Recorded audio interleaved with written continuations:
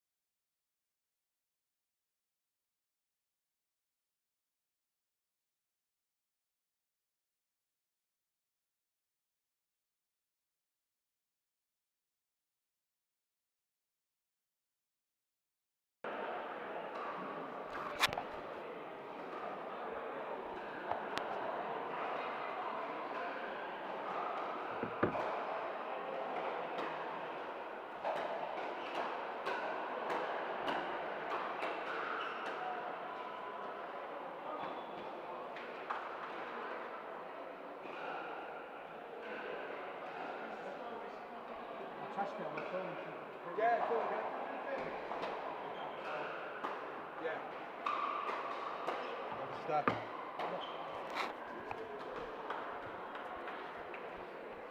Hello folks, we might have a special little treat for you here at the Welsh Nationals. I appear to have stumbled into a commentary booth and yeah, we're going to give you some live action here in Wrexham. Chris Beaumont is in the commentary seats.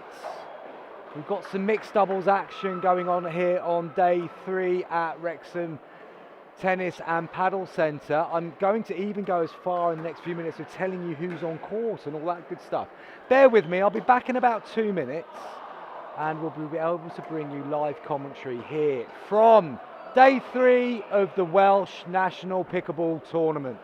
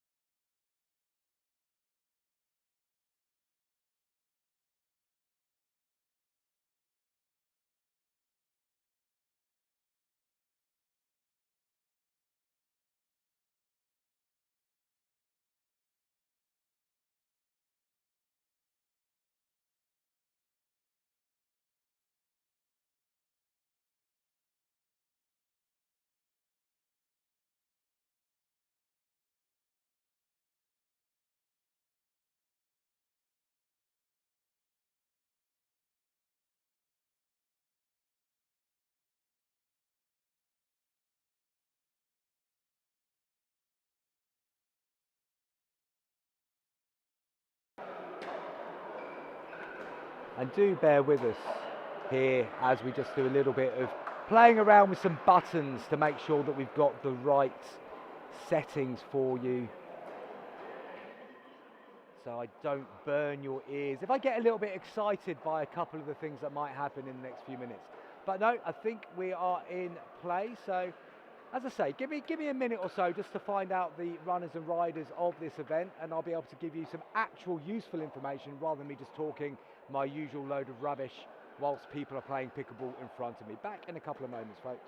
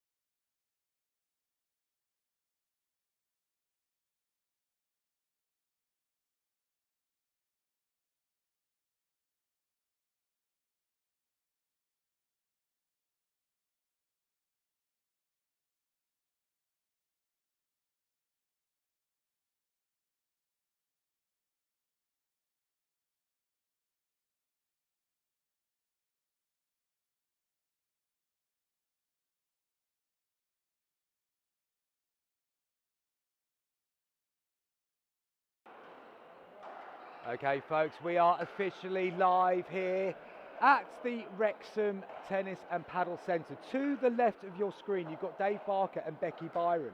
They are up against Paula Rees and Tim Green in this 50 plus 3.5 mixed doubles Group A fixture. I'm going to be honest with you, I don't have a clue what the score is. We are not that sophisticated here today to be able to put the score on the screen. I do have it in front of me, I just don't know how to do it yet. Once I know what the score is, I'll try and bring that to you as well. As Rees just pushes that one wide of Byron's tram line. Barker on serve. Same again from Paula Rees, just looking to push that one to the left of Dave Barker. Just goes wide. And Byron. It's 3-6-2. I think Barker might have just called that one in actually, so honest play there from Dave Barker.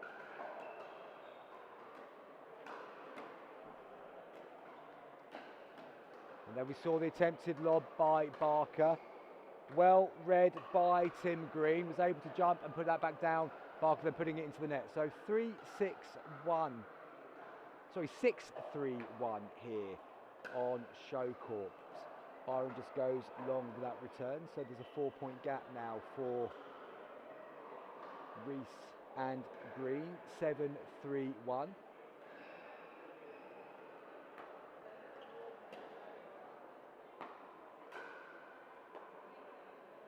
Good depth on that volley from Byron, just caught Rees at the back of the court. She was unable to reset, slightly off balance there as well, but they've still got a 4-point advantage, 7-3-2.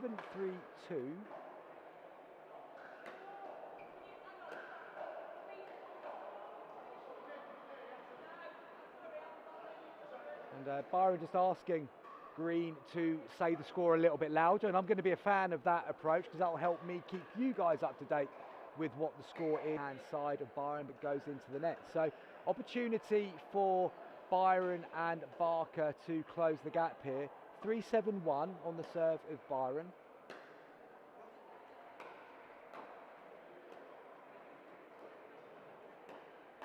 Oh, that ball was going long.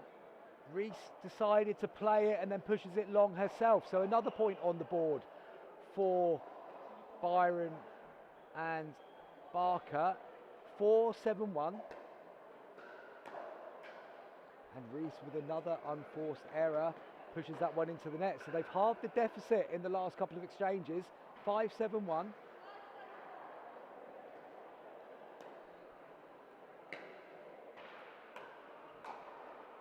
With the third error in a row. Suddenly it is changing. Green encouraging his partner to stay positive. 6-7-1.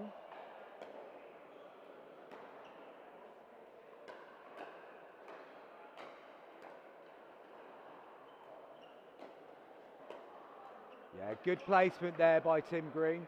Took his time, got it down to the toes of Becky Byron, and serve goes over to Barker. Nice put away by Rees. That'll do her confidence some good. Breaks the run of errors from the paddle of Paula Reese, and they get the side out, and the opportunity again now for Reese and Green to try and push themselves nearer the finishing line. First to 11 win by 1 in this group stage fixtures today. Nice reset that from Green, but didn't take advantage of it. Didn't need to take advantage of it moving through the court as Byron pushes it long. And they get themselves back with a little bit of daylight. 8-6. 8-6-1, still on the serve of Green.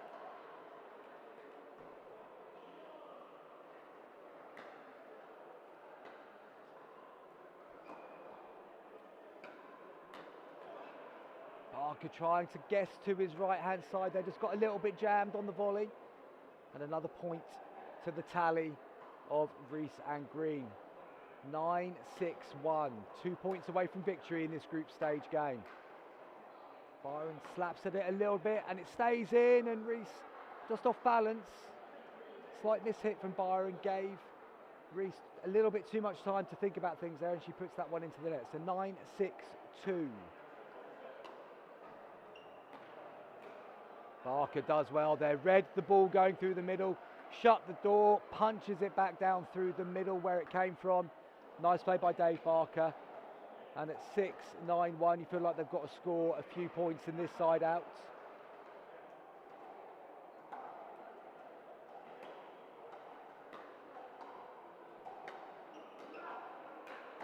Oh, good defence there from Green. Went for the speed up after great defensive work. It goes long. 7-9-1.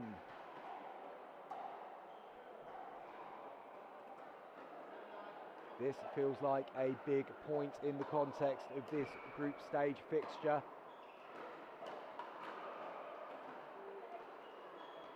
Byron gambled on the middle, mistimed it slightly and therefore missed the ball. Barker was unsighted and unable to defend. So 7-9-2.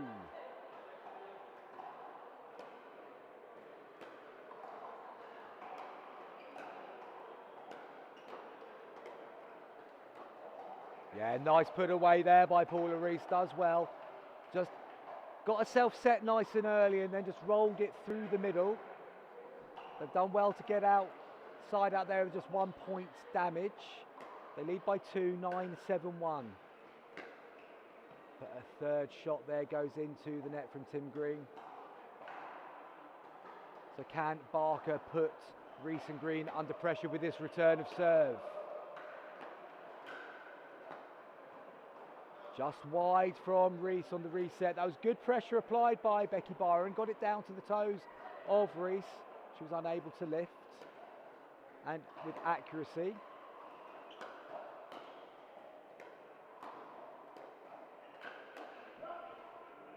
And Barker trying to counter, goes long.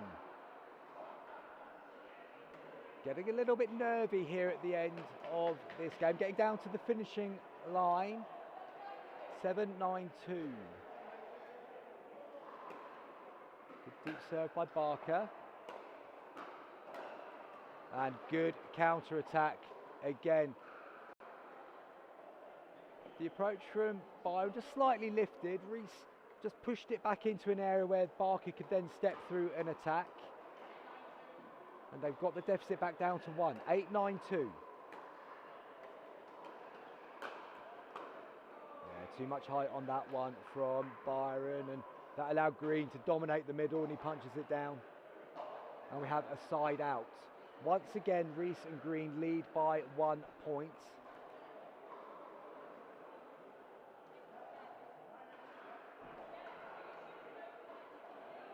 I think there's a slight confusion over whether players were in the right position for that exchange. Reese is in the wrong place to return here. She volleys it, so that is a fault because she volleyed it on the third. She should have been at the back of the court. Amazing how often that still happens when the heat of battle is underway. The pressure is there, so I think Barker knew full well what was coming next, so just dollied it up for Reese to play the volley. Puts Oh, what a get that is from Tim Green. And they've come out there very well indeed. Green with an amazing get at the back of the court, dropped it into the non-volley zone. Reese then set it up and Barker pushes into the net. We have game points here.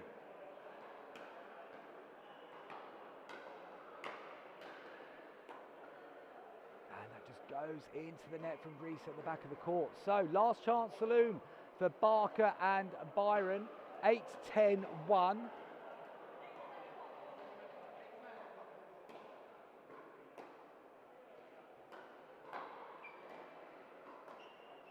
Byron's tossed it up in the air. Reese has struggled to pick up the ball, wondering if the lights here might be causing problems on those shots. Seen a few on show court go long or go into the net when it's up there for the smash. 9-10-1.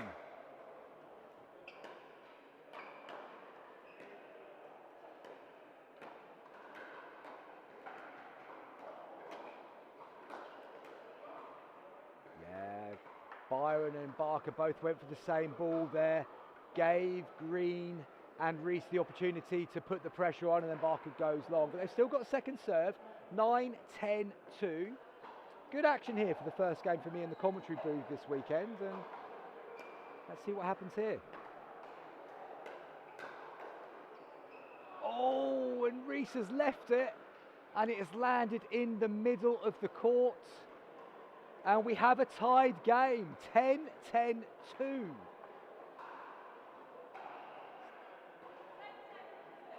Chance. Win by one. 10-10-2, win by one.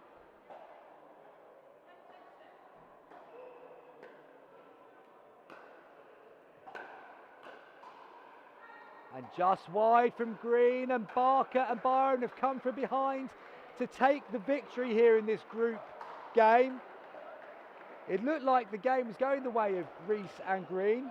Really good entertainment here on show court number 1 here at the Wrexham Tennis and Paddle Centre, and that's a good win for Byron and Barker. They've pulled it out of the bag and they've got themselves a point. So let's see if I can just quickly tell you what is happening in this group here. So you've got Susan Evans and Tony Williams, Paula Reese and Tim Green, Nicola Day, Paul Semple, Becky Byron and David Barker, Rachel Twist, Simon Owen. Now before that game that we've just seen, Evans and Will 1-1, lost one, but they've now got 2 wins and 1 victory. Day and Semple 1-1, lost one. Reese and Green have now lost both their games, and Twist and Owen currently bringing up the rear with no wins from their 3 matches. So that is what is happening in the 50 plus 3.5 doubles. And we won't be seeing any more of that on this show court. Certainly in the group stage side of things. Now, I think we're moving on to the 15 plus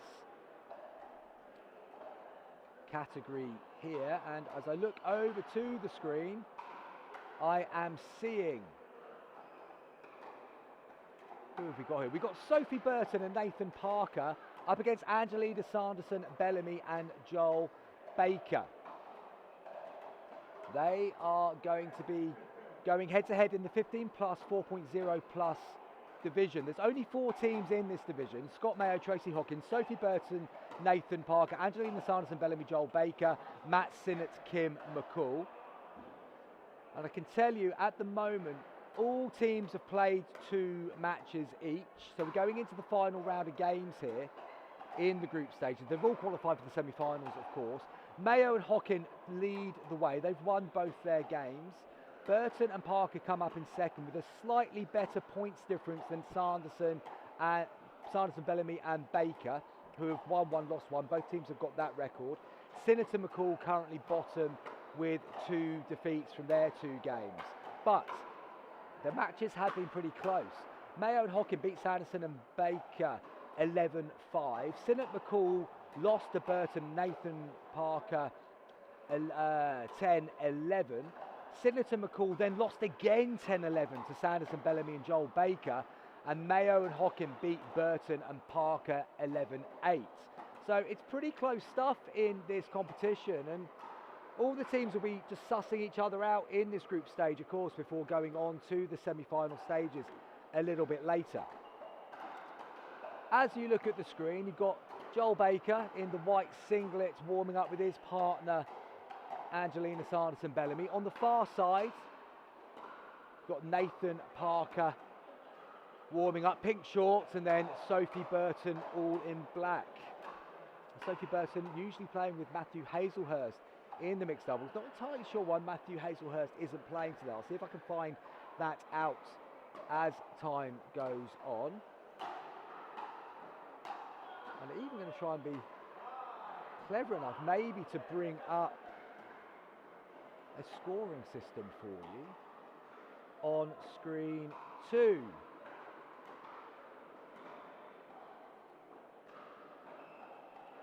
So, can I talk and type at the same time is the question. And so far I appear to be doing so. Then the big question is, can I actually get it onto your screen as well?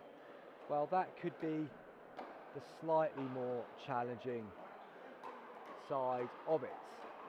So, let's have a look at, I believe I might have got it.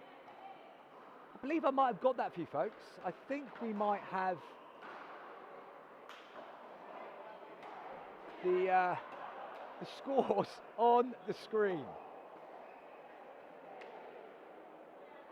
So, for some reason I've set myself the task of not just commentating, also doing the scoring. Takes me back to the early days of a Pickleball setup before they went super professional and actually got somebody in who knew what they were doing and cast me into the shadows. Back in those days we were scoring, we were commentating, we were setting up the camera. Gone back to my roots here in Wales today. I have to give a shout out to Lee Ryder, who's put together quite the professional little commentary setup for me here. Well, not for me, it was just here and it was being done in silence. I've got nothing else to do today. So I thought I would step in and do a little bit of the comms. And I'm going to try and see if I can... No, I'm trying to do too many things at one time here. I just wanted to check that the scoring system was on the screen as well. It is, you know, but now we've got to get the right score on there because it's saying 5-2 at the moment, is it? No, it's not. Okay, we're underway here. And it's an early point on the board for Burton and Parker. Parker lobs that one up. Baker gets in there. And that ball goes out from Sanderson-Bellamy. So an early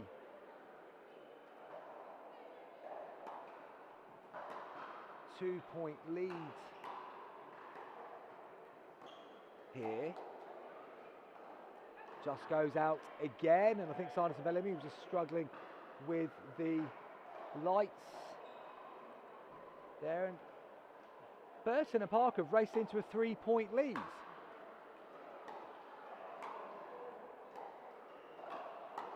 Good reset from Burton, good attack from Parker.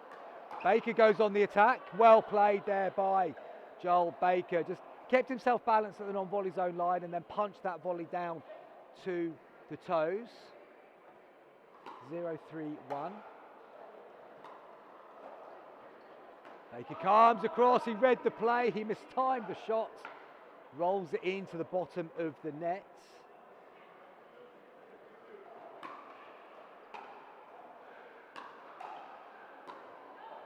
Good play there, good hands from Nathan Parker. Unwinding the stack, Sophie Burton coming over to the right-hand side. Parker covered middle, punched it down and forced the error. So Parker on serve.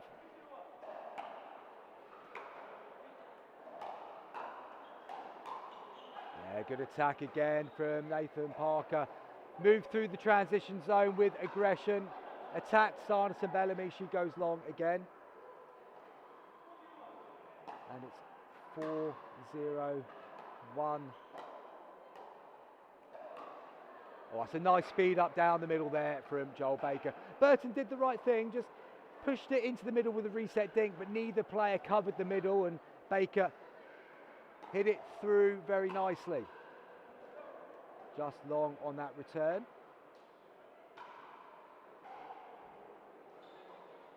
It's a 5-point gap that's opened up here for the pair of Burton and Parker. Baker rolls the two-handed dink across court. A little bit high, but one of those ones where Parker thought it was there for the attack and maybe it wasn't, and that's a side out.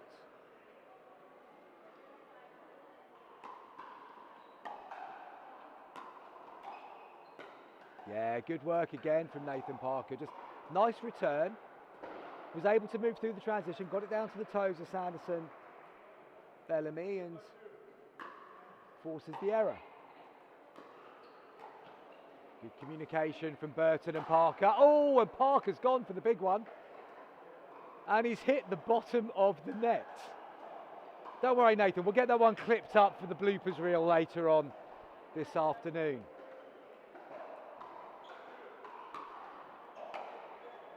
And it was a point on the board for Sanderson Bellamy, but that one goes wide and it's a side out with just one.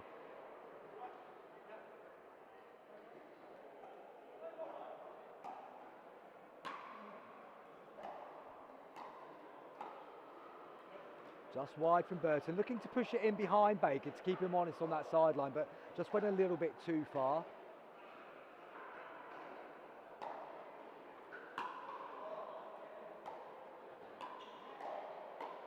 Oh, and Sanderson Bellamy just holding the paddle out in front, didn't commit to the shot, and we have a change of ends here. It's Burton and Parker very much in control of this 15 plus 4.0 group game. They lead by 6 points to 1 on the second serve. And victory here for Burton Parker would see them into a good position going in as the second seeds for the semi-finals. Of course, just to remind you that there's only 4 teams in this category, and all of the teams are through to the semi-finals. Team just making sure they're in the right place to start again after the change of ends. Burton on serve, 6-1-2. Baker pushes the return deep. That's good from Sanderson Bellamy that time. Got it down to the toes of Parker, caught him in the transition zone, and they've got the side out. And always find the first exchange after the change of ends could tell us a lot about what happens in the rest of this game.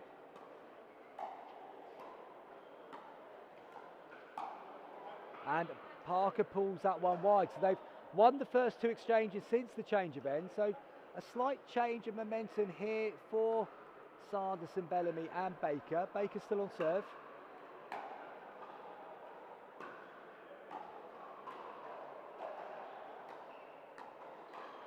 And that's nice from Sanderson Bellamy and Baker. Baker, the standing tall at the non-volley zone line, goes straight, goes down the side of Burton. And they've reduced the deficit to 3 points. Nice return from Burton. Forces the error from Sanderson Bellamy. That's a very good deep return from Burton. Wasn't just deep, but it had made Sanderson Bellamy have to move as well, which is always important.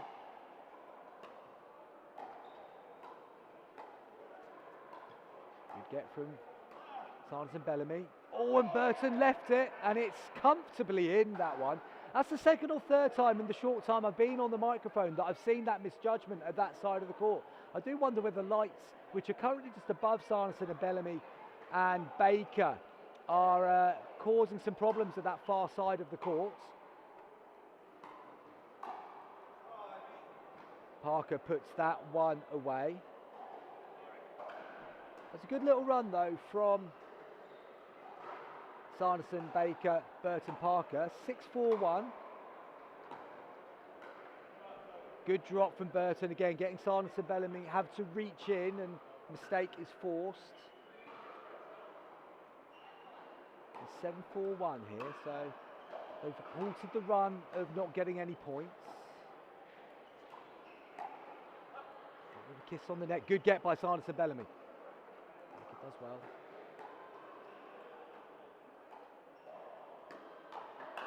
That's good from Joel Baker. He initiated it first. He sped up to the paddle of Burton. Burton lifted. Baker puts it away. Good bit of play from Joel Baker. Still second serve on Parker though. Good drive from the back of the court by Nathan Parker. Just catches Baker off balance slightly, holding the paddle out. And they have a 4-point lead once again.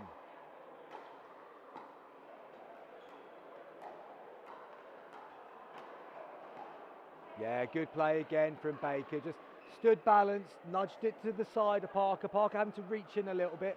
Error force, and we've got the side out.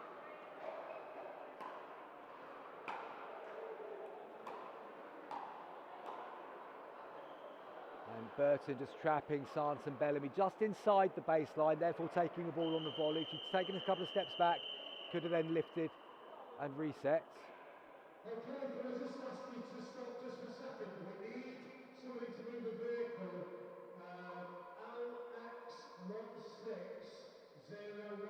And we're just stopping here on show court as there's an announcement over the tannoy. Somebody's parked in the wrong place here in Wrexham, which was always likely to happen. The car park is full. Don't worry if there's a crucial game going on show court between 4 of the top players in Wales. Let's get that Nissan Micra moved. Park in the bays, people. Park in the bays. Surely. Baker is on serve.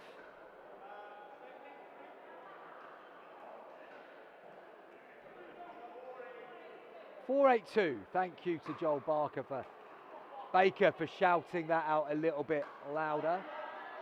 And then he's driven it into the net. So, side out. 8-4-1. We're back. We're focused here on show court.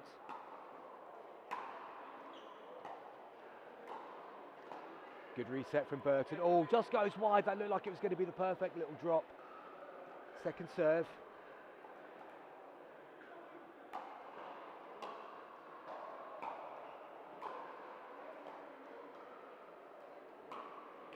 Oh, that's a good push by Baker. Just caught Parker slightly caught off the baseline. Got it down to his toes. And a non-scoring side out means there's still a chance here for Sanderson and Baker to continue to try and narrow the score.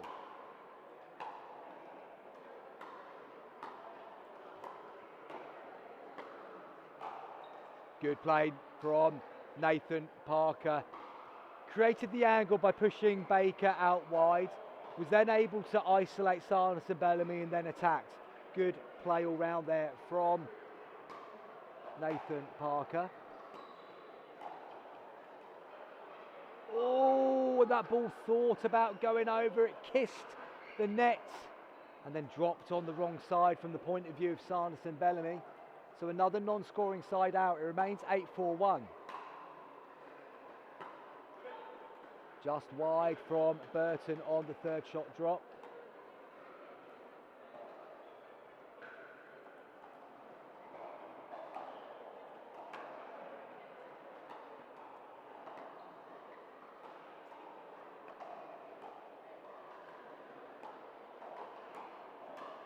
Oh, that was going long. That's dropping in.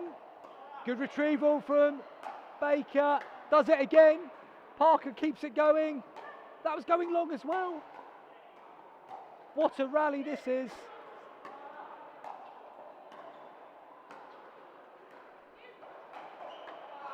Point of the morning so far on show court. Great exchange between the 4 players. Burton hit 2 that were going long. Parker kept going and eventually they come out with a point. Excellent bit of play. 9-4-2.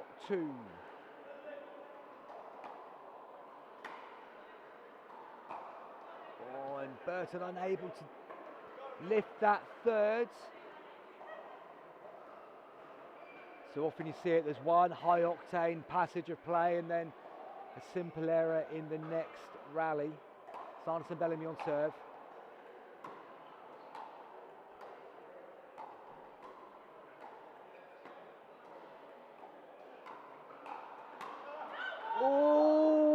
going long. Parker knew it as soon as it came over the net. He left the paddle dangling in the air. And a free point there gained by Sanderson, Bellamy and Baker. Well, I have to say, sounds like the local solicitors firm here in Wrexham.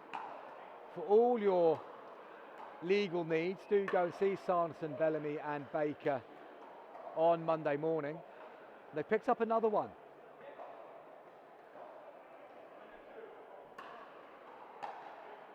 6-9-2, I think. Trying to keep the scoreboard going as well as commentate for you here. This is the net from Burton. Baker literally falls over at the non-volley zone line, off balance, unable to reset. So, 9-5-1, I believe the score is.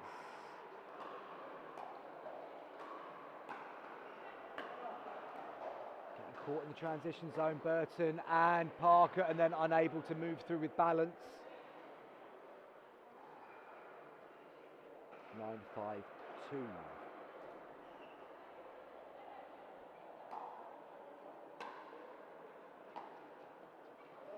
Burton again with that third, looking to go across court, doesn't get enough height on it, clips the net, and non-scoring side out. Opportunity still there for Sanderson, Bellamy and Baker. Big drive from Baker. Catches Burton just slightly in front of Nathan Parker there. And a point on the board for Sanderson, Bellamy and Baker.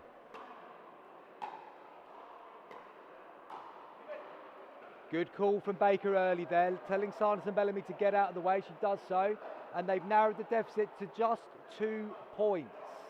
This is a good fight back from Sanderson, Bellamy and Baker.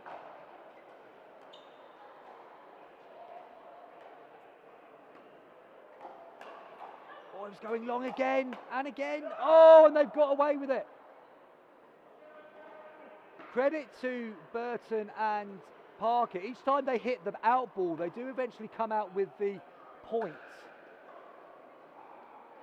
7-9-2 here on show court. Good serve.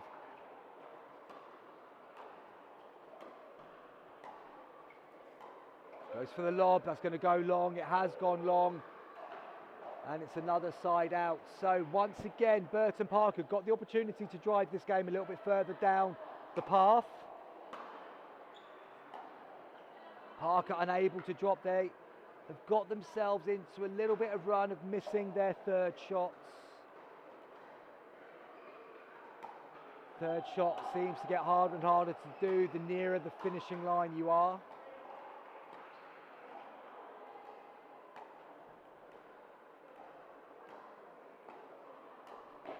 Good defence, put away by Baker. Managed to avoid going into the non-volley zone. And they've got the side out again. Stuck on 9 for a while, Burton and Parker. Baker serves deep. Good attack, clips the net. Crucial point there for Sanderson, Bellamy and Baker. They've narrowed it now down to a single point difference on the first serve. Baker just popping over to the side to wipe the sweat off his brow.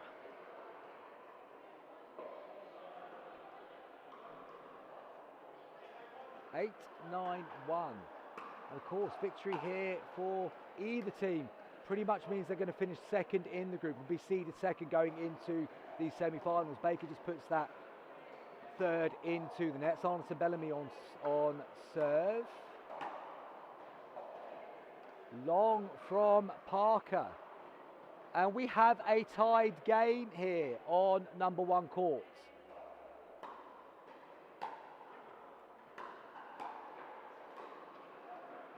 Just wide from Sanderson Bellamy, just reaching in and flicking. Not enough balance there on that shot, and Burton and Parker will be desperate to get off 9 points here. 9-9-1. here. It's been a good comeback from Sanderson, Bellamy and Baker. Baker pushes his return wide though at a crucial time. And we have game point with 2 serves to get it done. Kiss the line. What a return that was from Sanderson, Bellamy. Kisses the line, gets a bit of skid off the tape, caught Burton at the back, but they've still got a second chance to get this finished.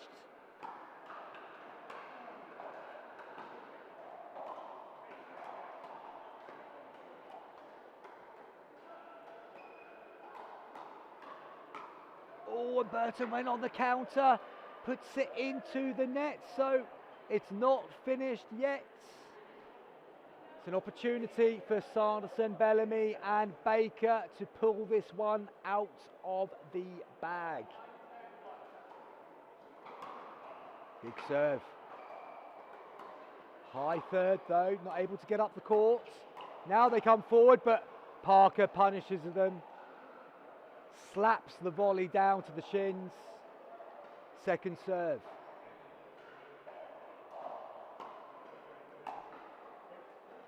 Communication error. What an angle from Sophie Burton under pressure. Rolls it across court, went short. Great shots.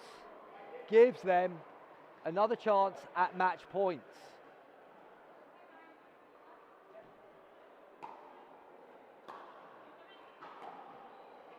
Parker not committing to the third shot on that occasion, doesn't get enough lift. They have a second chance. 4th match point of this doubles game. Burton, good drop, gets them up to the net, and that's a good attack by Sophie Burton. The game is won by Burton and Parker. Cracking entertainment again here on number 1 court. Sanderson, Bellamy and Baker had done very well to get the scores level, but just at the end, Burton and Parker put their foot down once again and got themselves over the line. So, cracking bit of action for you here on number 1 court. Let's see if I can let you know what's coming up next.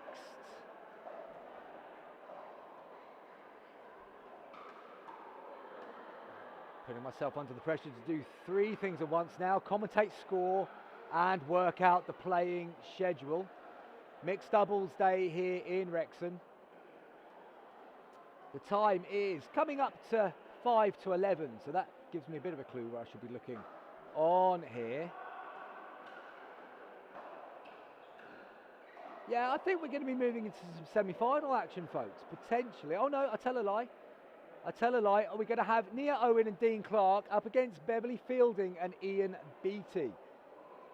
They will be the next pairs on court in the 50 plus 3.5 Group B. So we'll be back with you shortly with that bit of action.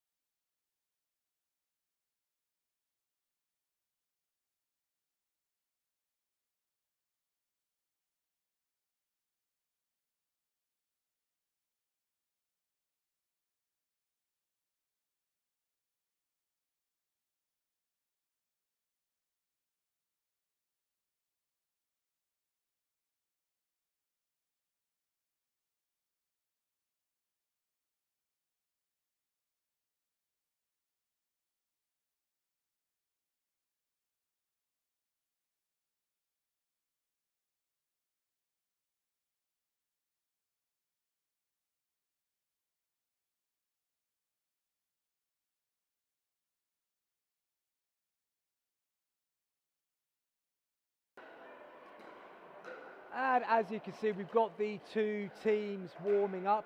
At the bottom of your screen, we have Beverley Fielding and Ian Beattie.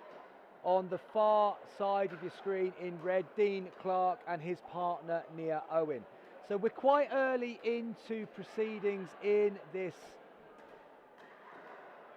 Group B of the 50 plus 3.5 competition. I can tell you that Fielding and Beattie won their first game against Lee Davis and Louise Taylor, 11-0. And Owen and Clark also won their first game, beating Jane Griffith and Mark Goodridge, 11-5. So one of these two teams is going to lose their 100% record in the next 10, 15, 20 minutes or so. And I'm going to try a little trick that I've tried in previous tournaments when commentating. Let's see how many people are actually listening or tuning into the Welsh Nationals today. And I don't know how many people are actually in Wrexham following this on the commentary at the same time as being here. But Black Americano is the coffee of choice. Works well at the English, and I'm sure the Welsh aren't going to let me down when it comes to coffees when commentating. Black Americano. No sugar, thank you. Just as it comes. That would be marvellous. Didn't exactly come prepared for a day of commentary in Wrexham. But hey, I'm here. Maybe I'm adding something to your day. Maybe I'm not. You can go back to muting the stream if you want. The option is there for you.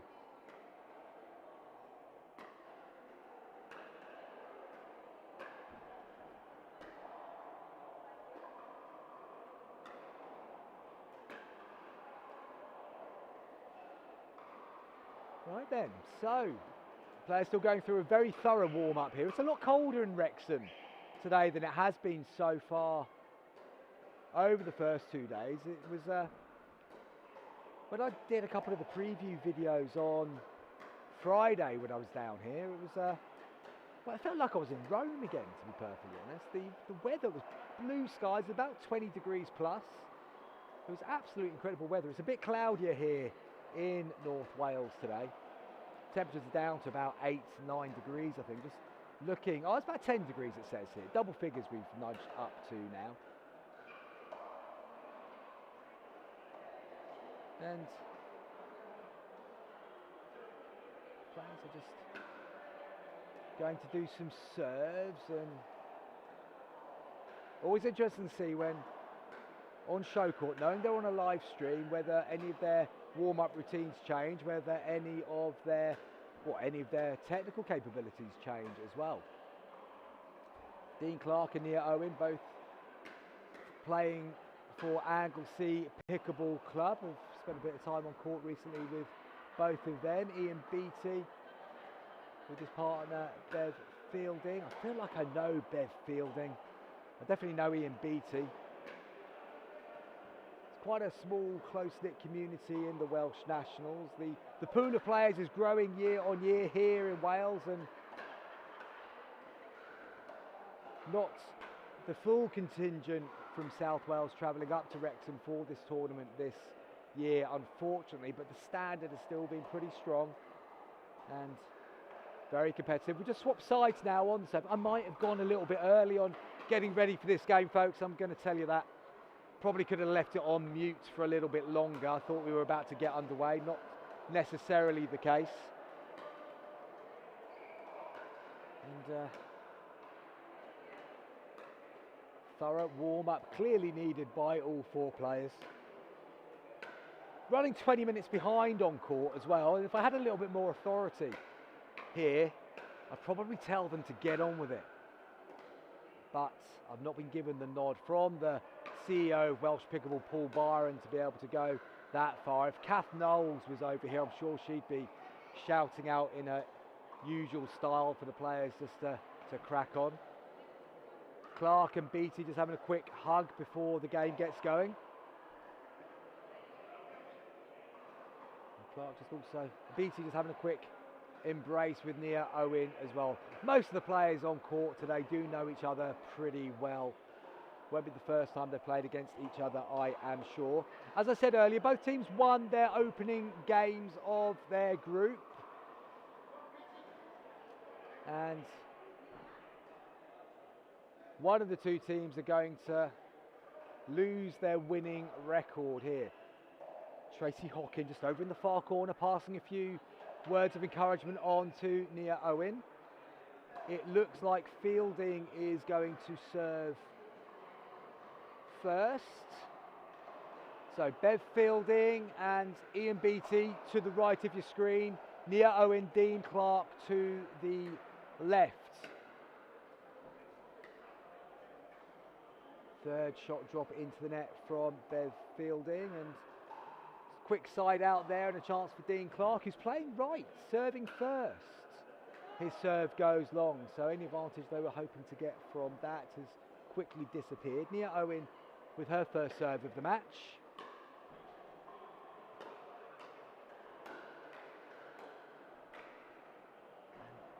Fielding there, just coming across. Beattie was better placed to take the shot, and we see that quite a lot at the 3.5 category, where decisions between the two at the non-volley zone are not as consistent maybe at the next bracket up.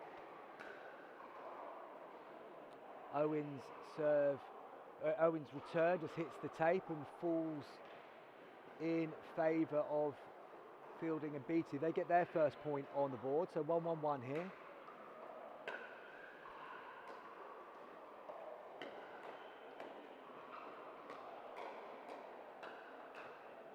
Fielding just got a little bit too rushed on that forehand volley as well, pushes it long. So serve goes over to Ian Beattie.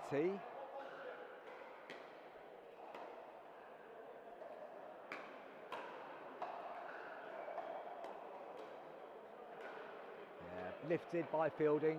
Clark puts it away, side out.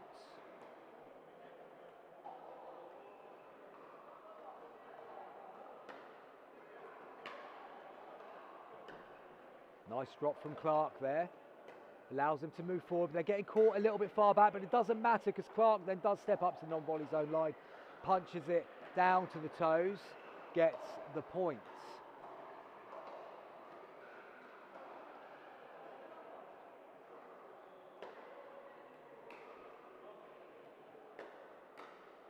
Lifted from Fielding, put away by Owen.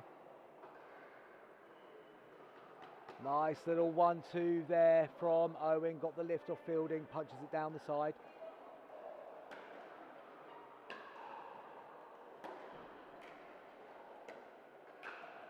Yeah, good attack that time from Fielding. That'll do her confidence some good. There's been a couple of errors early on in the game, but this time she kept herself composed, punched it down to the feet, moves over to second serve.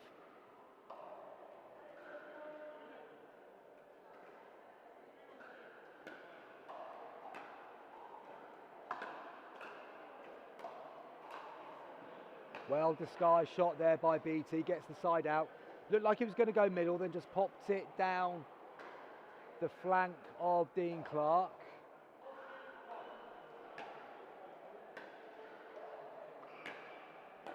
Nice drive that from Beattie. Just caught Owen coming up from the baseline.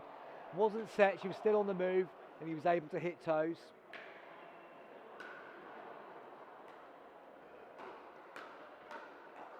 Good hands from Fielding at the non-volley zone. Lifted by Clark, he's got away with that one. Good play from Fielding. Stood balanced, kept pushing, kept asking the question, got the point. They've got themselves level. The early lead Owen and Clark had has disappeared. Good play by Fielding again. Clark came central to take it on the forehand. Fielding, Beattie went cleverly back to the left hip, forced the error. 3 points in a row off the serve of Ian Beattie. This game has changed.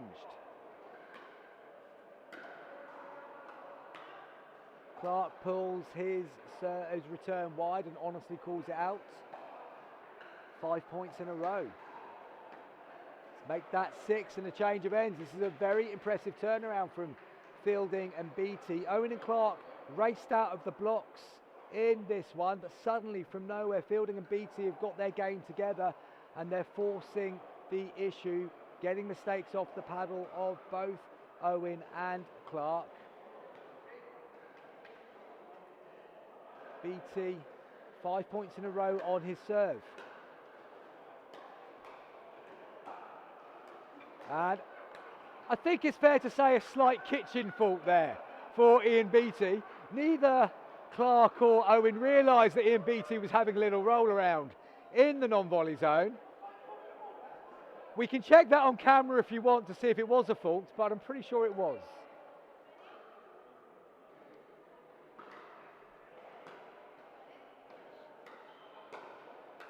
Oh, I think Owen's approach might have been going long there. Fielding's hit it anyway, and she sent hers long. So, side out, a chance for Owen and Clark to get some control back in this game.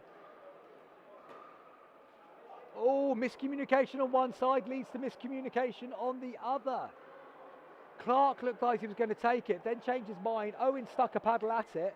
Beattie then looked like he was going to take it and then left it, and the ball ended up going in. That was going long again from Beattie. They've played it once more, and Owen pushes it beyond the baseline. Seeing it a lot today.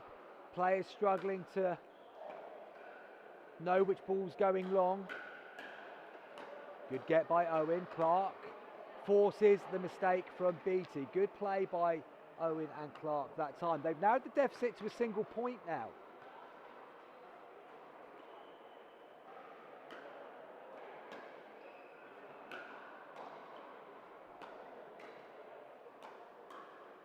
And they've got themselves level. Beattie punching that backhand volley down into the net. So Clark on serve, tied at 6.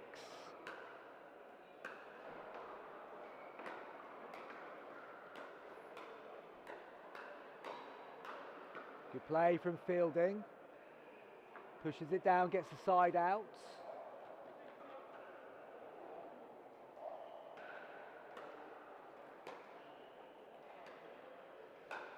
Nice put away from Owen and Clark. Not entirely sure which paddle that one came off, but they saw the ball lifted, they've put it away. Owen hitting another out ball. Speeds up, Clark then reacts well, gets it down to the toes of Fielding. Non-scoring side out. This feels like Owen and Clark have got the ascendancy back in their favour. So many foot faults happening here, it has to be said.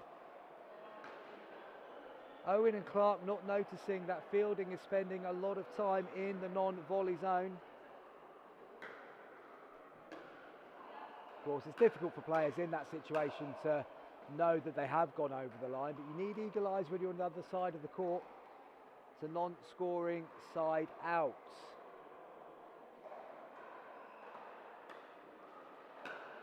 And there might be referees for them in later stages of the tournament. So, oh, and Owen saw the gap. She went for the push, and she's only pushed it into the net.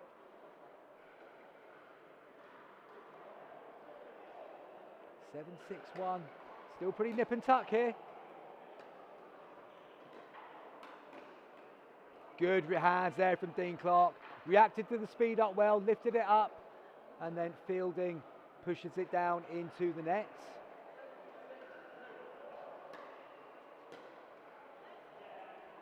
Nice return from Clark, allows them to get up to the non-volley zone. Owen goes for it again and pushes it wide.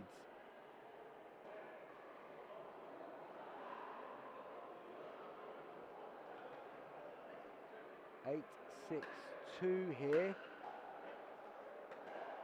Fielding just tries to drop onto the on-rushing Owen, but clips the net. So, side out. And once again, Owen and Clark are going to have to come from behind in this one if they're going to get the victory.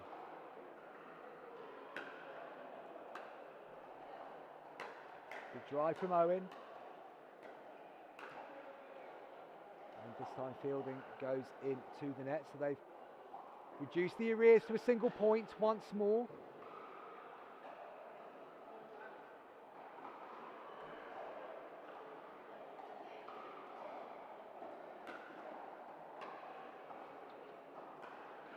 Goes the lob. And again. Good defence from Ian Beattie, does well, forces the error from Owen. Second serve.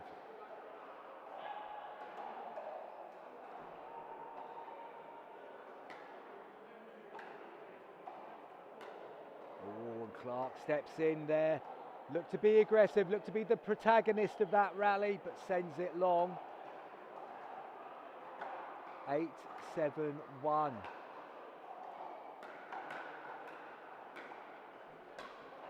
Good attack from Ian Beattie. Just got it down to the kneecaps of Dean Clark. Just went inside out that time, pushed it to the other side. A 2-point advantage once again. Owen steps back, speeds up. Well dealt with by Fielding. Nice shot down to the side, and we have game points here on number 1 court.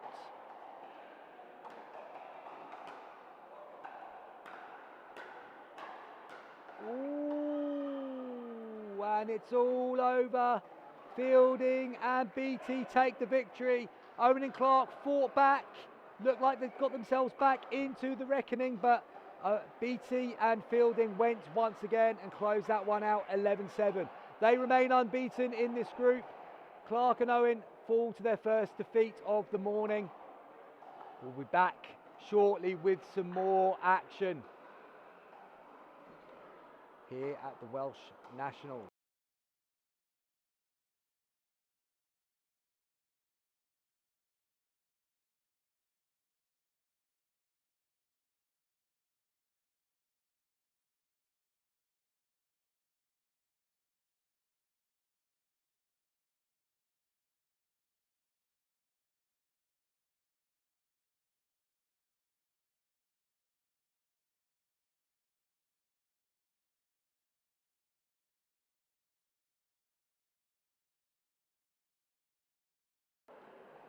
Action's coming thick and fast here at the Welsh Nationals. We are moving on to the semi-final stage of the 15 plus 4.0 plus category.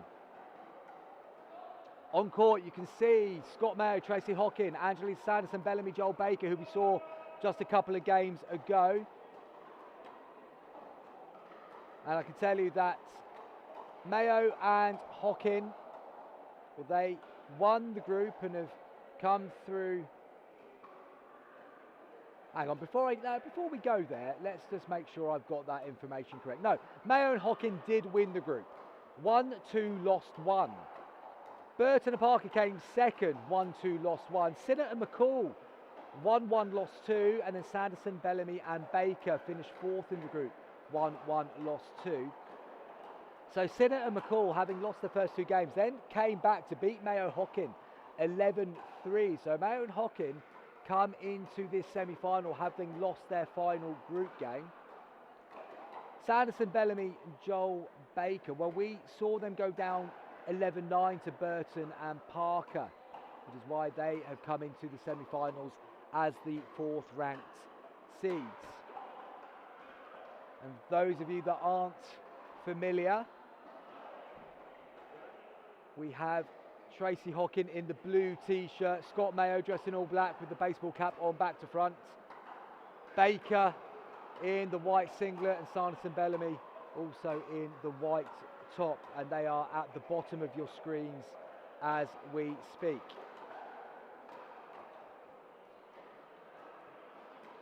This semi-final will be getting underway shortly. I'm going to have to say that Wales have let me down on the coffee front so far.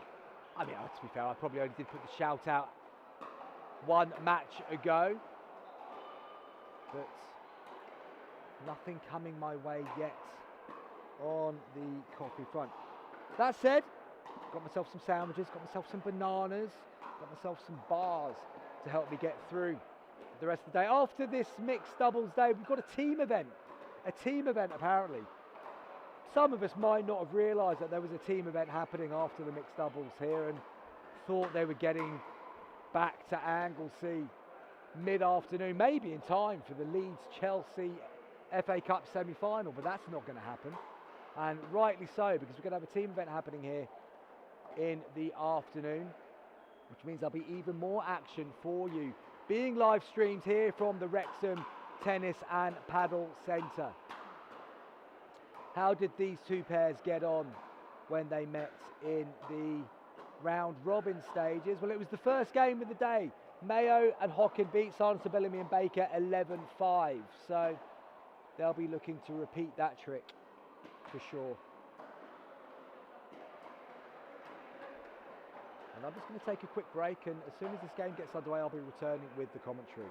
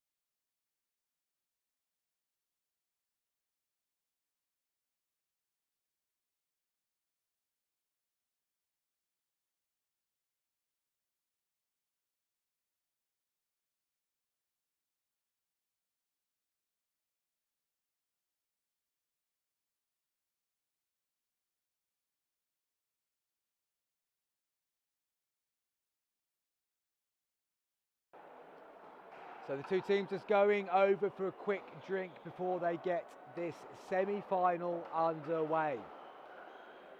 Joel Baker has the ball in hand, so I think that means he's going to pass it over to Angelina Sanderson-Bellamy, I should say. And Mayo and Hockin just having a quick chat for tactics before they retreat to the back of the court. Hockin and Mayo to your right, Sanderson, Bellamy and Baker to your left. Bringing you live coverage of this semi-final in the 15 plus 4.0 plus division.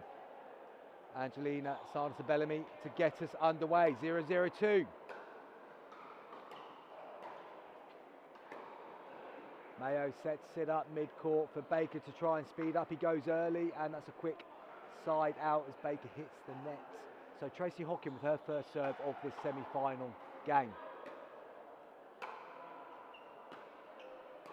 Baker comes all the way over. Mayo resets. Baker's still there. Puts it down to the toes of Hockin, and I know Scott Mayo will be desperate to get to the final in this one. He's had 2 silver medals so far in this tournament, this Welsh Nationals. And good attack by Hockin, pins Sanderson Bellamy, and it's the first point of the game to Hockin and Mayo. Tracy Hockin very quick to be aggressive there, good roll, just body bagged Sanderson Bellamy. Mayo with a drive on the third shot, gets the second point. Speaking to Scott Mayo before the tournament today. He did say that he might look to be a little bit more aggressive than usual in this mixed doubles tournament. And talking of aggression, Baker has just slammed that down to the side of Hockin, but 2 points on the board for Hockin and Mayo. It's a strong start for them.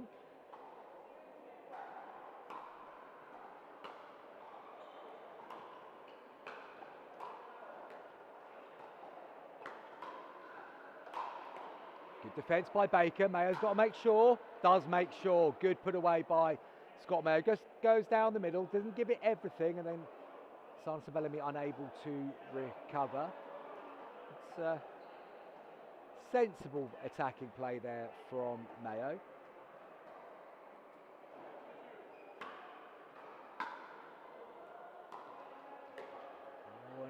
Hockin leaning in. Just looking to roll it on the forehand. A little bit low for that shot. Hits the net. First point on the board for Sanderson, Bellamy and Baker. Hockin set it up nicely there. She got Baker off balance. It came central. Could Mayo have come through and taken that on the forehand maybe?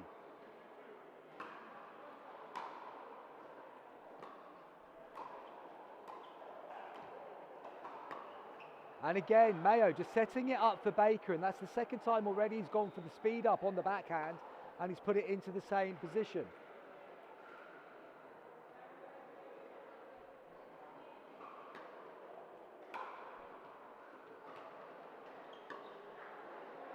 Oh, Mayo nearly got there. Nice touch from Baker.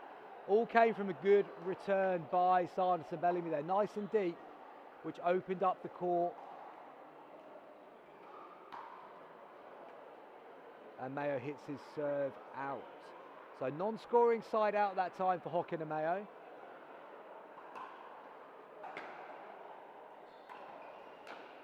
Mayo comes central. Tries to keep Baker back.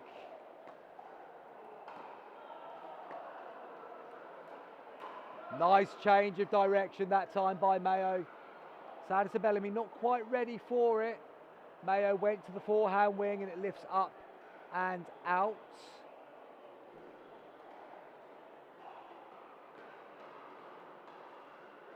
Second serve on the paddle of Joel Baker.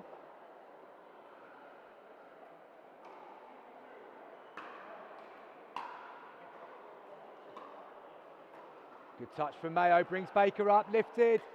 Hockin puts it up, that's going long from Sanderson Bellamy. Lovely little touch by Scott Mayo. Hockin read the play, got the attack, forced the error. Non-scoring side out again.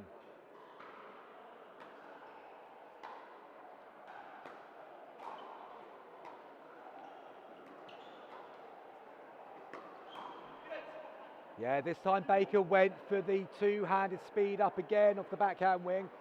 Got the error. Celebration from Sanderson, Bellamy and Baker that the out ball was left.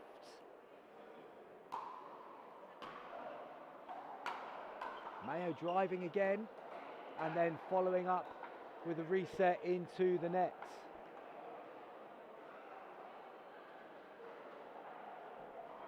Another non-scoring side out. 3 non-scoring side outs in a row here. Serve goes wildly long from Sanderson Bellamy. And the other semi-final is taking place on the court to my left. Parker, Burton up against McCall, Sinnott. Baker drives that one long as well. So another Scott non-scoring side out, 4 in a row.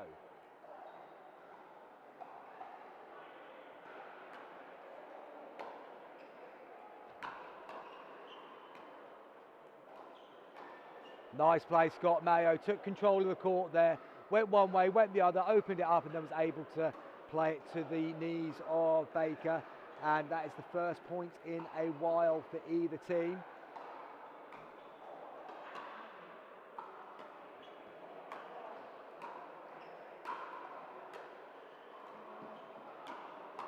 Yeah, really good play from Hockin and Mayo. Hockin reset it. Mayo saw that it was going to lift, came storming through the transition zone to get on the attack, forced the error. 2 points in a row now for Hockin and Mayo.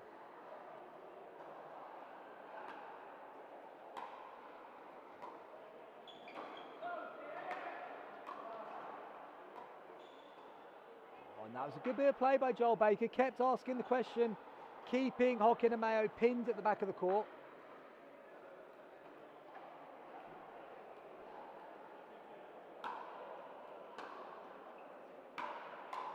That goes long from Sanderson Bellamy. 3-point advantage now for Mayo and Hockin. The changing ends in the other semi-final to my left. Just trying to see who's got the ball in their hand as they make the switch. Mayo deep topspin serve. Follows up with the drive. Then resets nicely to the side. Comes for the Ernie. Good defence. Well played, Tracy Hockin. Picks Baker off. And they have their 6th point. And that reminds me to tell you that it's 1st to 15 in this semi-final. 1st to 15. Sanderson Bellamy just rolls that one into the net. 5-point advantage opens up for Hockin and Mayo. Burton and Parker have the ball in hand on the other court, so I'm presuming they are in the lead in the other semi-final. Big serve again from Mayo. Big drive from Mayo. Another drive from Mayo. Hockin looks to play soft and it just lifts up into the net. And that is a side out. That's a good run for Hockin and Mayo. They've got themselves a 5-point advantage now.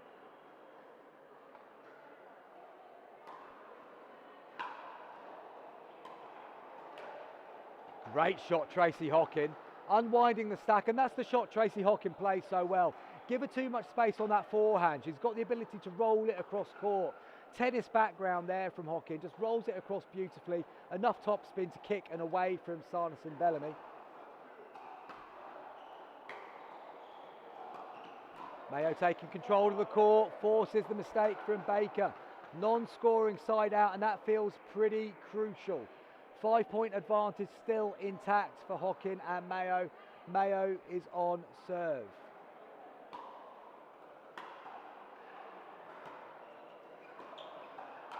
Mayo comes attacking. Oh, and he's absolutely nailed Baker. And that is a change of ends. It was lifted, it was there. The new aggressive Scott Mayo comes charging through the centre of the court. Body bags his mate Joel Baker. And Hockin and Mayo have a 6-point lead at the change of ends. And I'm just going to realise that I've been bringing you radio commentary because the camera has frozen. I'm just going to see if I can unfreeze the camera for you here. Yes, there we go. Well, you missed that wonderful moment of Scott Mayo charging through the court and body bagging Joel Baker, but I can tell you that they lead 8-2. Still on the first serve. I'll try and keep a better view of the camera so that you guys don't miss out on any of the action and you're just not literally listening to me rabbiting on about the high quality pickleball we are seeing here on number 1 court. 8-2-1. Mayo gets us back underway. Big drive again from the back of the court. Bit too much lift there from Hockin. Came back in, she could have countered, but the double-handed backhand just goes wide. Second serve. 8-2-2. Hockin serving from the right.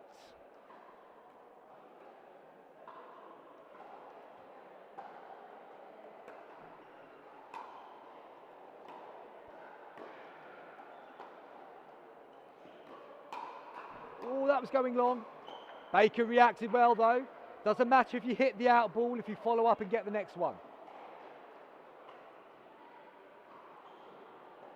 So, 6-point deficit now. Sanderson Bellamy on serve.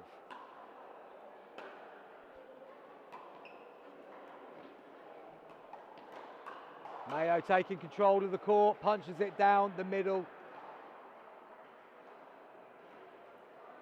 got Mayo looking pumped in this semi-final.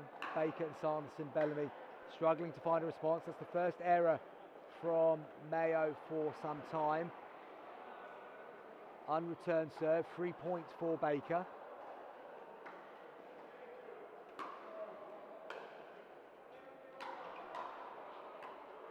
Okay, Mayo comes all the way across again, gets it on the two-hander. Good drop from Sanderson Bellamy.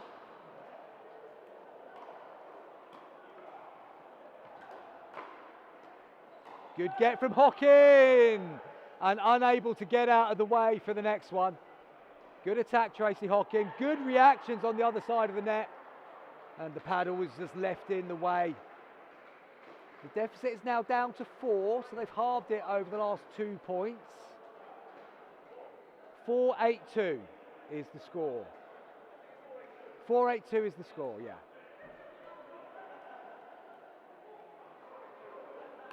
Big serve from Baker.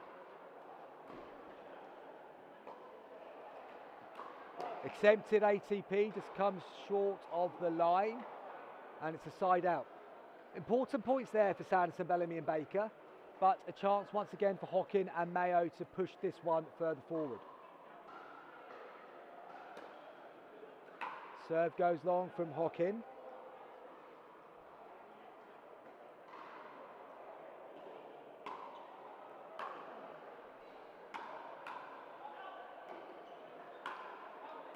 Oh, and just a bit of luck off the net from Sanderson Bellamy. Hockin off balance as a result.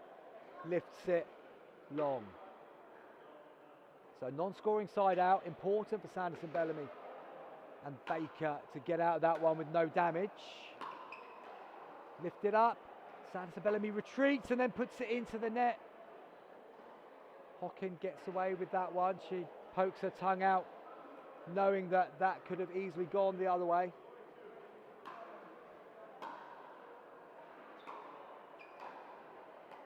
Yeah, good pressure from Mayo. Just kept Sanderson Bellamy pinned at the back of the court. She's unable to reset. So a non-scoring side out. Advantage goes back to Hockin and Mayo.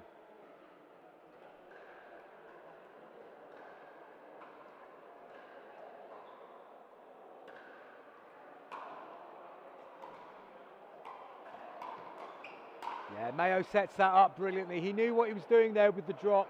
He knew that the likely pattern of play would be a lift from Sanderson Bellamy. So he was already on the move coming central, and then he's able to tag it down to the toes of Joel Baker.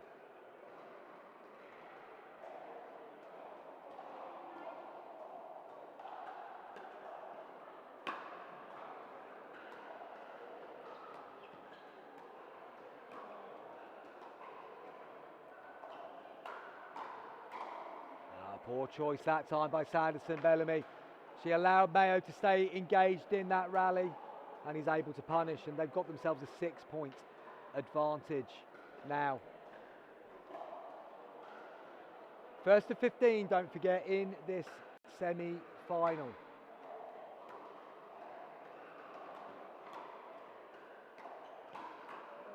Mayo gets on the attack. Ball goes chest height at Baker, couldn't really do much with it, and it ends up in the net. Feels like Mayo and Hockin are just putting their foot down on the accelerator here.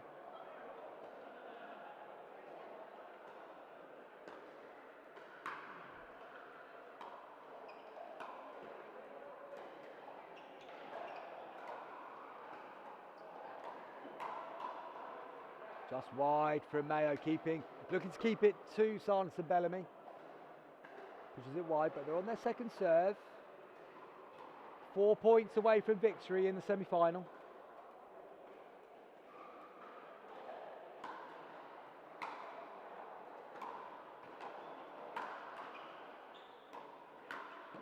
And Mayo dangles the bait to Sanderson Bellamy, and she takes it.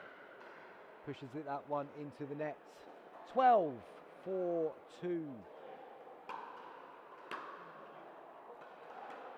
Nice drop this time from Hockin.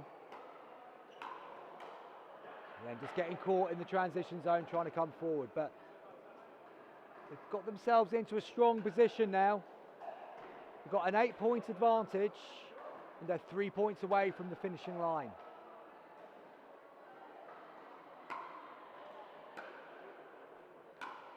Big drive from Bellamy. Hit by Hockin. And Mayo definitely went for that one. And it goes long.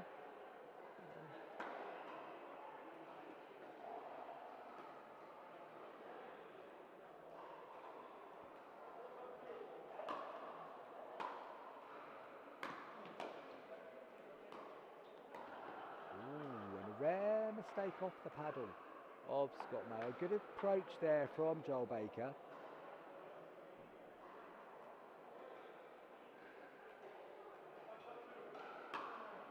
Good serve.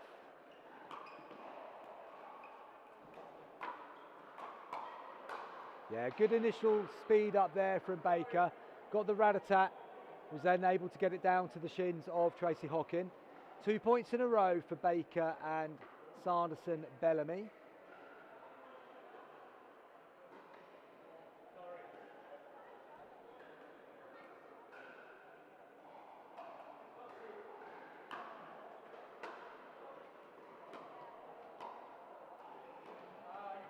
Good pressure from Mayo, just got it down to an awkward position on Baker and side outs. Hockin and Mayo 3 points away from the finishing line, 12-6-1.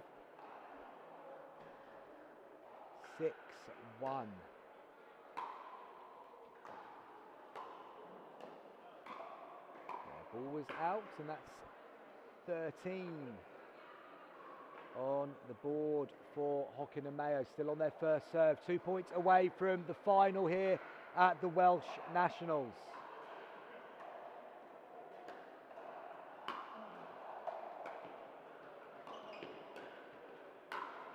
Good attack, Sanderson Bellamy, pinning Hockin down to her toes.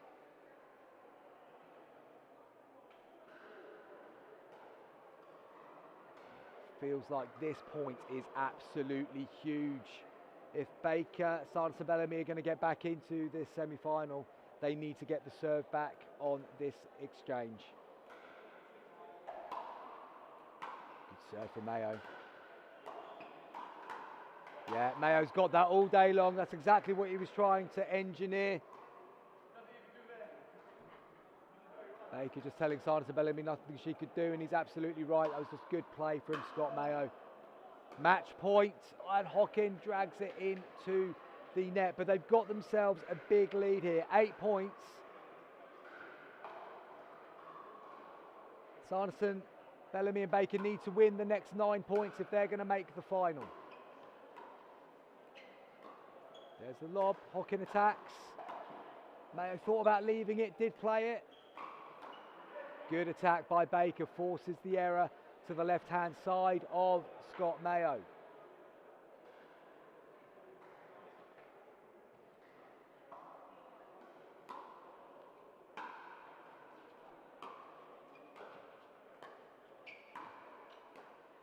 Good pressure from Scott Mayo there, down to the backhand side again to Baker. We saw that happen a couple of rallies ago.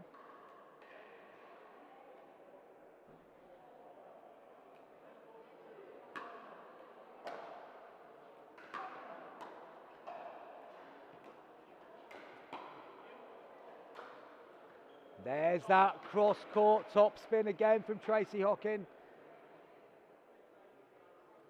Puts it away, gets the ball back on their side of the net. It's match point once more for Hockin and Mayo. Can they close it out this time? Oh, that was a big lift from Baker. Mayo's played it. Baker knows that was sailing out of court. Mayo saw the opportunity to finish the game off and slams it down into the net.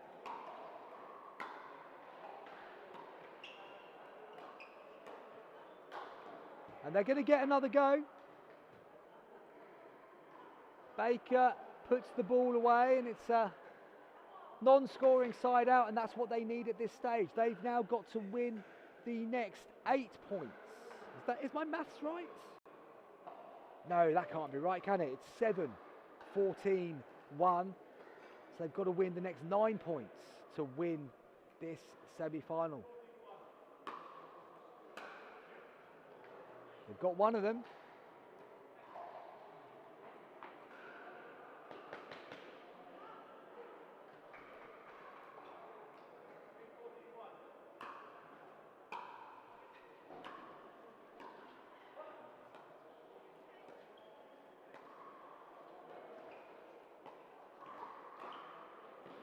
Mayo went looking for work.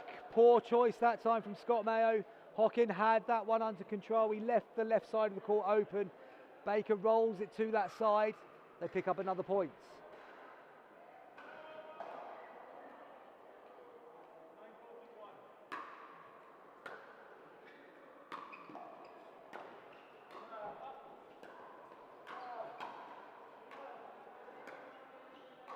Baker keeping the pressure on. The ball's lifted. Hawkins reset it.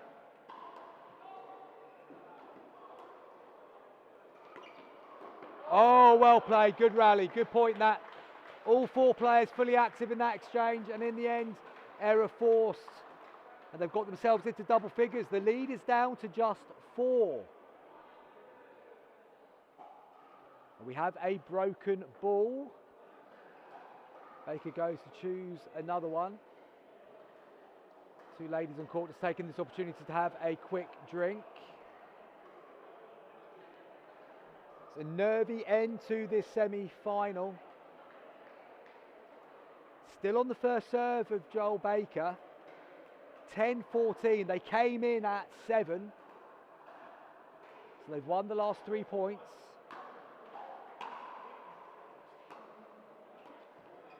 As Mayo pushes it wide. The momentum has shifted a little bit. It's a massive ask to come back from where they were. Baker's just got to do his lace up.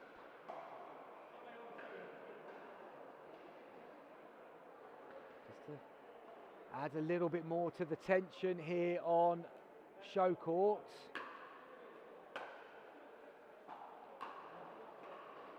Baker's hit the line. That's a wonderful shot. Oh, Mayo's called it out. Mayo's called it out. Impossible to tell from here, really. Just the initial celebration from Baker made me think the ball was good. Called out. No real complaints from either team. It's 11-14-2.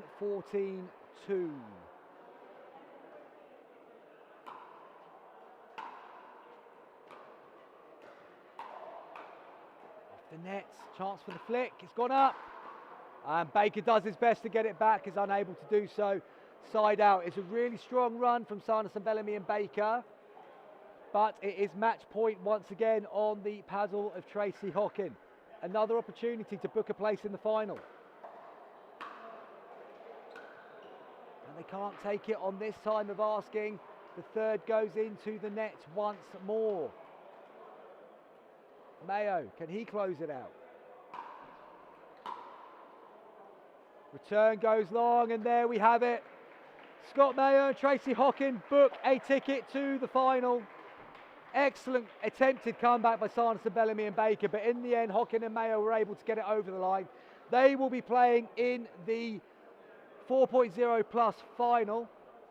I'm just going to see if the other result is in. Yeah, they'll be playing Sophie Burton and Nathan Parker, who beat Sinnott and McCall 15-6 moments ago. Now this commentator is just going to go and take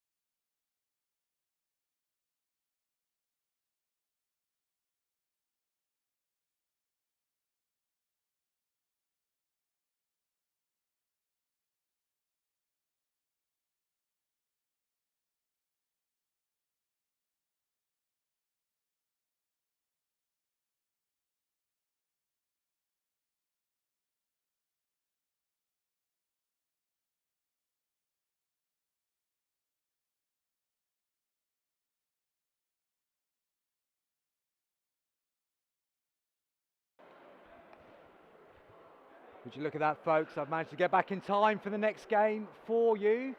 It's Jane Griffith and Mark Goodridge. They are up against Bev Fielding and Ian Beattie.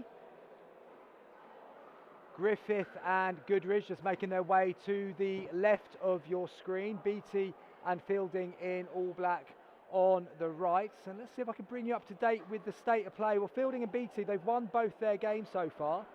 Griffith and Goodridge have won one, lost one. They lost against Nia Owen and Dean Clark earlier on today, but then they went on to beat Lee Davis and Louise Taylor 11-7 in their last game. All four teams, of course. Oh, actually, no, I almost tell you a complete fib there. They are going through, so all four teams will go through to the quarter-finals. Okay, so they're playing for positions in the quarter-finals. And it's going to be Mark Goodridge who gets us underway here in this fixture. Fielding just rolling that one into the net, so an early point for Griffith and Goodridge. Mark Goodridge had a good run in the men's singles on Friday in the 50 plus. Finished fourth, I believe, but that led him to get the 3.5 gold medal because they combined the 4.0 and 3.5 categories in the men's singles. I know Mark was delighted with how much he took from the singles experience, learned a lot about his game in that competition.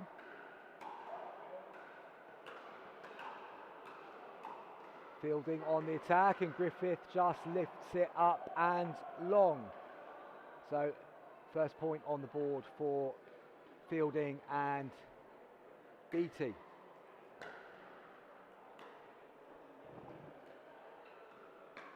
Beattie looks to attack from the middle of the court and was on the move as he plays that shot. End result is the net.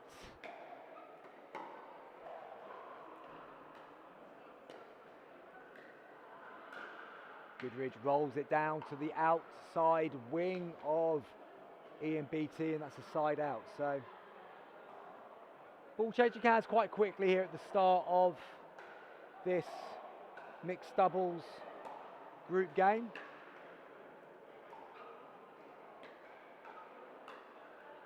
Fielding punches it down to the right hand side of Jane Griffith. On to second server.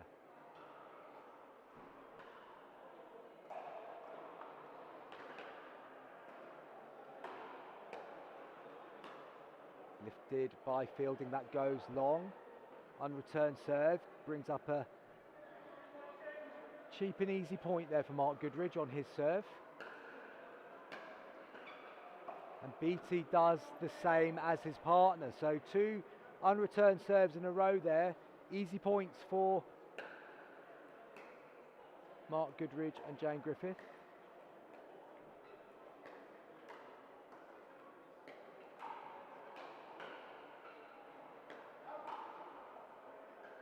Ball goes out, called by Griffith, called by Beattie, I should say. And they get the ball back in hand, 1-3-1.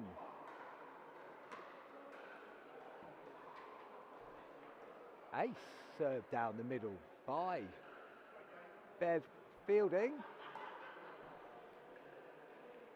Sorry to lie, by Ian Beattie. Sorry, Ian Beattie was on serve. I've taken the ace away from Beattie. I've given it to the wrong person. I'll give it back to Ian Beattie now. Goodridge returns. And just pushed up in the air by Griffith. Fielding on the move through the transition zone. Not in control and puts it into the net. So second serve now. Good serve by Fielding. That return looked like it might have gone long. Fielding scampering, unable to get there. Puts it into the net, so it's a side out. It's 3-2-1. The wonderful Tracy Hockin has just brought me the coffee that I went to get from the coffee bar. Thank you very much, Tracy. We will see her in action in the final sooner rather than later, I would imagine. So, yes. And have to buy your own coffees here at the Welsh Nationals. I have to say, the English Nationals did provide me with coffees.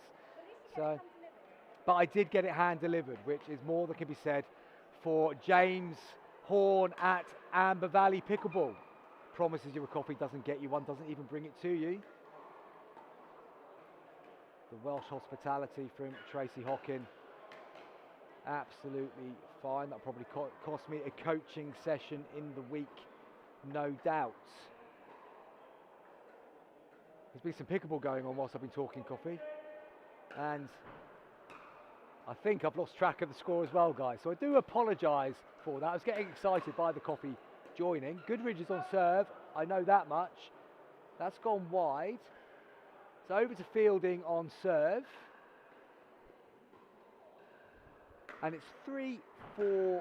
I can tell you. 3-4-2 now.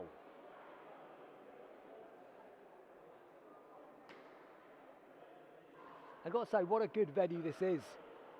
The Wrexham Tennis and Paddle Centre. Recently had a multi-million-pound refurbishment. And it's looking good for it, it has to be said. There's 4 permanently taped pickleball courts at the far end of this arena. Not being used actually for the Welsh Nationals.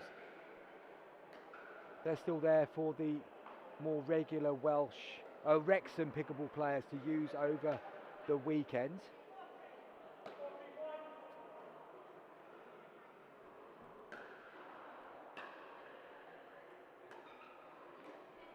I do believe I might have just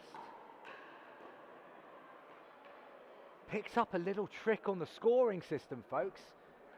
If I click this button, it turns the team that are serving green. So, all the bells and whistles here for you now. Nice attempt at a speed up from Fielding, but it goes long. And I believe that makes it 5-3-2. I promise you I'll try and concentrate a little bit more. Clearly got a little bit giddy with the coffee arriving and the fact that I can now make names go green on screen. That's a side out. Look at that. You now know that it's Ian Beattie on serve because of the greenness on the monitor. Nice drop from Fielding. Gets Goodridge moving backwards. He's reacted well though. Speeds up to the left hip of Beattie. It was a nice approach play by Fielding, but Goodridge dealt with it well.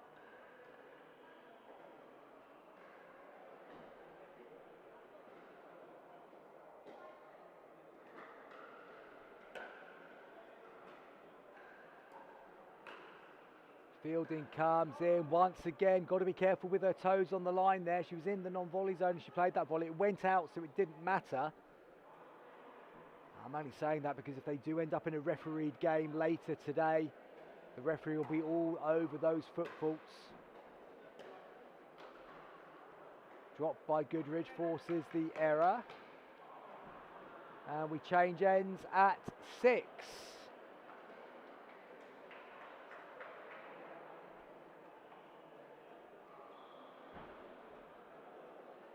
So a win here could well put Griffith and Goodridge into a good position for getting a seeded spot in the quarterfinals. Griffith just pushes that one into the nets. Not really balanced on the dink there. She was still rocking from side to side as she tried to control that dink, and it's so important to be balanced when dinking at the non-volley zone.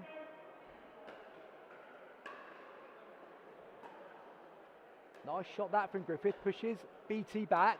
He now comes forward, drives it at Goodridge, and I think Goodridge was caught in two minds there as he's just pushed that one out to the side. And Fielding and Beattie are back on serve. Oh, that was going out, and Griffith has somehow changed the direction of it. It was an out ball, she's played it, but she'll be glad she played it because it's the shot of the morning. Wonderful work by Jane Griffiths.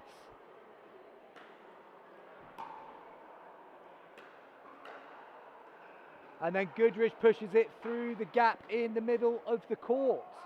So non-scoring side outs. Griffith and Goodridge with another opportunity to push forward. Haven't scored a point since the change of ends. But they've got one now as Beattie pushes the return long. 4-point advantage for the team of Griffith and Goodridge. Fielding and Beatty have won both their games, of course, this morning, so this would really open the group up in this final round of round-robin games. Goodridge pulls or fades his serve wide, I should say.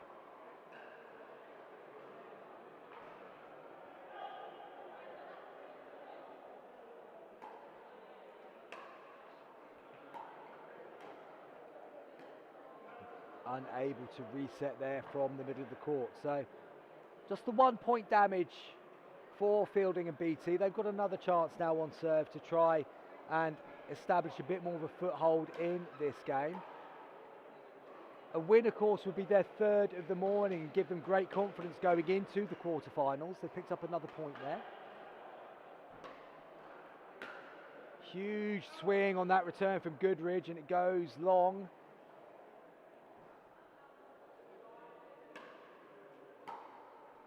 Nice return that from Griffith. Beatty attacks, Goodridge deals with it. Beatty then puts the pressure on Griffith and gets another point. Points are coming quickly here for Fielding and Beatty. They've narrowed the deficit to a single point. We're starting to see some of the form that has got them top of the table so far this morning.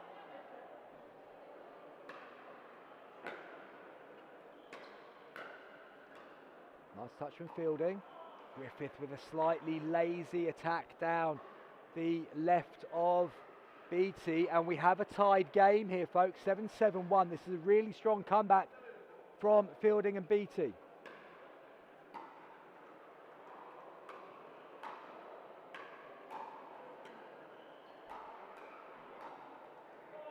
Griffith hits the line on that one. That's a nice shot. 7-7-2.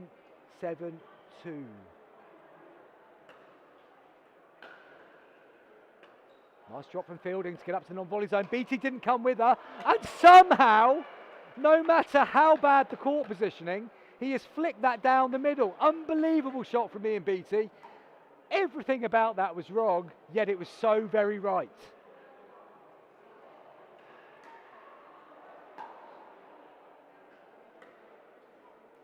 Fielding pushes the drop wide of the sideline.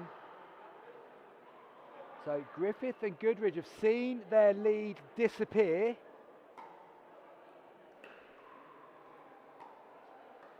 Griffith puts that third into the net as well.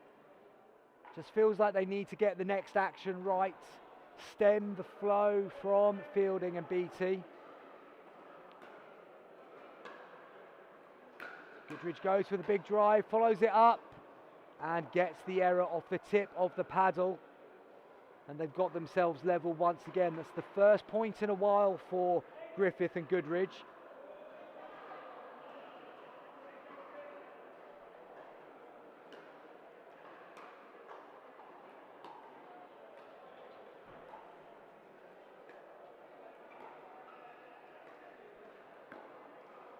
Forces the error on the paddle of Jane Griffith. So, side out.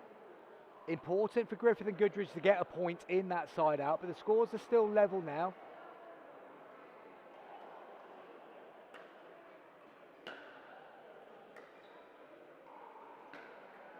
Goodridge went for the big drive, slams it into the net, just needed to keep them back, didn't need to do too much with that one.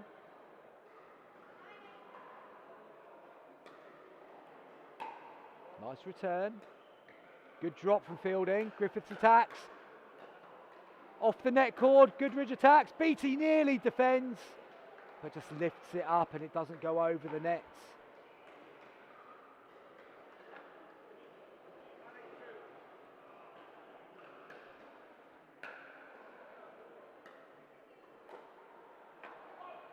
And that ball dies a little bit on Fielding and Beatty. Miscommunication. And it's a side out. Once again, Griffith and Goodridge have a chance. 8-9-1. Did Goodridge start on that side? I can't tell you, I can't remember. Oh, she's done well to hook it back. And then Griffith sends it down the other way. Nice put away there from Jane Griffith. 9-9-1.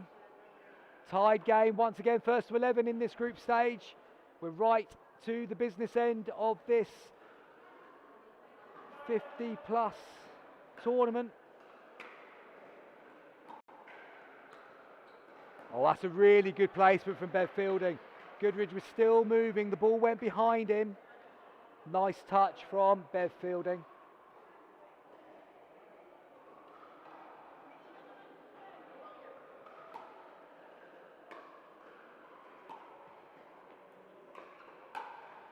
Yeah, and that was well set up by Griffith. She knew that Beattie was likely to attack through the middle. The paddle was already there. She pushes it back down the middle.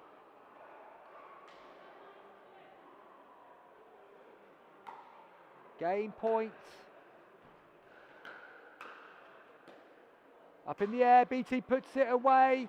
Goodridge unable to get across. So, side out.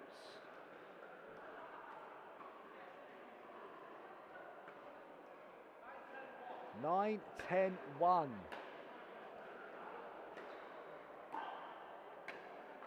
Yeah, good play from Fielding and Beattie. They've come through the transition zone there on the attack. They've done it well, and now they've got themselves tied, but it's first to 11 win by 1 in the round robin stages, and they've got 2 serves to get the game over the line. And it's done with an ace by Ian Beattie. Not often you see an ace on match point. That is one way to get the job done. Beattie and Fielding will go through to the quarterfinals unbeaten. 3 from 3 in the round robin. Goodridge and Griffith, they had the control of the game, but they let it go.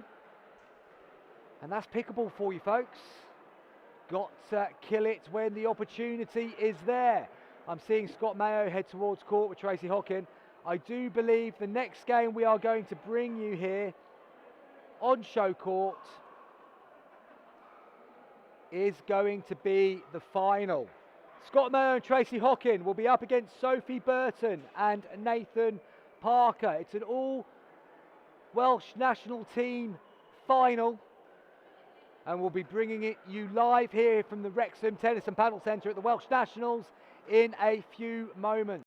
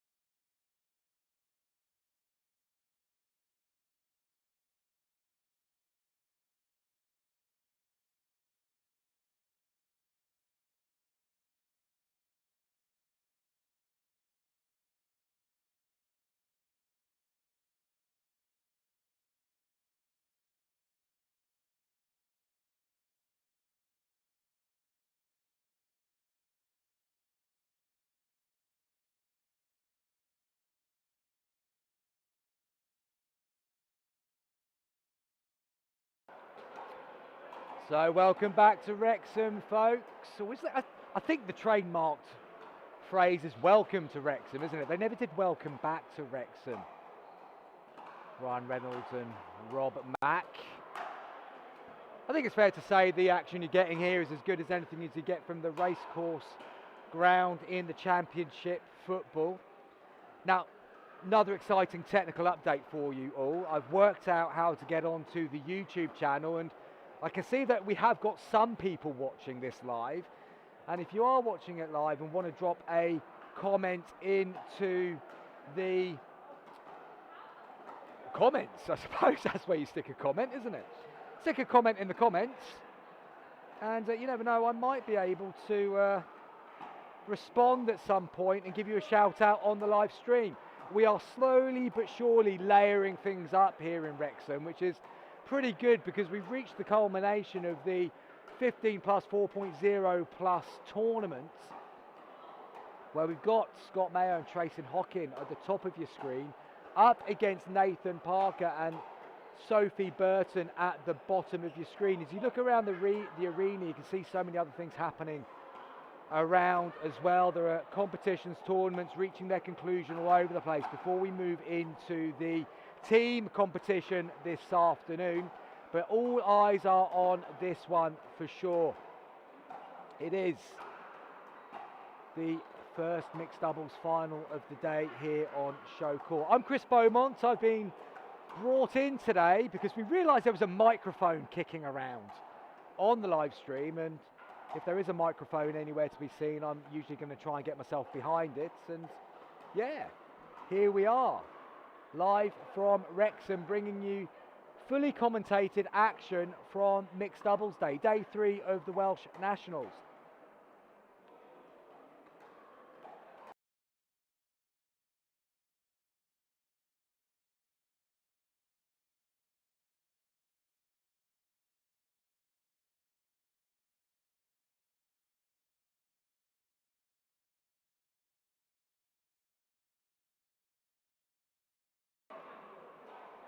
Another little technical advancement. I just realised if I click that button, we get the Pickleball Wales logo up in the top left of your screen as well. That's pretty cool.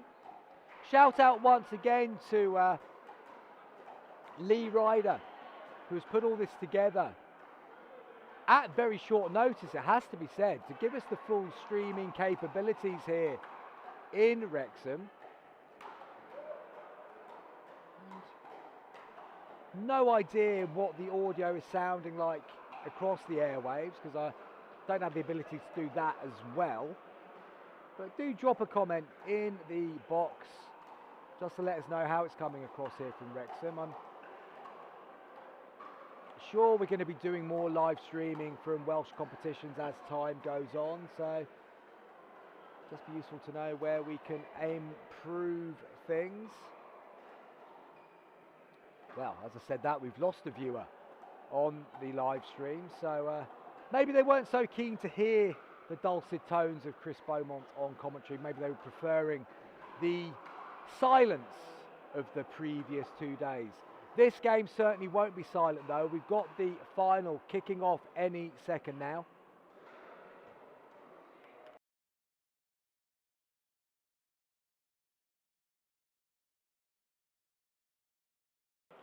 I'm fueled back up on bananas. I've got the coffee, which is nearing its end, sadly. Tracy Hockin just disappears to the right of the screen, getting herself ready for this final. Scott Mayo, of course, desperate to win gold here. 2 silvers so far in the attempt to defend his Triple Crown from last year. Lost in the men's singles final, lost in the men's doubles final yesterday. A chance for redemption here in the mix against Sophie Burton and Nathan Parker, who are to the left of your screen. It's going to be Sophie Burton who serves first in this final. First to 11, best of 3 this time round, folks. Win by 2 in the games. And after all that, Sophie's realised we've got a broken ball. So we are going to have a short delay whilst we choose another wiffle ball to smack around this court.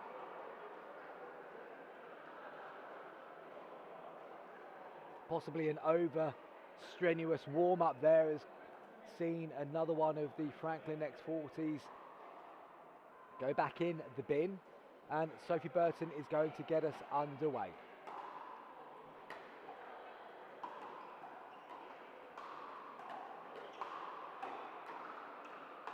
speed up, and mistake forced. First point on the board in this mixed doubles final. 4.0 plus tournaments.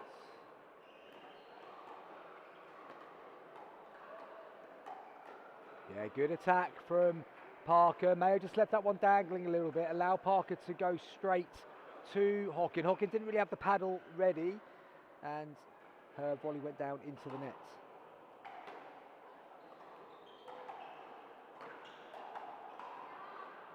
Burton so good at creating that angle cross court. Clipped the line.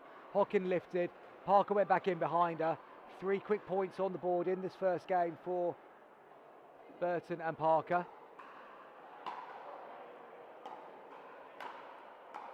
Yeah, good pressure from Mayo that time. Ball was lifted. He was able then to roll it down to the toes of Sophie Burton. And we have the side outs.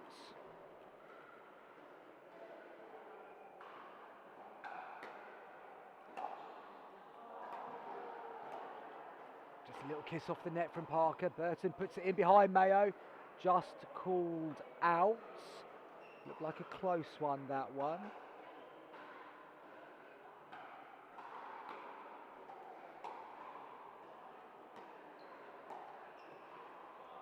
And a deft little touch from Nathan Parker. Moves it on to second serve.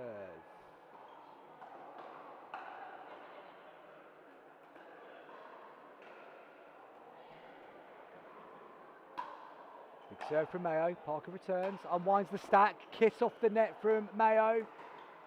Goes for the Ernie, just pushes it long.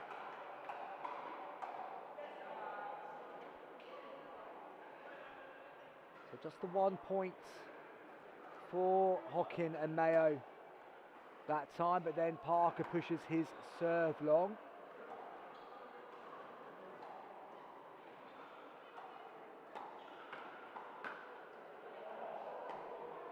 Nice drop from Burton to get forward. Mayo and Hockin not unwinding the stack this time, and then they catch Mayo in the middle, down to the bottom of his paddle.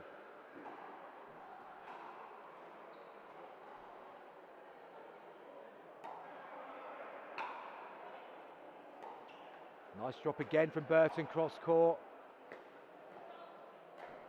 Oh, Hockin got the kiss off the net. Burton reacted well. Mayo rolls it down to the toes.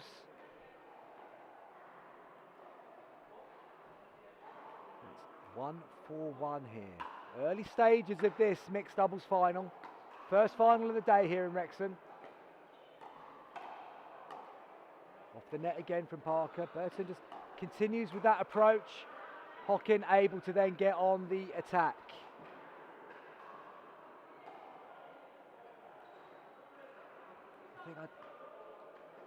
Part of Burton's game that's very consistent is that little touch cross court. A bit of variety might be useful once in a while. This time she attacks Mayo in the transition zone and gets the result she was looking for.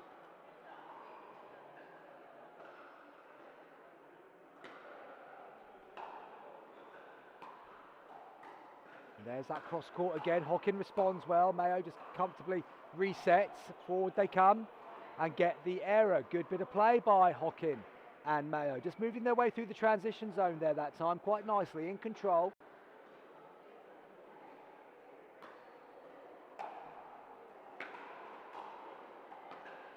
Nice reset from Hockin, gets them forwards. Burton on the attack. Hockin does well. Two-handed backhand drive through the middle, down low on Burton. We have a tied first game here, 4 apiece.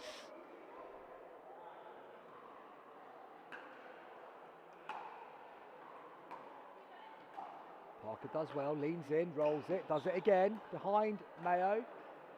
There's that cross court again from Burton. Now, if I'm Tracy Hockin, I think it's worth staying on that right just that little bit longer. Don't pinch the middle too much there, because that's likely to be where the ball's going to go across you.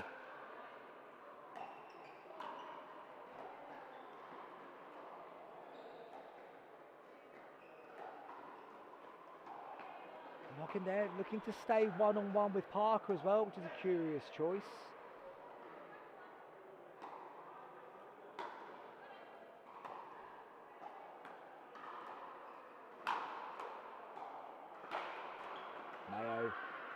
battering it down.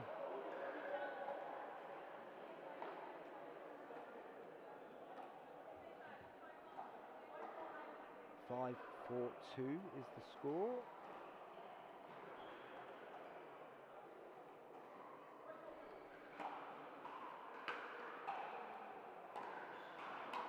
Mayo this time knowing where that drop was going to go from Burton. She defends well from the back of the court, goes aerial.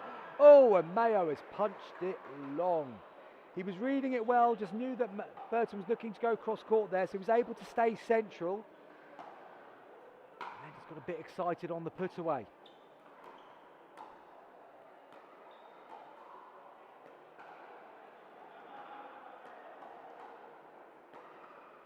Nice resets from Hockin from this side, good thinking.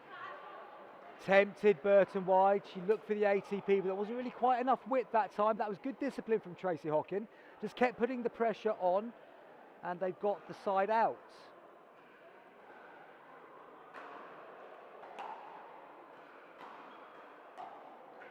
Good shot from Parker, got them moving backwards again.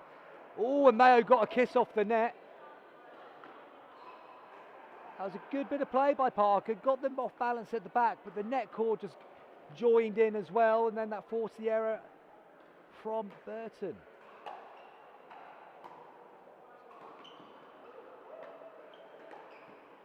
Good again from Hockin. That's a nice roll across court on that topspin forehand dink.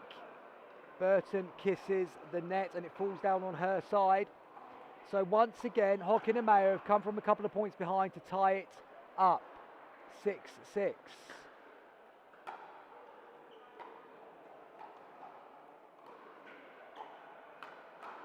attacks. Good defence from Parker. Does so well there. Gets it in behind Hockin. And it moves over to second serve.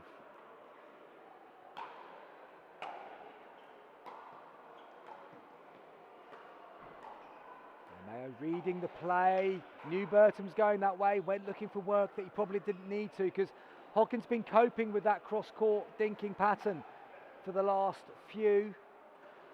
Could have let Tracy Hockin continue her momentum there. Once again he comes in. Burton changing the pattern that time, that's what I was saying a little bit earlier. If she just changes it and goes to Mayo occasionally, she might get a reward, and she does first time she changes it up.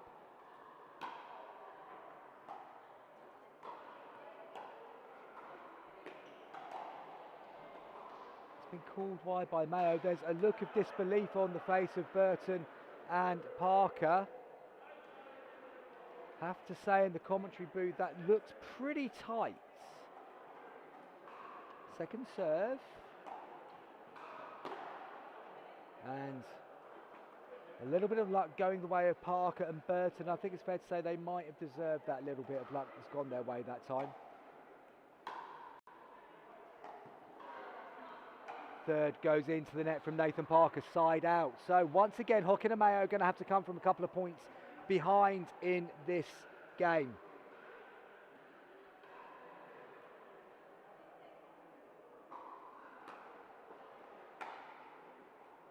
Mayo takes the third. Burton pushes him back to the left. Keeps him left. He goes for the Ernie. It's still up there. Good resetting again for Burton. She attacks. Hockin does well. Speeds up. Nice reset. And Parker goes wide. Top defence from both teams. And in the end, it was Parker who blinked first. Just rolled his volley to the side and it went out. So there's a single point difference once again.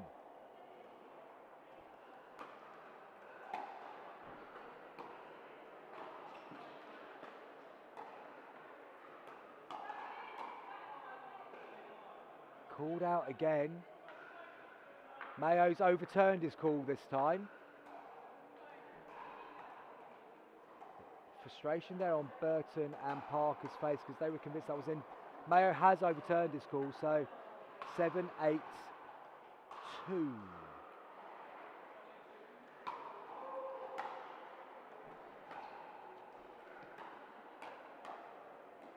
Nice touch from Hockin. Parker resets. And then Just a little bit too lazy on that backhand dink. And once again, Hockin and Mayo have come from 2 points down to tie the game up. Can they get into the lead for the first time in this final? Big drive for Mayo, goes whistling past Burton, comfortably in. As we said a couple of games ago, Mayo was saying that he might be a little bit more aggressive from the baseline today, and we just saw that there. Big drive, gets them ahead for the first time in this game, and 2 points away from taking game one of this mixed doubles final. Follows up with another big drive. Burton's able to take the pace out of it, goes behind Mayo, then attacks Hockin. Great reset, still in play.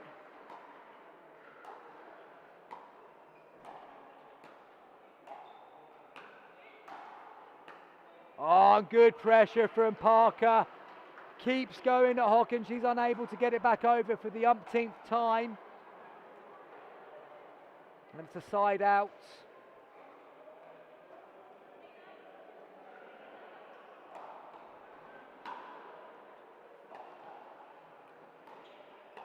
Nice reset.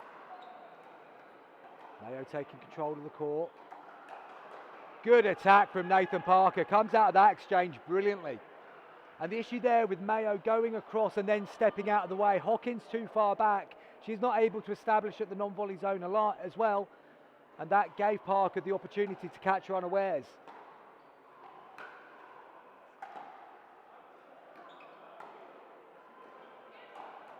Good attack again from Parker. Catches Mayo. And we have the first game point of the mixed doubles final. 2 serves for Burton and Parker to get this one over the line. It's been back and forth game one.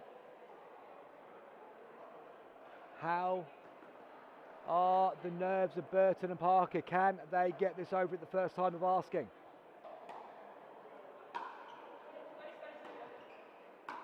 Mayo telling Hockin to stay. And that's a good attack by Scott Mayo. Burton just pushes that one into the net. They're going to need their second serve to take game one.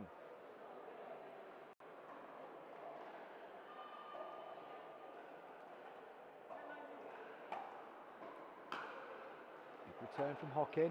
Bit of height, and he has missed the two-hander. Hockin was there to be able to take it. And it is game to Burton and Parker. Game one goes to Burton and Parker. Mayo and Hockin beat them in the group stages, but they have gone a game down in this final. And they're going to need to win both of the next two if they're going to take gold.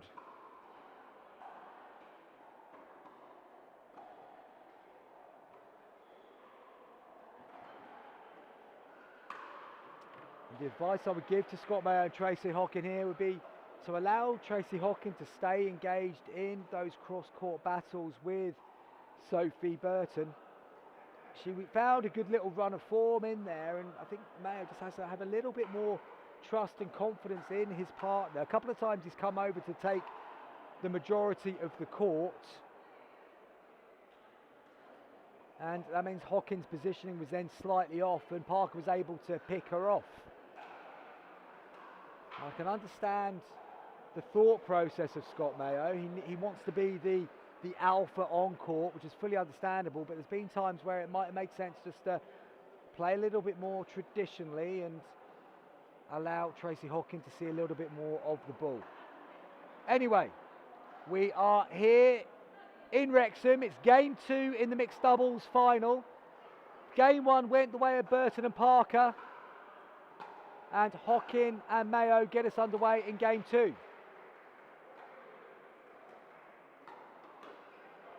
First attack from Hockin goes into the net, so it's an early side out without any damage being done to the scoreboard. Sophie Burton on serve. Can they continue the good run that they were having?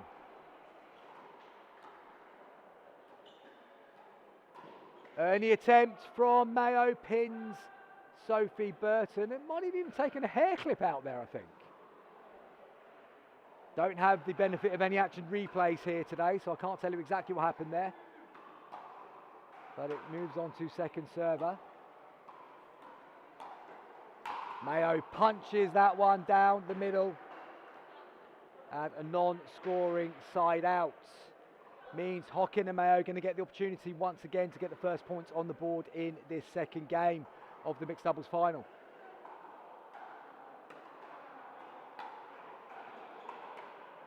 Nice drop from Hockin. Dipped right at the last on Burton. She was reaching in but unable to control the paddle, and we do have the first point of game 2.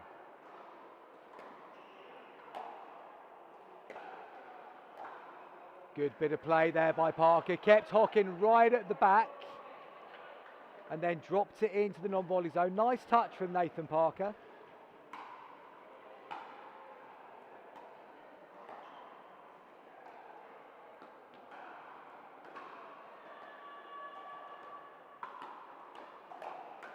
Good defence.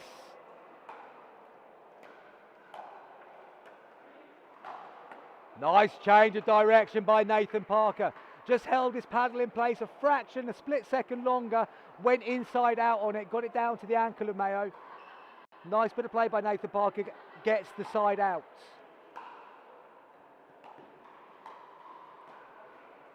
Mayo comes all the way across again. Good reset from Parker. Burton does her piece too. That's really good play from Burton and Parker. They've worked their way from back to front there in absolute control, and they've come out with the point.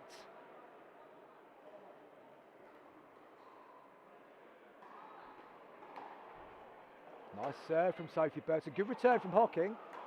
Gets back into place and then forces the error from Burton. Good reactions by Tracy Hockin. Did well to react to that deep serve from Burton. Oh, and Hockin leaning in, not balanced. Look at where her feet are there. She's a good half foot back from the non-volley zone line, and meant the ball wasn't where she thought it was when she went in for that volley. Good attack from Burton. Good resets from Mayo. We're going to try and play on Hockin on the left here. Mayo saw it happening, jumps all the way across. Good work from Scott Mayo. It was quite clear they were going to try and pin Tracy Hockin on the left there. Mayo took matters into his own hands, jumped across the court. Great bit of play, gets the side out.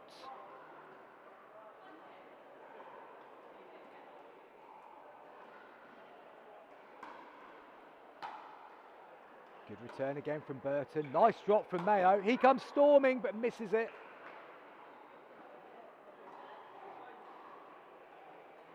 Scott Mayo looking to be incredibly proactive at the moment, looking to take control. To risk or reward that style of play. High risk, high reward.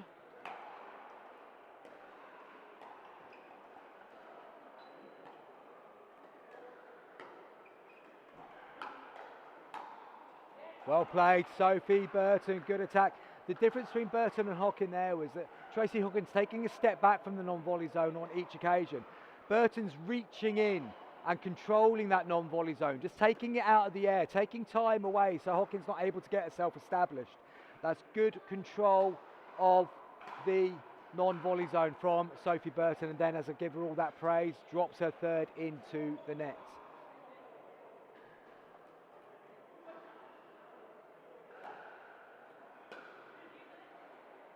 Big drive from Parker, well dealt with by Hockin. Burton reacts well, somehow gets it back up and over, kisses the line, goes behind Hockin. Burton and Parker have opened up a 3-point lead now in the second game. Don't forget they took the first game, they only need this one to take gold.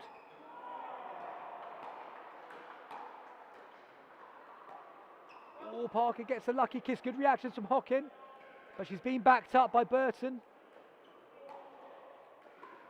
See there again, that's good reactions from Tracy Hockin. Well played, Tracy Hockin. She comes out of that exchange in absolute dominant style. She was being forced back from the non-volley zone line, but she kept going, got the chance to attack, attacked well. and gets the ball back in hand. Scott Mayo on serve. That felt like a critical exchange. Really well played.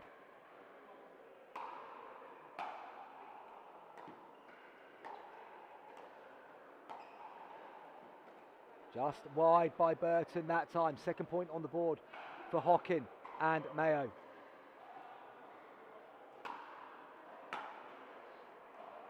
Big drive from Mayo. Burton deals with it and again goes long.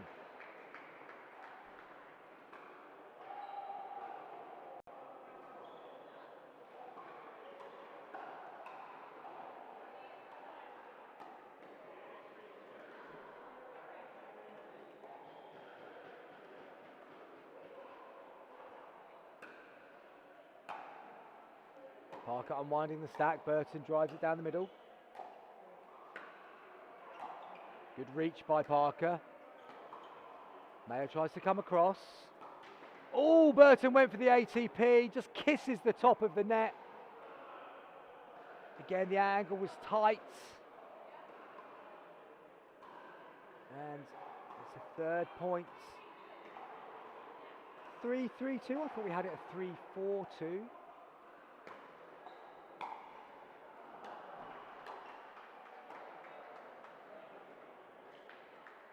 Might have the score wrong here on number one court. It's getting quite impressed with myself, managing, commentating and scoring at the same time. But I have miscalled that one.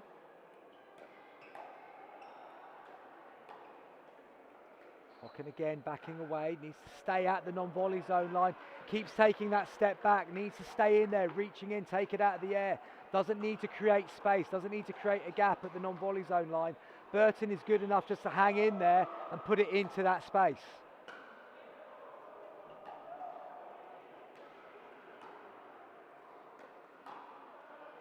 And that goes up and over from Burton, lands inside the baseline. 2 point gap again for Burton and Parker.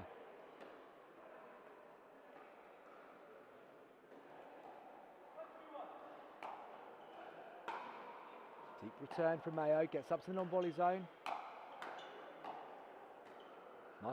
Nice touch that time from Hockin. Again, the difference there from taking the ball out of the air rather than letting it bounce really pays off for her. Able to take time away from Burton, put her under pressure and force the mistake.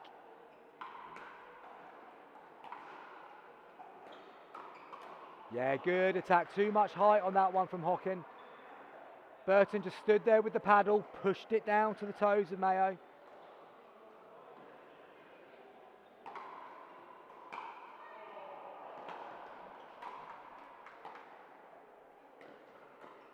Burton that time in the non-volley zone, just moving forward. She wasn't completely balanced. Just moving forward, dropped it into the net. And it's a side out. Big moments here for Hockin and Mayo. They need to have a good run on this side out. They are 3 points behind. They lost game one. Crucial time for the number one seeds. And they force the mistake from Burton. Mayo drives it. Burton still moving forwards, unable to control the paddle. Pops it into the net. 2 point difference. Scott Mayo on serve. Good serve from Mayo.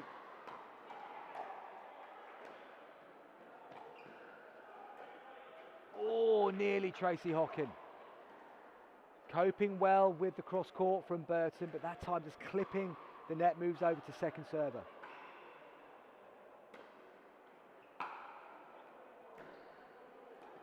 Does it well again though. That's a really nice drop down to the toes of Burton. Gets them to within a point of their opponents.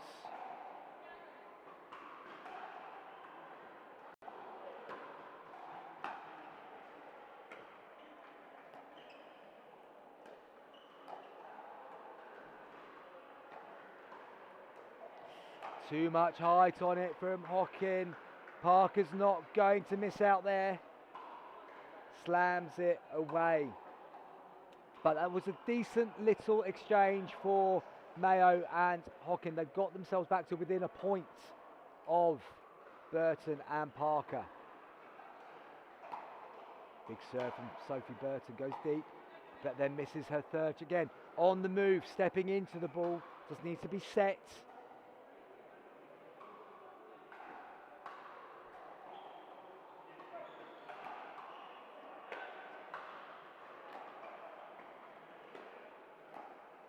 Yeah, good shot from Hockin, right down to the toes of Parker. Non-scoring side outs. Burton and Parker just struggling to get away from Hockin and Mayo again here.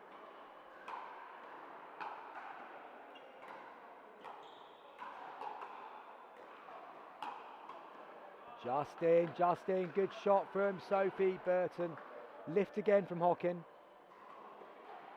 Second server.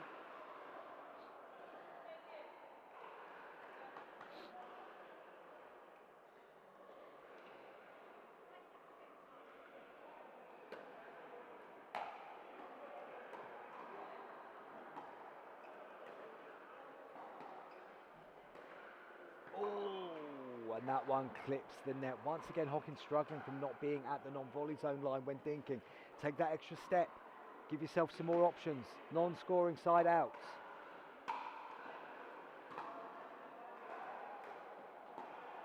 Mayo going to put that one away. Yes, he does. Once again, we're just seeing there Burton being a little bit predictable with going across court on her resets. Allows Mayo to come central. We can read the play, able to attack if there's any lift whatsoever.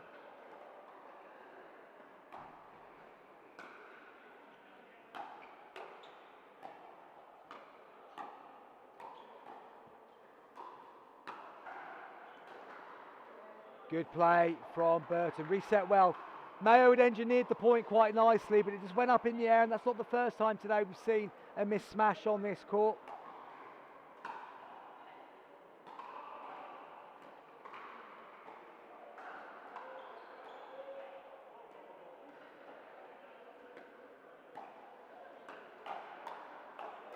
Good reactions from both players.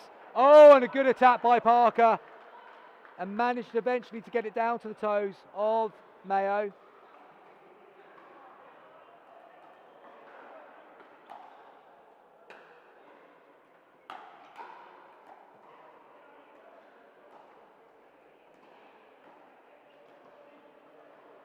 Kiss off the net from Tracy Hawkins. She changes the angle.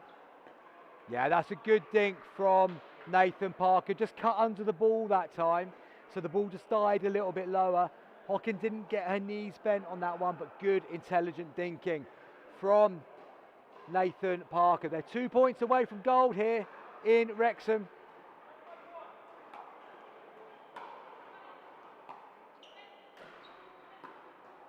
Nice reset from Burton. Gets them up to the volley zone line.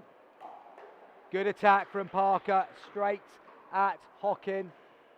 And we have Welsh Nationals points here for Burton and Parker.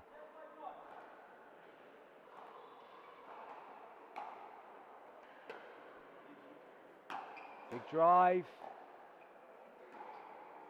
And just wide, and that's it. Burton and Parker take gold. They win 2-0.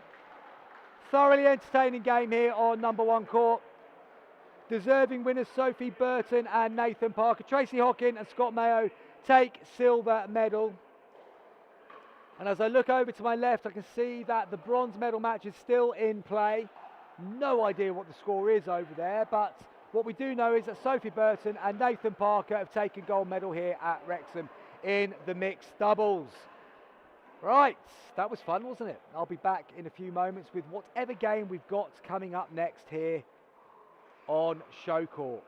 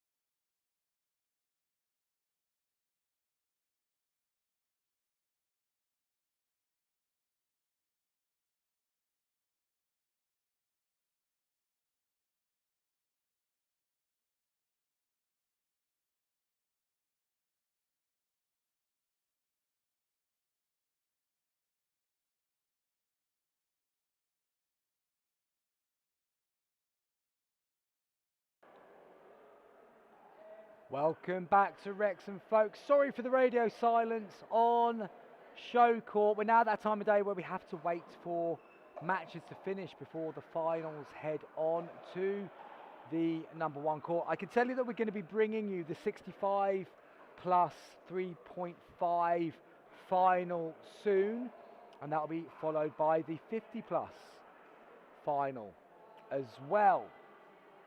And I do know who is in the 65 plus final. I say I do know, I just need to refresh my memory.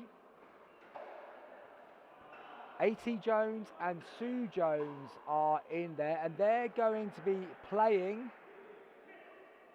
Steve Barker and Karen Begley. So it's an all-angle C final in the 65 plus 3.5 division. And that should be getting underway fairly soon. Both Susan Jones and A.T. Jones, Steve Barker, Karen Begley, they won their respective semi-finals 15-3. So it's going to be a tight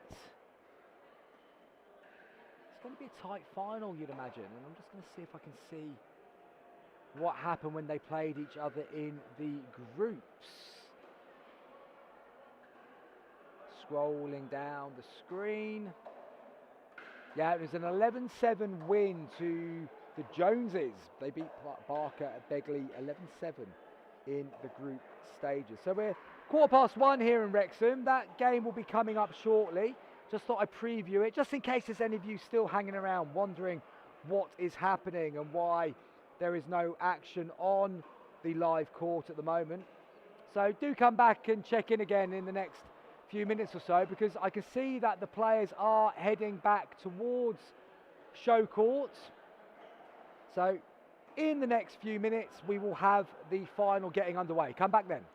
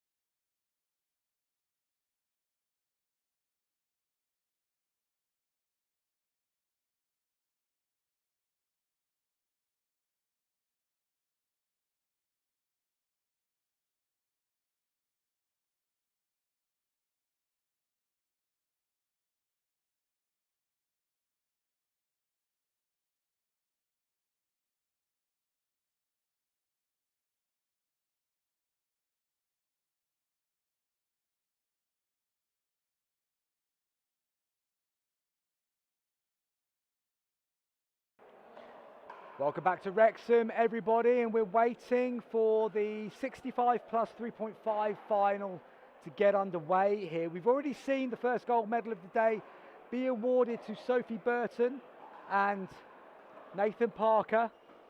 victors over Tracy Hockin and Scott Mayo in the 15 plus 4.0 division, and we are going to move on to the 65 plus age category. Now we're going to have a referee as well. Silvano, was that? Oh, I've forgotten his name. That's terrible. Silvano's going to be refereeing.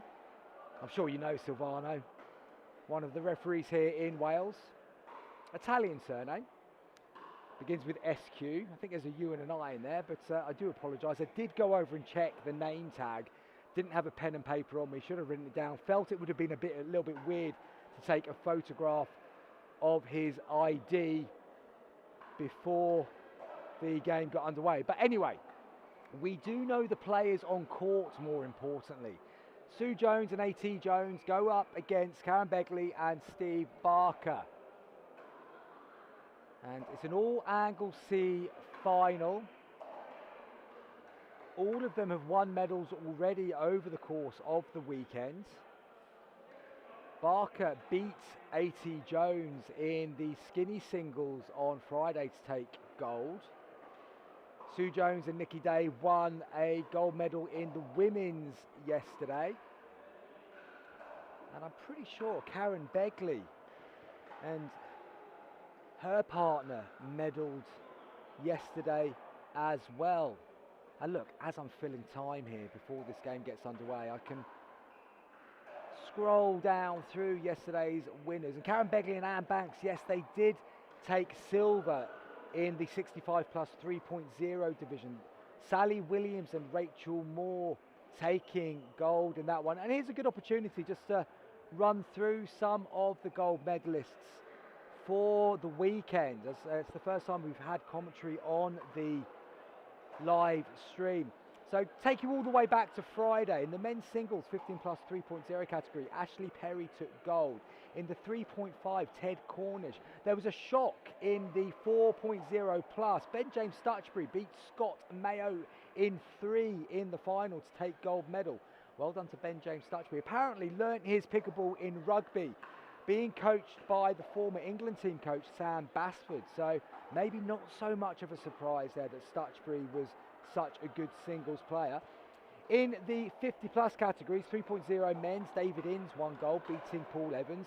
John Banks beat Mark Johnson in the 3.5 plus category. And as I said, in the skinny singles, Steve Barker actually beat Paul Semple, my apologies. AT Jones took bronze in that one. Flicking over to Saturday, in the men's doubles 15 plus 3.0 division, Ashley Perry and Ruben Edwards took gold, beating Alistair Cooper and Joel Donnelly.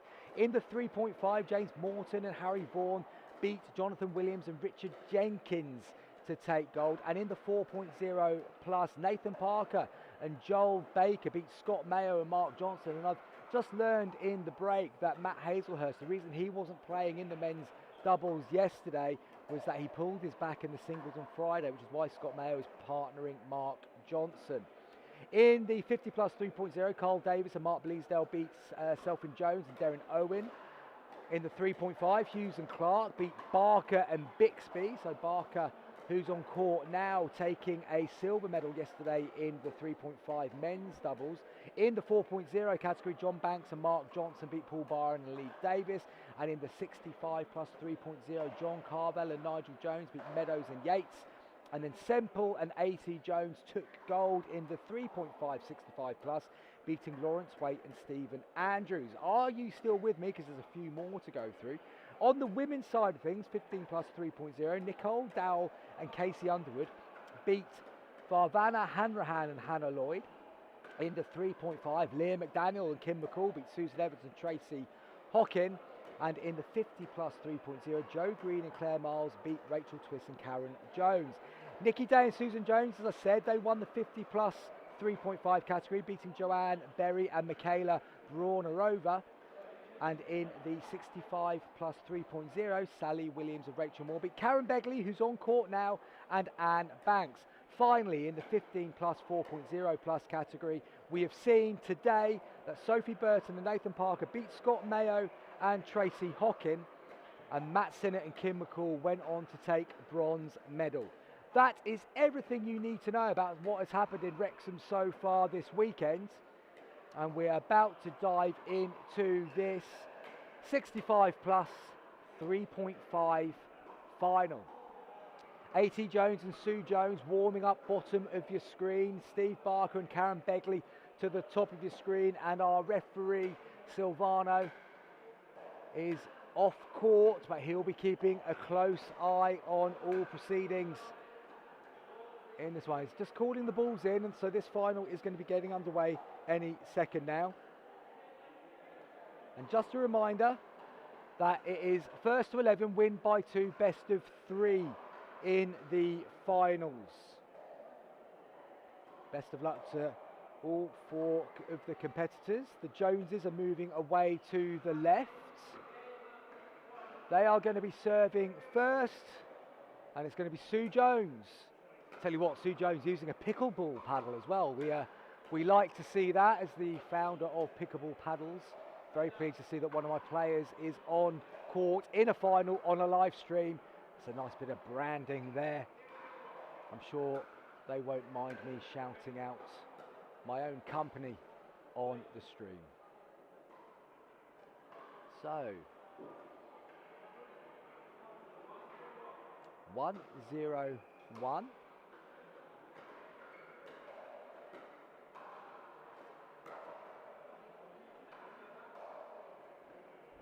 Ball ends up in the net, so move over to second serve. Begley serves, Jones on the backhand return. A little lift there. Barker does well. Jones goes on the attack again. Sue Jones with the volley to the wide. Reset from Begley, does well. In comes Barker, goes with the lob.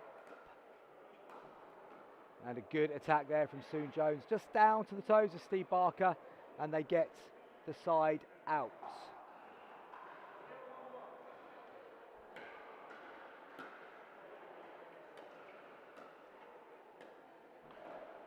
Nice little reset there from A.T. Jones, forces the error from Karen Begley. First point on the board for the Joneses.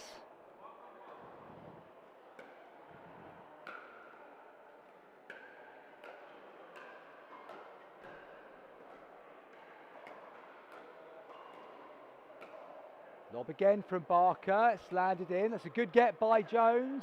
Comes through the transition zone and then just punches it wide. Great retrieval from A.T. Jones in the first place. Then rushing through the transition zone, just punches that ball wide of Steve Barker's left-hand sideline. Go over to second serve.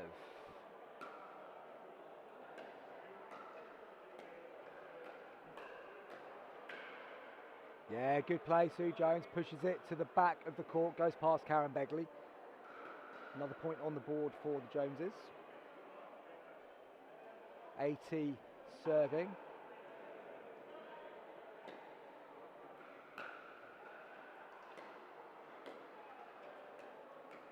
Yeah, good speed up again from A.T. Just catches Begley to that left shoulder, and paddle wasn't in the right position, so error force as the ball goes into the net. Jones with a drive. Oh, that's going to go up. Yeah, just that lob again from Barker, just going up over the right shoulder of Sue Jones. She was unable to react to it. You'll see a lot of lobbing from Steve Barker, I can tell you that much. I've been on the receiving end of that myself in some recreational sessions on Anglesey. Just tries to drop it over the net that time, and it goes into the net, so second serve.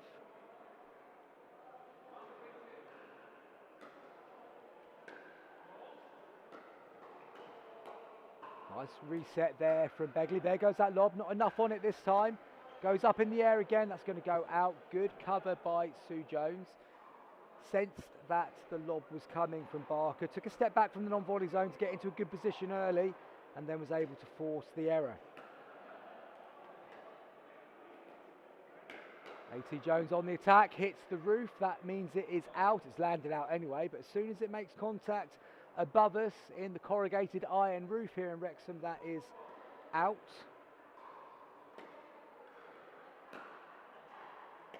Nice.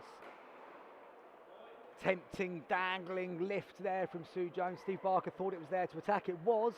Didn't execute. Punches it down into the bottom of the net. 4-point advantage here for the Joneses. Make that a 6-point advantage. Begley just dangling the paddle out in front of her. No real tension in the wrist, unable to control.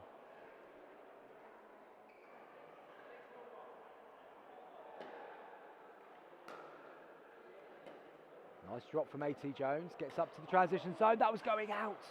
Begley played it and then gets attacked by AT.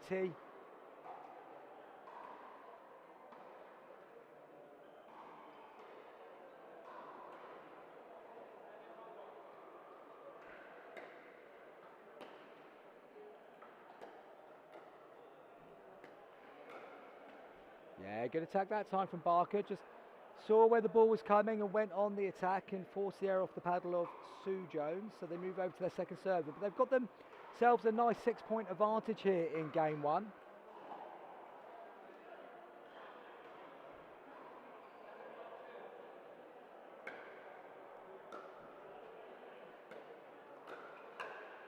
Barker again just stepping across, punching that backhand volley down, and AT Jones trying to deflect it up, but it goes long. So side out. Good drop from Begley, allows them to move forward, but she doesn't come forward enough, stays rooted at the back of the court.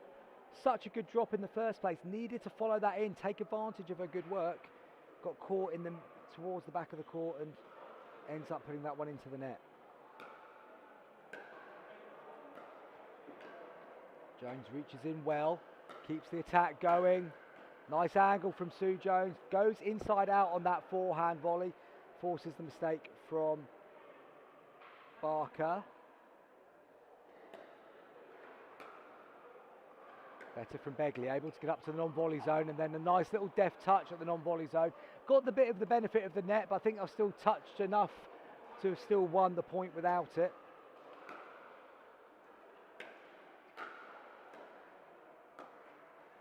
Got to take those opportunities when they come along, because they did well to get themselves established at the non-volley zone that time. But again, not the amount of confidence you need in your forehand volley there.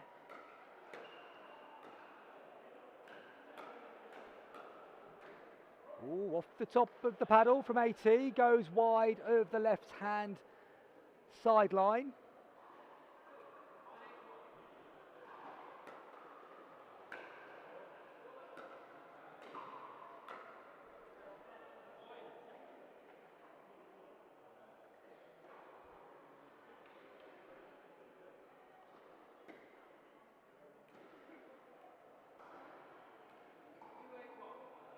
.281. Barker with a lift on that drop. Jones punishes him, but Barker does really well. He's keeping himself in this rally. Barker goes aerial again. Jones trying to keep him at the back. Begley lifts and comes forward. Sue Jones just touches it down the outside of Karen Begley. Lovely touch from Sue Jones. Just to the left-hand side. Barker on serve. Short return. But Jones pushes Barker back behind him again and comes from the hip a lot there, Steve Barker. If you can catch him around those hip areas, he's going to struggle to keep control of the paddle.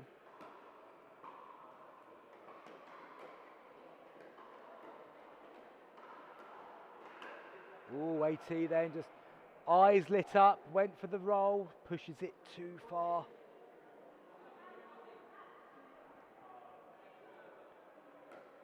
Referee just asking the players to make loud, clear calls. Of course, the referee will only be looking at non-volley zone faults and making sure the serve is in as well. Nice reset from AT. Good attack from Karen Begley there. Sue Jones just lifted it slightly. Begley sitting on the forehand, drives it down the middle. Side out.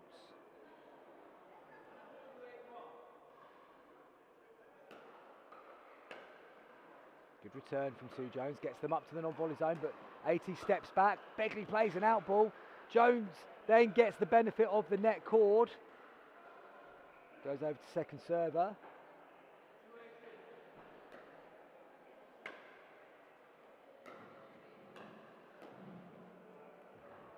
Barker just leaning in there from the middle of the court, no real control.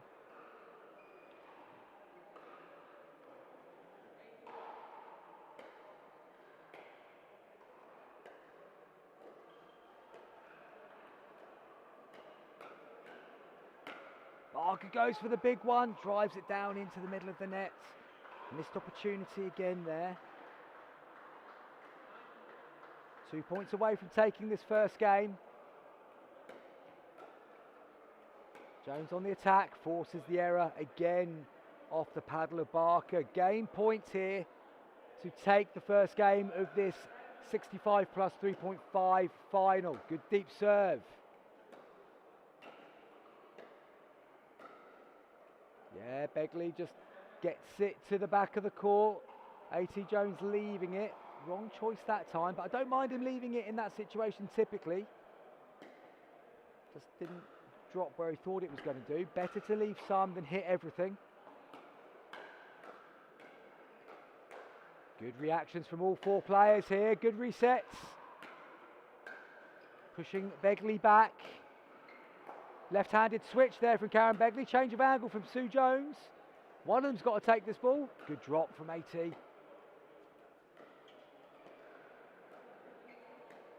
slowing it down again. Who's going to attack next? Well played, all four players. That was a good bit of exchange, and it is game one to the Joneses. They take it 11-2.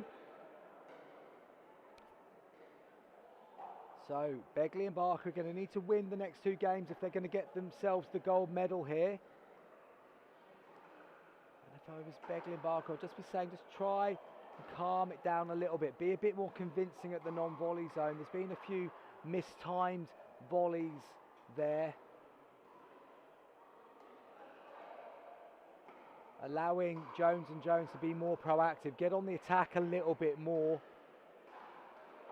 And they'll be forcing the errors from Sue Jones, from Karen Begley and Steve Barker. Sue Jones, a member of the Welsh senior team when they travelled to Rome back in September of last year, European Championships. And they have got the 1-0 lead here in terms of games. So they just need to take 11 points now and they will be gold medal winners. Barker and Begley got to come from behind. No doubt they're going to give it their all in this second game. Will we see a slightly different change of direction, or is it going to go the same way as the first game?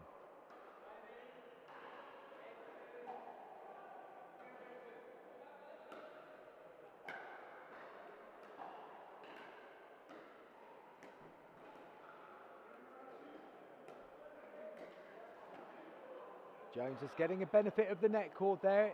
Clips up off the net, bounces in between Barker and Begley, and early side out.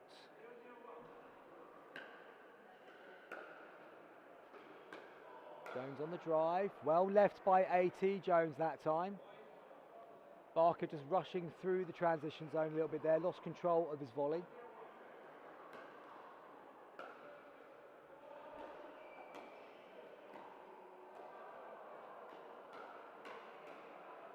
Good hands from Begley, forces the mistake from A.T. Jones.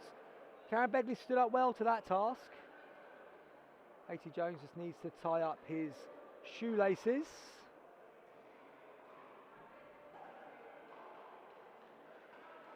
Just make sure the other one is done as well. Takes his time going back to the baseline. So they've got their noses in front again here in game two.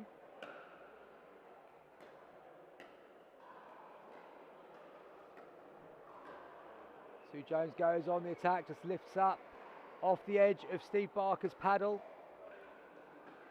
2 point lead for the Joneses.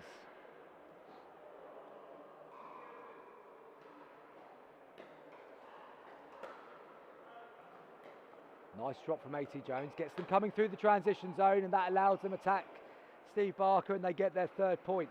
That all came from a good drop by A.T. Jones. They moved up together, able to get on the front foot, force the error.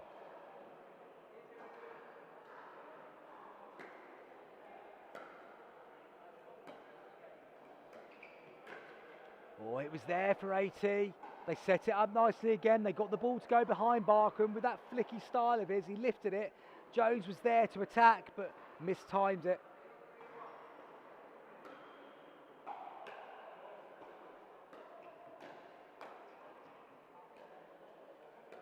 Barker covers the court well, then goes on the attack. A.T. Jones on the attack as well, just long.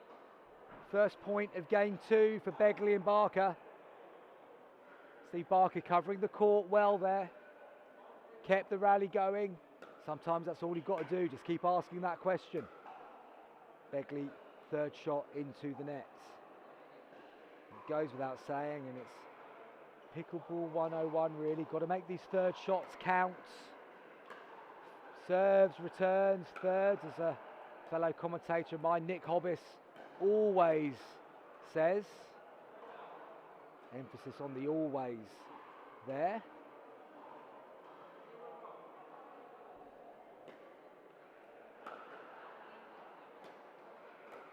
A bit high that from Begley. Allows Sue Jones to come forwards. AT hasn't quite joined her at the non-volley zone yet. Ball goes up. Nice touch that one. Up goes the lob. AT's read it. Begley defends.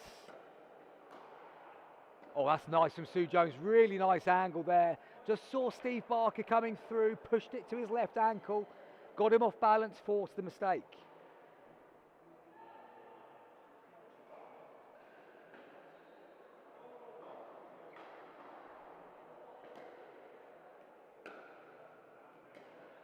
Good drop from Jones. That gets them forward.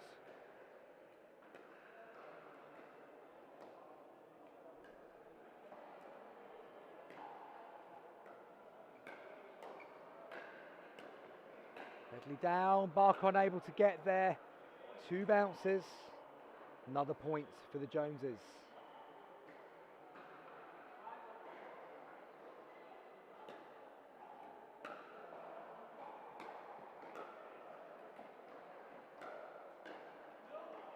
Sue Jones just following through on that one a little bit. Momentum took her through the ball, which meant it lifted up and out.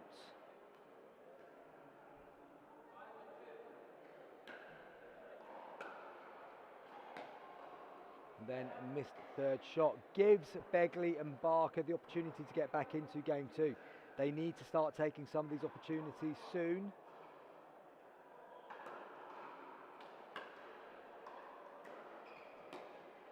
A.T. Jones not balanced at all there, stretching to his right. Easy point for Begley and Barker.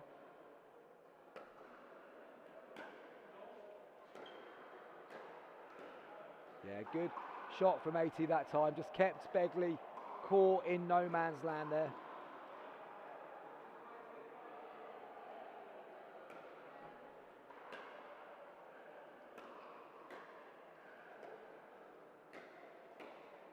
Good reset from Begley. Barker doesn't quite join her at the non-volley zone line. Pushed it to the left of Jones. Mistake from Sue Jones, and suddenly it is just 2 points the difference.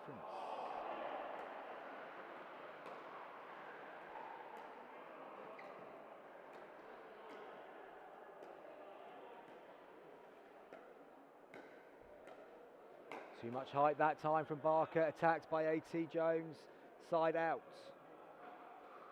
I liked what Begley and Barker were trying to do there, just slow it down, try to control the ball, but Barker just lost control, lifted it up and was punished. Sue Jones on the attack, good lob this time from Barker, just long from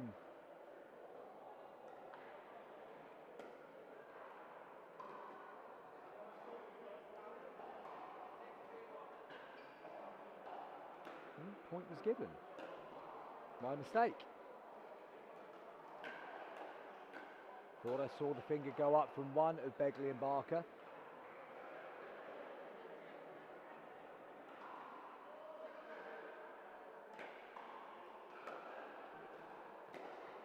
Too much height on that one. Not punished though. Touch from Sue Jones. That's an attempted lob again from Begley, and the lobs really aren't working out well here in this game.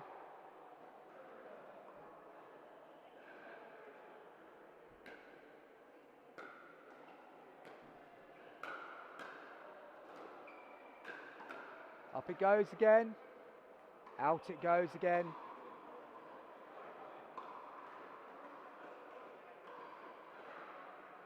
Jones and Jones slowly moving their way towards gold here.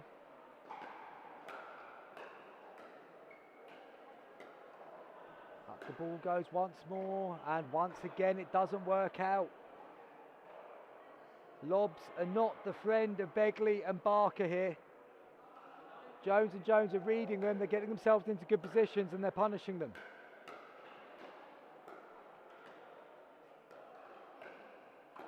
Up it goes once again, and it goes long once again. That's 4 or 5 missed lobs now in this second game, and that is the difference. Gold medal points. Jones pulls it wide. So Begley and Barker get the opportunity to serve again. They've got to make some inroads in this one. I can't imagine the Joneses are going to let them off the hook too many times. Good first serve.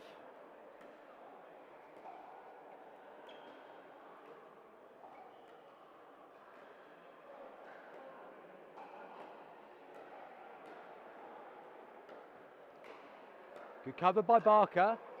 Nice shot by A.T. Jones. Forces the mistake from Karen Begley.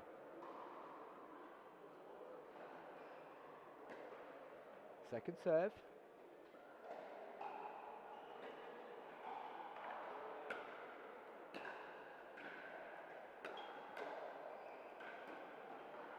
And they get a non-scoring side out, so the Joneses get another opportunity to close this final out. Got a 7-point advantage. They've got 2 serves on 10.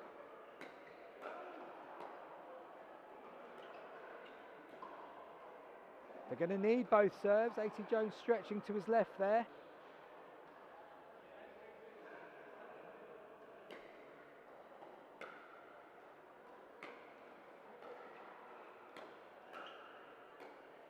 Oh, they're going to have to go through it all one more time. Sue Jones is jumping through the transition zone. Backhand volley into the net. 3-10. Barker and Begley having a little tactical chat. I'm hoping that tactical chat involves let's not lob it at any point in the next few points.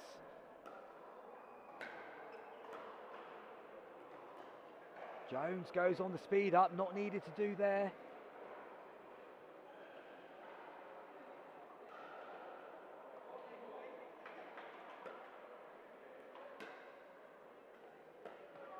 It's a great drop from Karen Begley, but she's left herself at the back of the court again. She's not moving forwards, but Jones does push that one out. It's an excellent job there from Karen Begley, but she didn't back herself well enough to come forwards. Found herself caught at the back of the court. But they've reduced it to 5.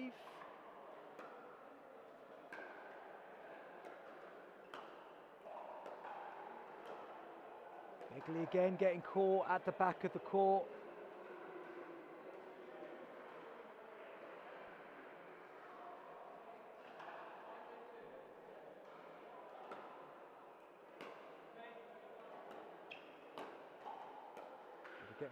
Got to get forward. They do get forward.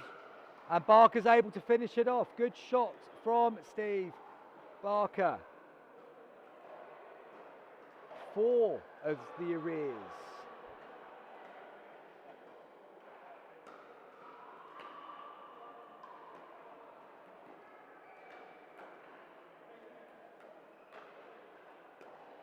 Yeah, good defence from A.T. Jones.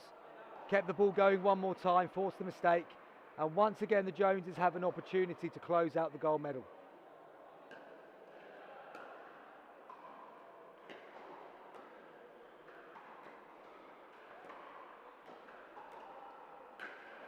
And there it is. Gold medal goes to Sue Jones and A.T. Jones. They take the second game, 11-6. Gold medal for the husband and wife team. Karen Begley and Steve Barker. Looked like they were making a bit of a comeback in game 2, but it didn't quite work out that way for them. The Jones eventually got it over the line, and they will be taking gold medal. Double gold for Sue Jones this weekend. And A.T. Jones, double gold as well to go with his bronze in the singles. Another double silver medal for Steve Barker. and also for Karen Begley. But lots of Anglesey medals on show there. And in the WhatsApp group chat for the Anglesey Pickleball Club, talking about the Nationals, Steve's brother Dave mentioned that an Anglesey player was going to win the 200th medal of Anglesey Pickleball Club's history in these Welsh Nationals. So we'll try and find out who actually did claim the 200th medal, but not too sure. Well done indeed by the Joneses.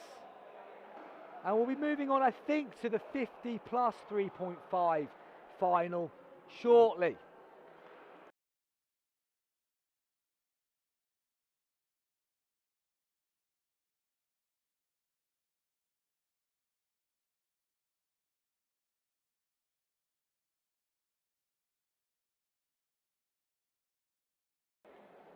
In fact, I'll just give you a little preview of the 50 plus 3.5 plus final. It's going to be Susan Evans and Tony Williams taking on Paula Rees and Tim Green. That game will be coming up here on Show Court shortly.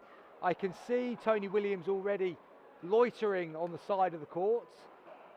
We'll be back in a little while once that final gets underway. And then we'll be moving on to the team events here in Wrexham.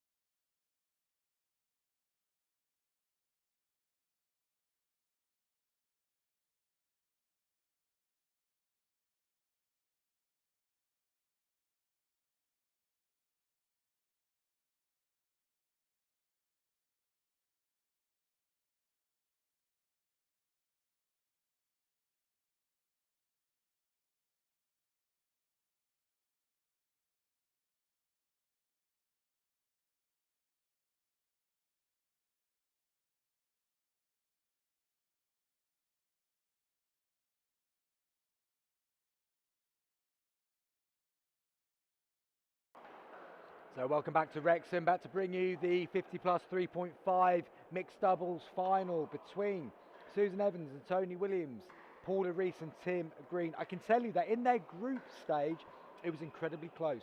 11-9, Evans and Williams won that game. So that suggests that we might be in for a nice close final here. Now, Evans and Williams went on to beat Davis and Taylor in the quarterfinals 15-6, then beat Dean Clark and Nia Owen 15-5 in their semi-final. Rees and Green beat Griffith and Goodrich 15-4 in the quarters, before seeing off Fielding and Beattie, who we've seen a couple of times on the live stream today, beat them 15-9. So both teams advancing fairly comfortably through to this final. And as I say, Evans and Williams only beat Rees and Green 11-9 in the round robin stage. So this could be quite a close encounter.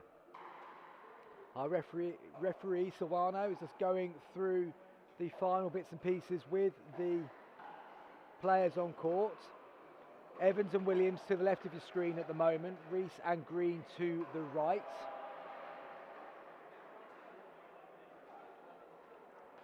First to 11, win by 2, best of 3. So the winning team has to win 2 games out of the next 3 to take the gold medal.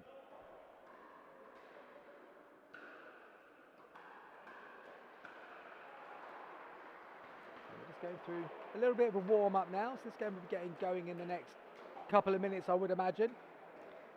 One of the good things about having a referee on court is not just that we get the line calls typically right, but also then we get a shorter warm-up, time limit to the warm-up, which is quite a good thing at this stage of the day. It's coming up to 2 o'clock here on the third day of the Welsh Nationals. We're running about 20 minutes behind on show court, which, tell you what, isn't too disastrous, and that is a lot down to the excellent work on control desk of Trevor, who will be well known to a lot of you UK-based pickleball players. He runs the software, runs the court schedules for a lot of these major tournaments, and once again he's done a sterling job of making sure the trains run pretty much on time. I've been in worse backlogs, I can assure you, when commentating on a pickleball tournament, especially on a Sunday. Long drives home for a lot of people today. I have to say for myself, actually only just under 2 hours to get home, which is a rare treat. Normally if you're going to a tournament from Anglesey, you're 2 hours before you even get back to the main road to get to wherever you're going. So, might even get back before midnight this evening, which would be delightful. Fair play to some of the folks from South Wales who did make the decision to travel up for this tournament. They've got a 5-hour journey or so, I believe, to get back home. Joel Baker was just telling me in between games he's actually got an interview in Bath at 10 o'clock tomorrow, so no doubt he's on the road already to go back and do the final bit of prep for that. Wish him well for whatever the interview was. It all seemed very top secret, didn't really find out what it was. And I don't think MI5 do conduct their interviews in Bath, so it can't be that, but he did need to get a presentation sorted. Sue Evans is going to be choosing the ball that we're going to use, and that would tell me that she's likely to be serving first as well. So just to remind you, Sue Evans and Tony Williams to the left of your screen, Paula Rees and Tim Green to your right.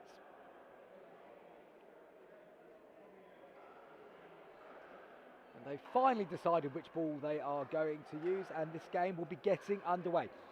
50 plus final, 3.5 skill category. Sue Evans on serve, and we are underway. Evans pulls her first serve out, so quick side out. Rees and Green get the opportunity to trouble the scorers.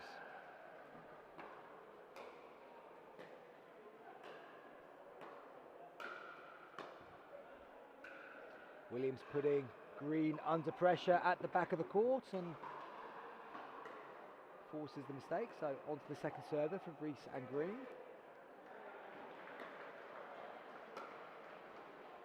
Williams gets himself up to the non-volley zone. Evans, nice little touch on the volley. Good reset there from Green. And again, But well played. Nice angle from Tony Williams. Sets it up going wide. Ball gets lift. Evans is there to punch it through the middle. That'll do her confidence a load of good in these early exchanges. So non-scoring side out, and opportunity for Evans and Williams to get on the board. That's a nice roll to the side there by Green, who's standing quite close to the left touch line, but still pulled it across to the right-hand side of Evans. Nice shot.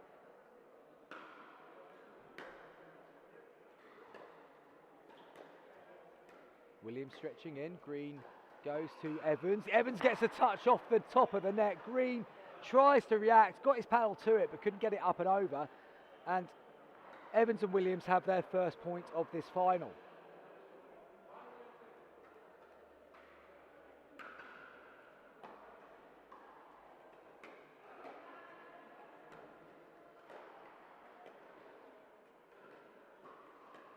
Green just being patient, trying to go to the backhand of Sue Evans, but didn't execute that dink.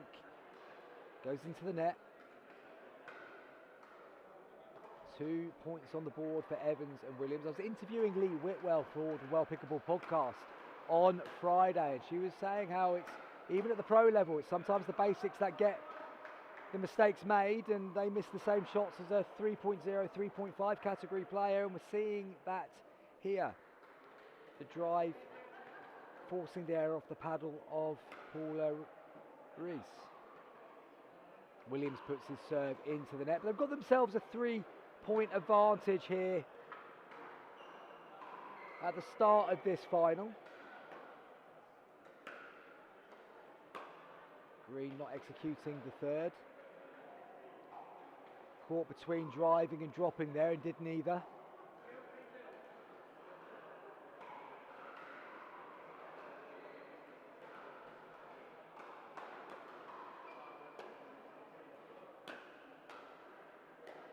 Nice reset from Green. They move forward through the court. Evans handles it, and then it was there for Williams. Punches it into the net. First point of this final to Paula Reese and Tim Green. Tim Green serving.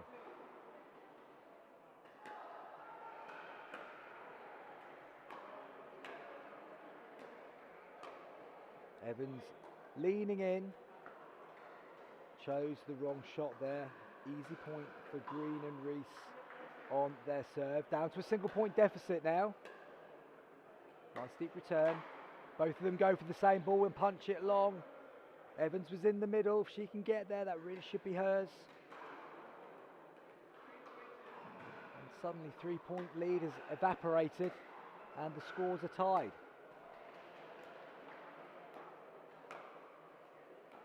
Evans trying to keep Reese back. Good counter. Oh, Williams has missed another forehand volley. That's 2 in this game, 2 in the last 4 points. They engineered the point really well. It was there for the kill, but the bullseye shot was missed.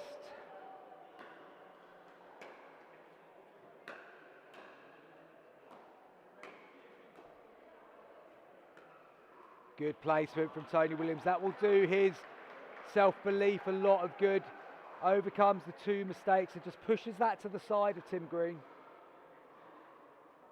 Gets the side out.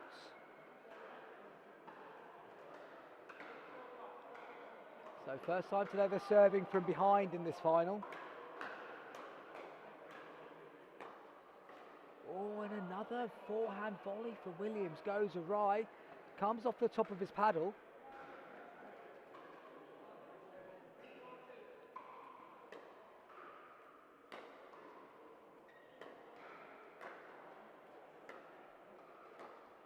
Good shot by Reese, keeps Williams back. He now gets forward though, Evans comes with him. Green prepared to go into the dinking battle. That's a good shot from Evans to force him back.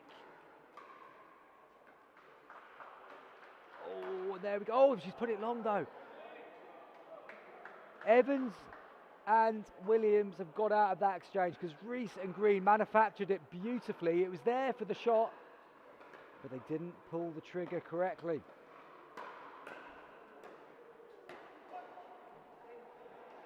Good shot in the end from Green. Drops in at the baseline. Side out. Evans and Williams have got themselves back on level terms though.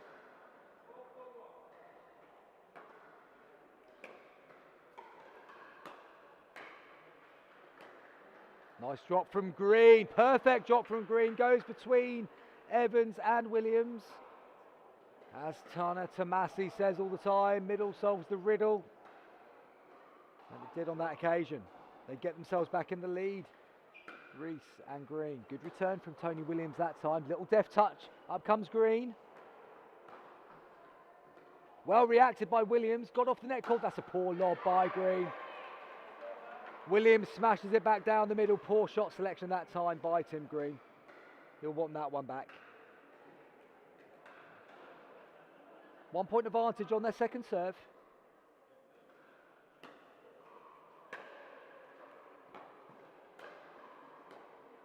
Good drop to get up. But Reese was still moving forwards. That was a really good drop by Tim Green. They didn't move as a pair and they were still in transition when the ball was travelling back to them. Side out.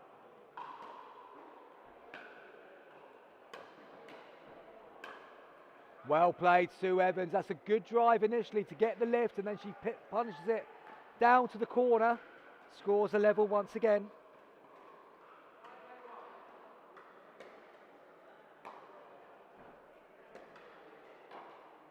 Kiss off the net. Nice little touch. Ball goes up. Evans on the attack.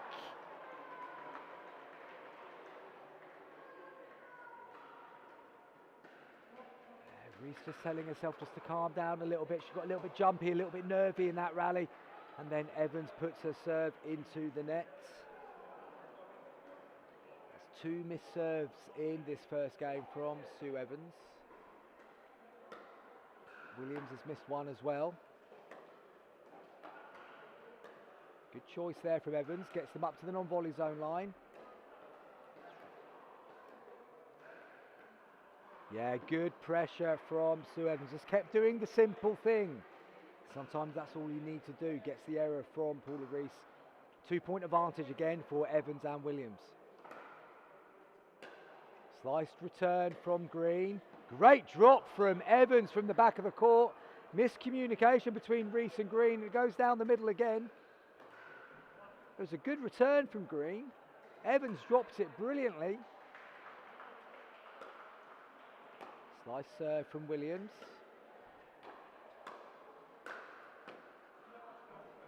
Yeah, good attack from Green. Good early call as well, because Reese looked like she was going to play the out ball. And they get the ball back in their hand. They're 3 points behind in this first game of this final.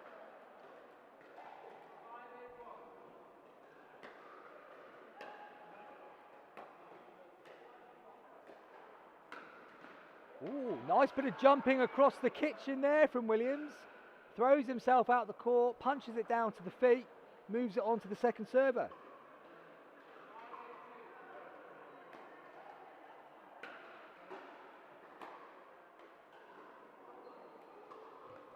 Well got by Green. Reese holds the shape in the middle. That's a really good shot. Good bit of play. Credit to Paula Reese though. She was very comfortable in the middle of the court. She got herself into a good position to stay calm for the finishing shot. Green did so well to get there in the first place. I think Green might have surprised himself by getting up to that ball. That was going out, Tony Williams. Bit of spin there, good shot. They're keeping the pressure on. Yeah, good choice there from Sue Evans. Pinned Reese right on the baseline. And got the ball back in their hands. So 2 point advantage to Evans and Williams. First to 11 in this best of 3. Good shot from Tim Green. Keeps Evans back. Yeah, and then Reese compounds the problem for Sue Evans. She got herself caught in that middle zone again.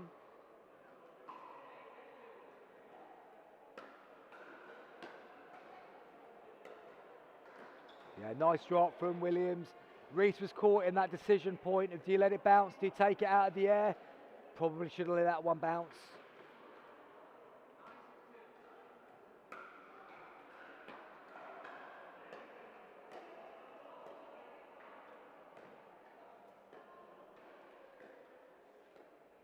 Yeah, that's good from Tim Green. Just stayed in that rally. Didn't need to do too much. Evans was happy to keep coming across to him, but put it onto his forehand, which meant he could be a little bit more proactive to the backhand, force the error. Important side out for Reese and Green there. That's a flicky backhand from the back of the court. Just goes straight as an arrow into the net. Need to get lift. Get underneath the ball, bend the knees, don't rely on the wrist. See it again there, chopping up underneath the ball, lifts it.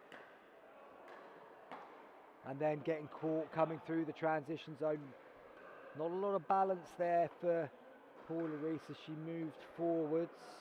Non-scoring side out. Another opportunity for Evans and Williams to get closer to game one. Green, that's the first backhand volley he's missed in this game. And it's happened at a crucial moment. We have game point on the paddle of Tony Williams. 2 opportunities to get the first game in the book. Williams takes the third, nice drop. Good reset as well from Evans, they move up. There's the attack, lift, oh, and Williams got excited, pushed it long. Second serve.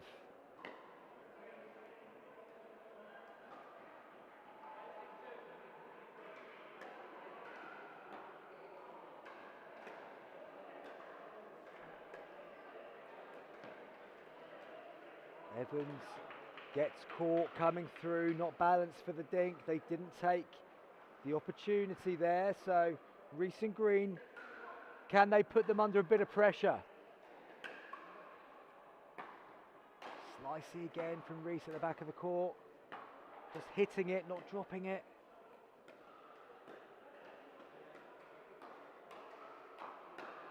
That's a good reset from Williams. Can Evans get up to the line as well? She can. There's the attack, and they've missed it.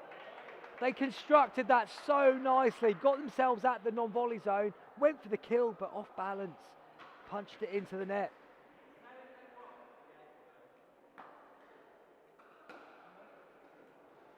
There it is again.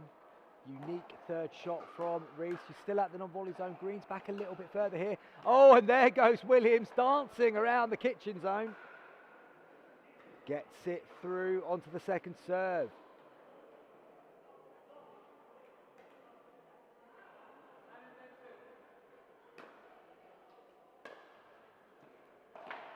Up in the air again, put away by Williams. They get another opportunity to close out this first game. Problem for Reese with that style and technique on the third shot is that the ball's likely to go up more often than not. And it certainly did that time. Oh, and Evans there. Decision making. That was too low to go on the attack. We've all been there. We've all tried to go for it on game point.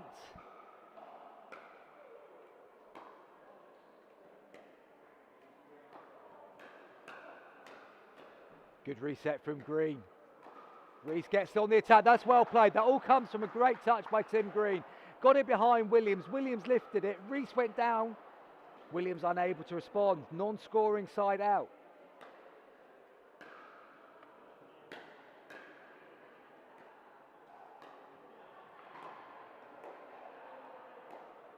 Oh, and Reese clips the tape.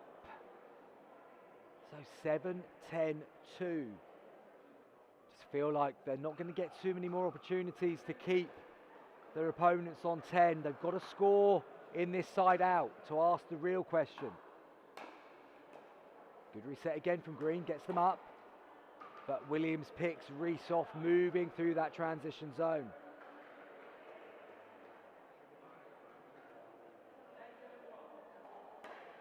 Big serve from Evans. There's the drop. Green tries to keep her back, lifts it. Reese with the angle. Great get from Williams. He comes through the middle. What a point! Tony Williams! That is a way to finish the first game of this doubles final. He comes scampering from one side of the court to the other, flying across the face of Susan Evans and punches it down the middle. Gets the biggest round of applause of the day here in Wrexham. Tony Williams showing a true bit of class there. Reese and Green can take a lot of confidence from that first game, but in the end, Williams and Evans get it done. Tony Williams flying from one side of the court to the other, connects with the volley, sends it down the middle. Game 1 to Sue Evans and Tony Williams. So, as the players just go and take a quick drink, Tim Green and Paula Reese in conversation there. I'd imagine that conversation really needs to be, can Paula Reese just get her thirds to drop a little bit more? They're quite slicey and arrowy from underneath, which is lifting the ball up, and it's the potential that is there to attack for Evans and Williams. If she can just get it to dip a little bit more, I think that will cause a few more problems.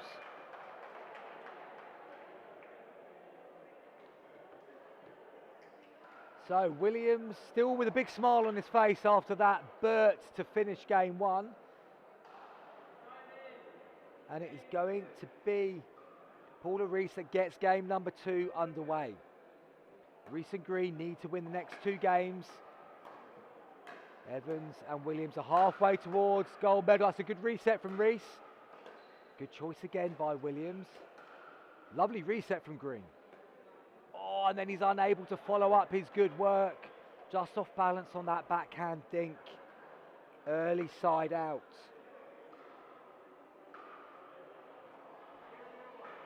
Evans back on the forehand serve, which shows her confidence is up. Forces the mistake from Green, going rat-a-tat. Punches his volley into the net. So early point for Evans and Williams. Good serve again from Sue Evans. Lifted on the third though. Green just goes safe. Asked the question, forced the mistake. So second serve.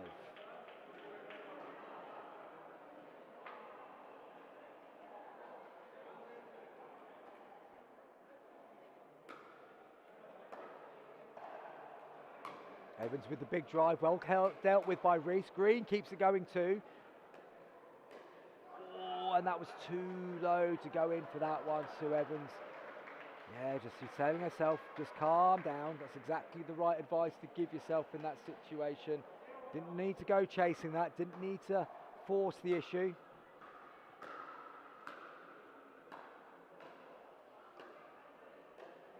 And that's better from Sue Evans. Didn't need to go attacking there, just need to roll it down to the toes. Reese is constantly on the move through the transition zone, so if you can get the ball to dip on her, it makes it very difficult for her to deal with it.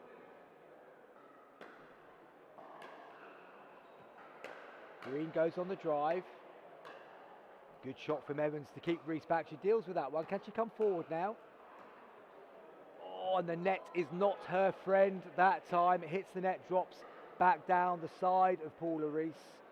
Non-scoring side out.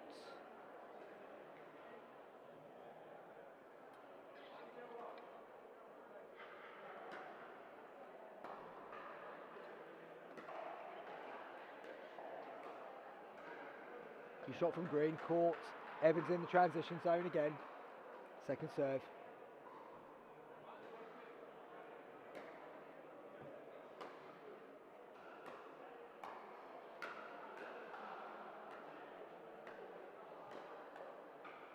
Reese has done well to keep that in play, and then Williams just casually opens it up, rolls it to the left-hand side of Green, who's just taking his weight central. Nice little touch of class again from Tony Williams. 2-0-2. Williams comes in on the third. Evans attacks. Good reset again from Green. Reese again just got caught. Paddle wasn't ready. Evans went that way. Reese punches it into the net.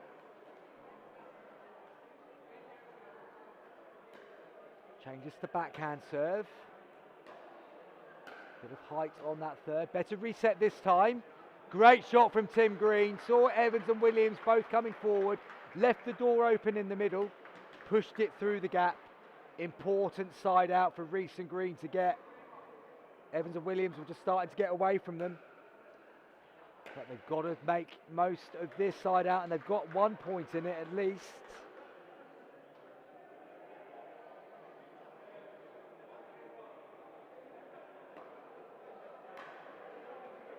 Evans pushes the return long. And suddenly Reese and Green will feel like they're back in this second game. There's only 1 point difference and they've got 2 serves.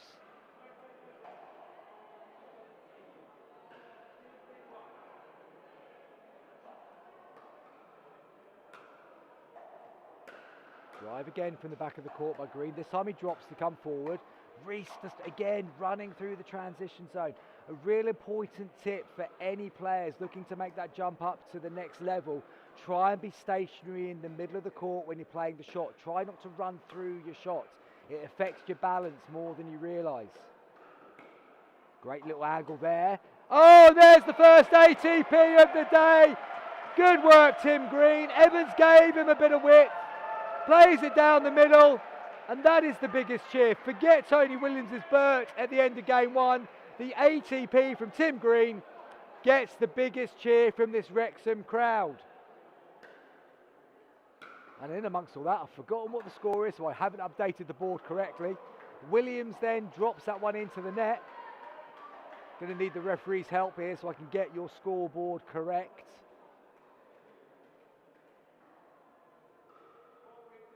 It's 4-3-2.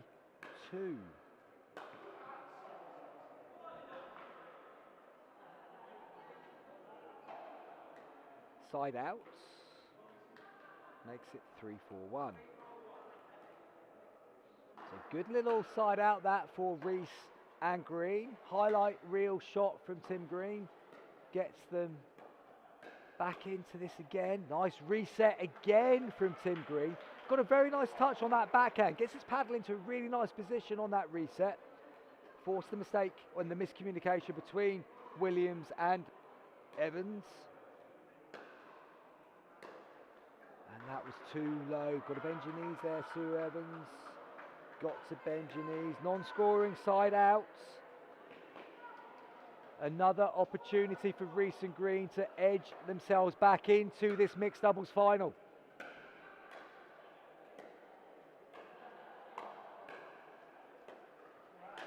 Yeah, well played, Sue Evans. Well played, Sue Evans. Crowd are starting to get involved here. This is good to hear here in Wrexham. It's the only game going on now, so all the competitors are gathered round watching this.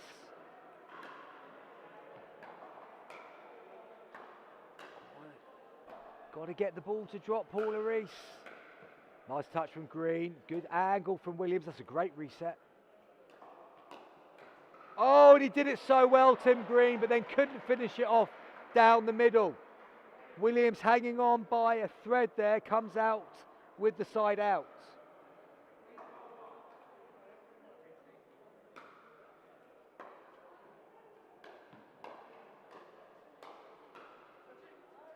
Good call from Green. Reese was lining up the smash.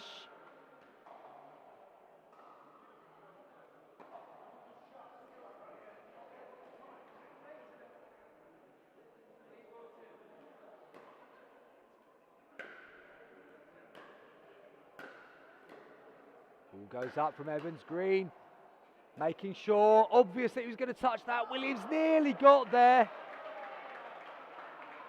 Green gets the side out, but it was a bit obvious that touch shot was coming. Williams read it, just couldn't get there quick enough.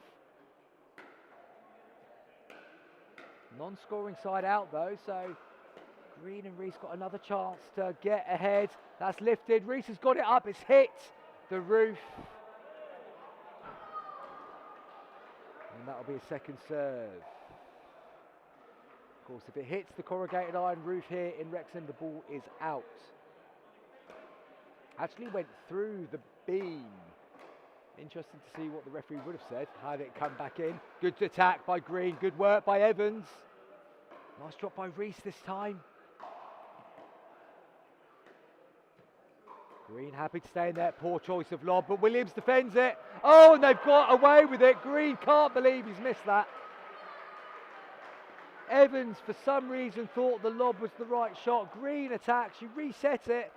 Easy put away for Green, but he's missed it.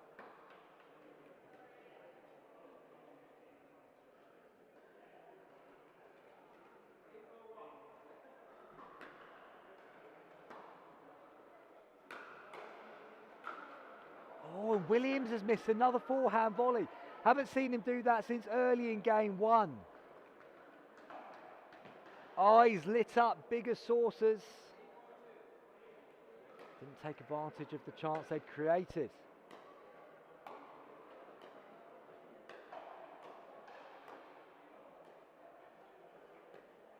Oh, and Green trying to be a bit too cute on that dink. Trying to create an angle and just clips it into the net. And finally, Evans and Williams get off 3.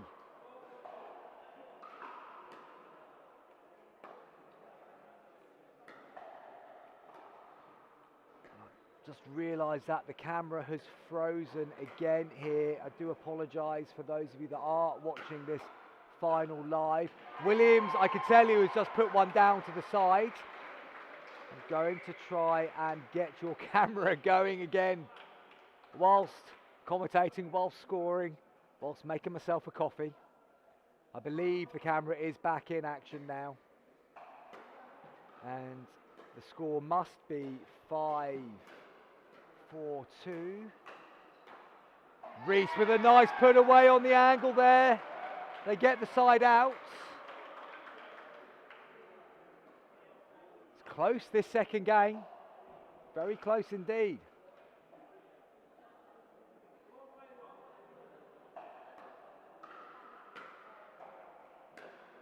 Too much height there on Green, but he's got back in. Lifted from Evans, they're fighting. There's a lot of outballs being hit in this exchange. And in the end, they get it down to the toes of Paula Reese. They move over to the second server.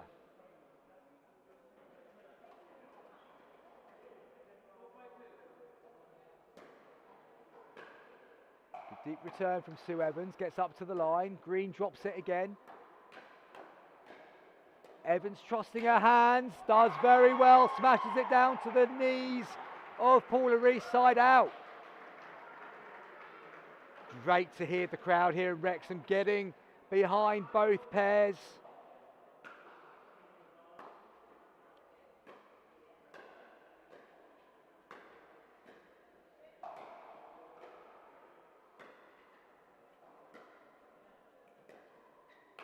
Evans on the attack, Reese lifts it up, Evans goes for the big one and misses.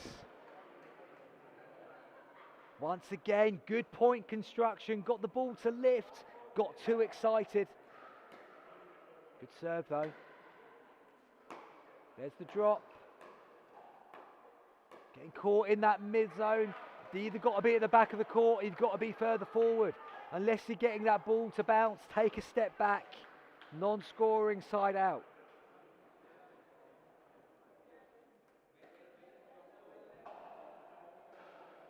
Four, 5-1, so you're just making sure that Reese is on the right side of the court because she's the first server for the team. Just slices that backhand third wide.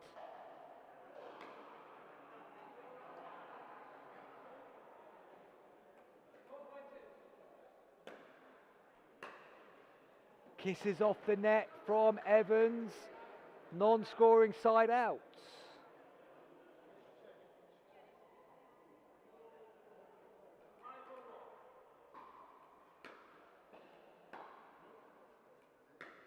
Williams with a drop, gets them up to the line. Good play by Reese though, keeps Evans back and honest. Gets into a bit of hands battle, Green comes out on top. So the game just got a little bit scrappy here. Neither team getting a consistent run of points.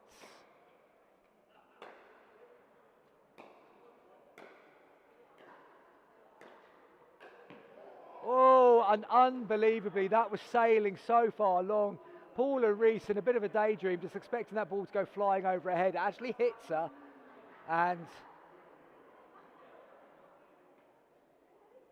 she's absolutely fine. The referee's just checking. I think Sue Evans has got away with one there. Big drive from Williams, forces the error from Green. Good show of intent there from Tony Williams, just mixing it up quite nicely. There's been a lot of third shot drops. Once in a while, puts the drive in, catches Green unawares. 3-point gap here.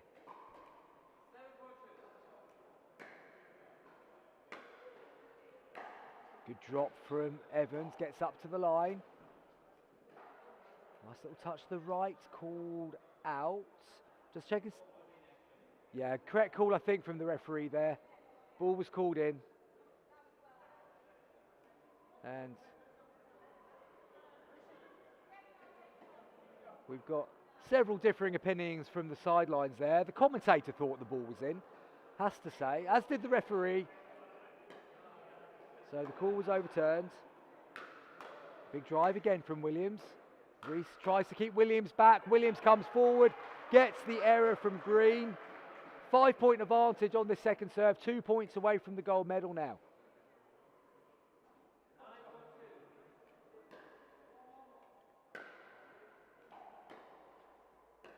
Green just invites Evans up to. Just invited Evans up to the line. And Evans pushes it through the middle. We have gold medal points here in this final.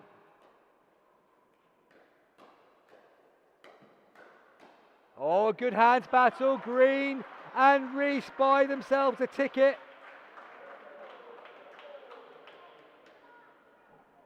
They need to win the next 8 points if they're going to stay in this final. Evans with a nice angle. Reese caught in the transition zone again. Second server.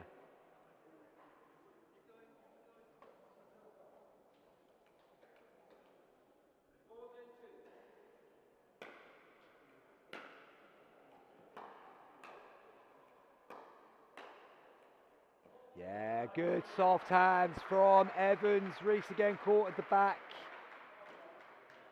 Non-scoring side out. Another opportunity for Evans and Williams to close this out and to claim gold.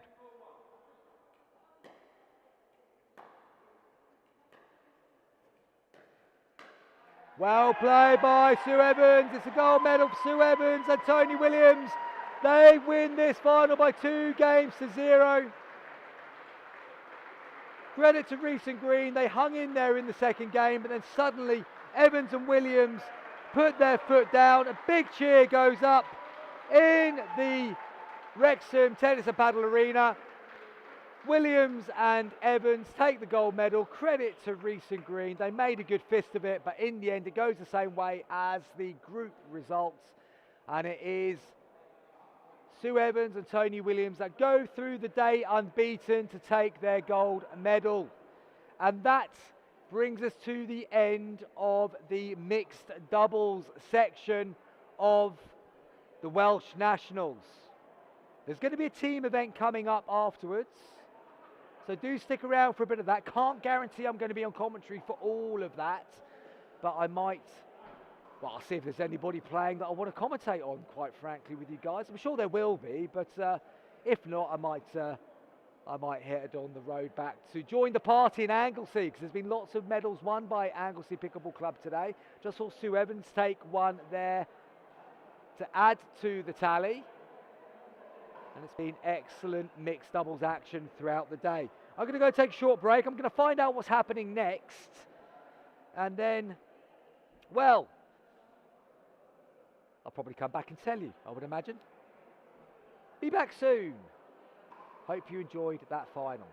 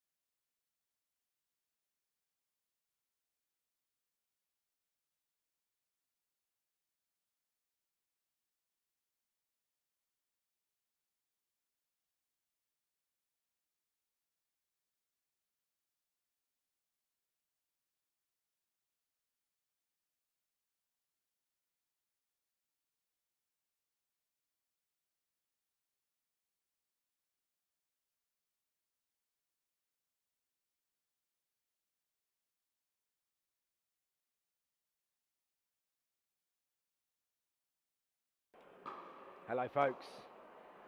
Is there anybody still out there, I wonder? We're moving towards this team tournament.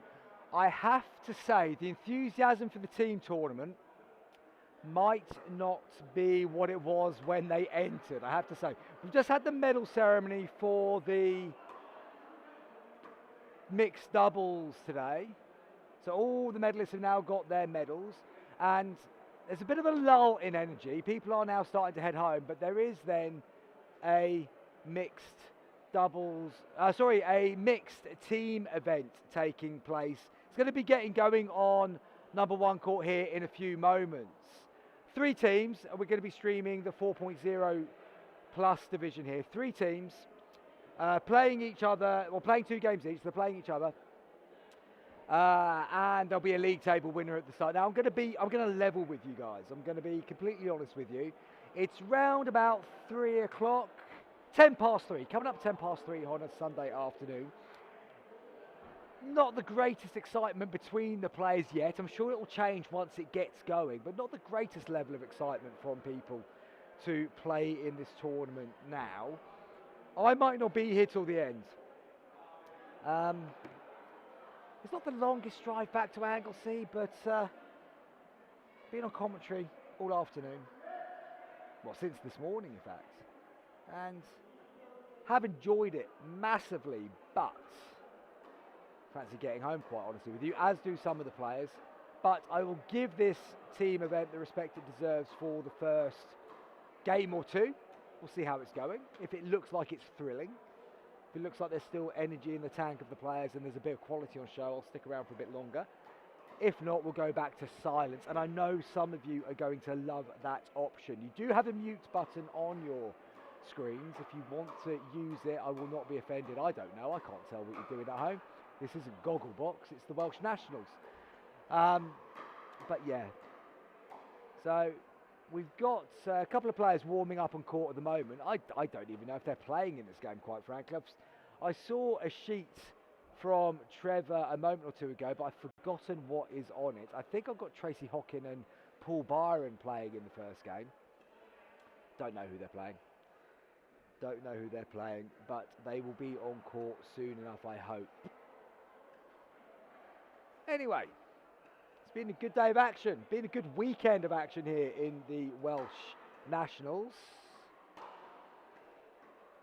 And there's going to be a bit more to come.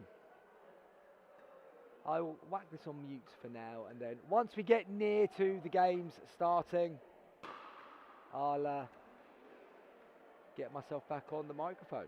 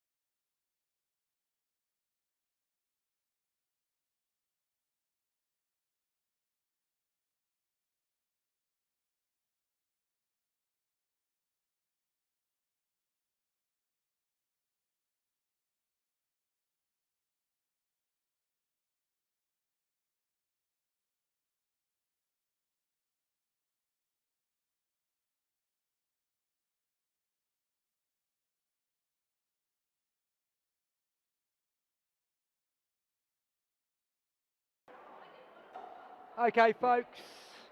Yes, we're up for this. Nathan's changed his shirt. That's the biggest news of the game.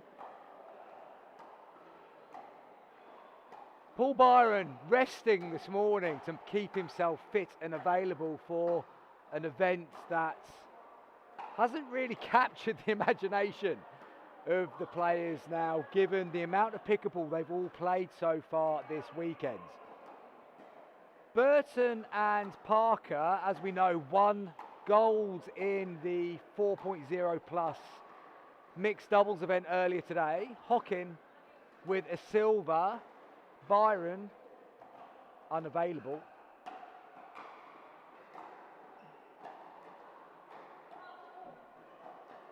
And yeah, let's see how this goes.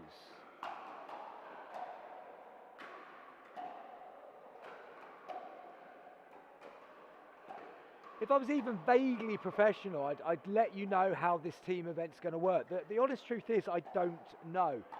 There's 4 players in each team, 2 men, 2 women. Is it just mixed doubles, or is there a men's doubles and a women's doubles in it? Oh, so we're playing 6 games in there. Men's, women's, mixed 1, mixed 2. That's 4 games, so that's 4, not 6. Men's.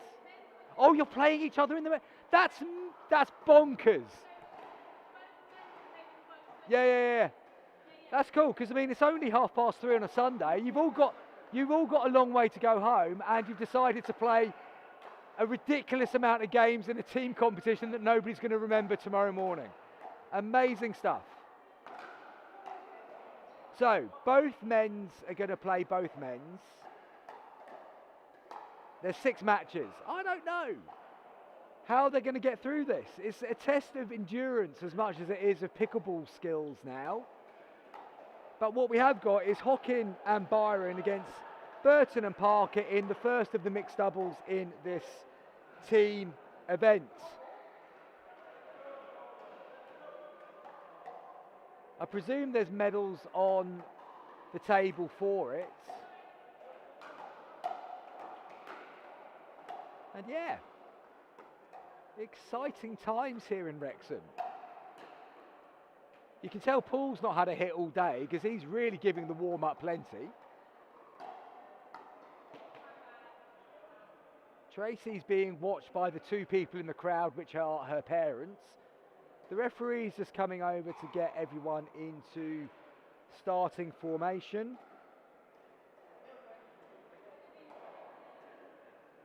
And hopefully this game will be underway quite soon.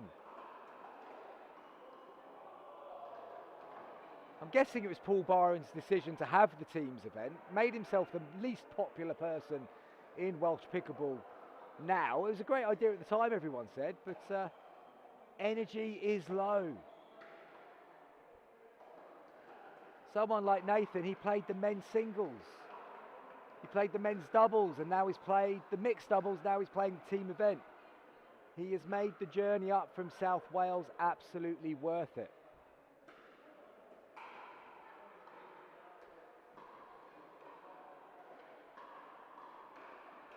Waiting to see who's going to be serving in this one.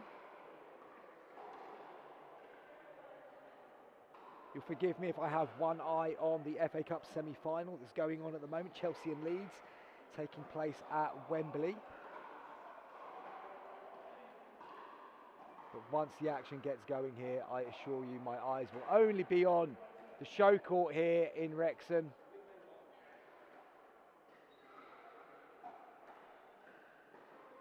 And we'll see which of these 2 teams can get underway with a victory.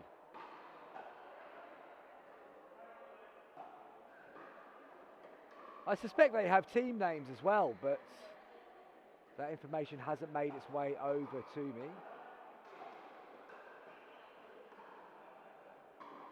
Tracy Hockin incorrectly chooses where the ball is hidden. So I think Burton will be serving first. Forgive me while I just go on mute just to check out some of the rules.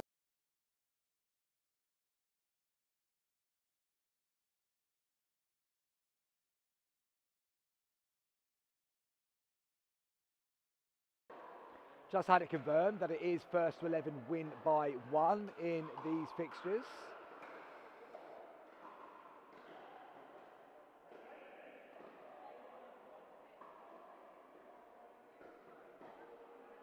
Referee Silvano just going through the final checks.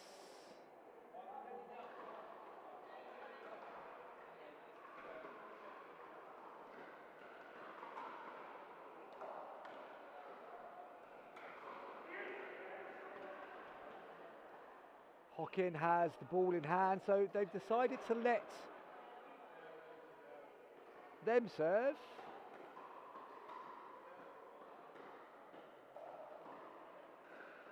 Don't forget Burton and Parker won the mixed doubles earlier. Hockin took silver with Mayo. Byron on court for the first time today. Tracy Hockin's going to get us underway.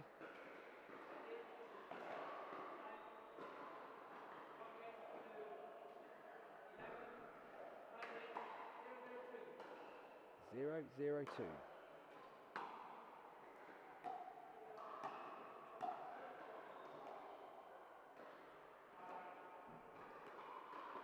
Hockin with the first dink into the nets.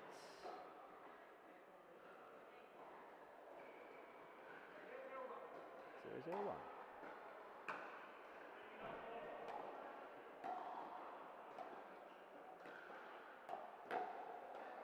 Ooh, that one goes out from Burton. Two-handed backhand, pushes it wide.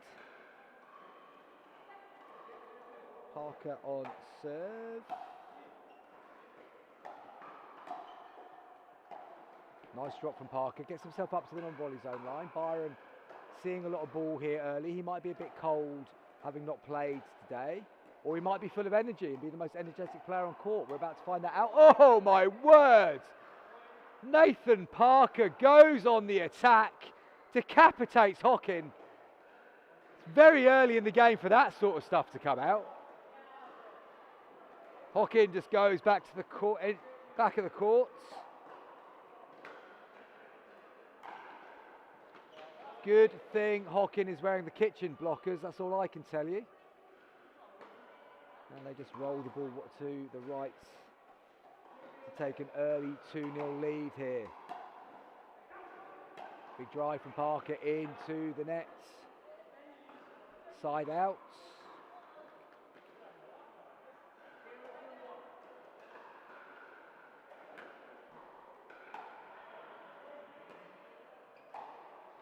Oh, that's a good placement from Burton. Just caught Hockin right on the baseline, down to her toes.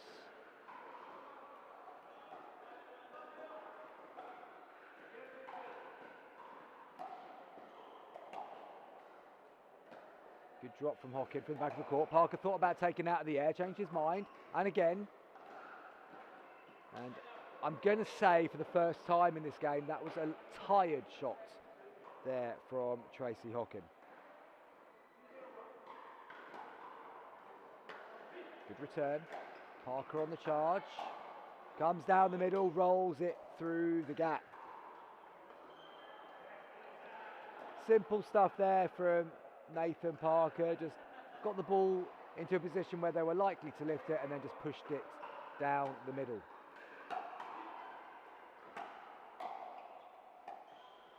Nice little reset. Ooh. Yeah, foot fault called against Paul Byron there. Correctly so, good observation there by the referee Silvano. Byron just slightly off balance. Tiptoed across the line.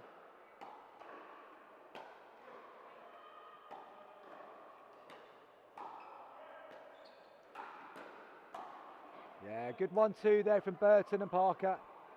Sped it up, got the lift, put it down the middle.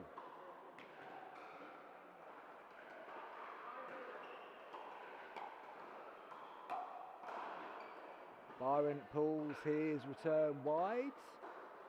Change ends at 6, and it's a comfortable 6-0 lead for the mixed doubles champions so far.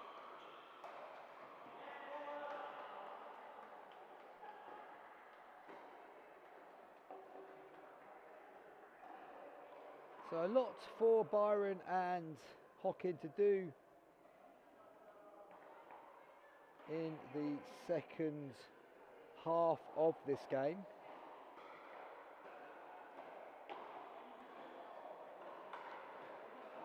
Once again, do let me know if you are watching this live. You can use the comments on YouTube. Don't leave me lonely here in Wrexham. Coffee count's gone down as well, I have to say. Hardly anybody left here to bring me a coffee. Not that anybody did when we were packed. Oh, I tell a lie. No, that's terrible of me. Matthew Hazelhurst and Sophie Burton kindly brought me a black coffee after the mixed doubles final. We're up to 7-0-1 here. Oh, there we go. Hockin sticks a paddle out, kisses the net. And it bounces down. Second serve. Oh, that one's gone long. Opportunity for Hockin and Byron to get on the scoreboard. Nice drop from Byron. Parker takes it out the air well, and again. There's Hockin using the net once more. Burton on the attack. Just goes long on the second one. Just a momentary pause while Sophie Burton does her shoelaces up. Points for Hockin and Byron. 1-7-1. Referee just correcting himself. Nice return from Burton. Byron with a slice drop. Big lift up there from Paul Byron. But gets away with it, gets himself back forwards. Once again, you're seeing Hockin step away. Oh, and just drifted up and over from Paul Byron.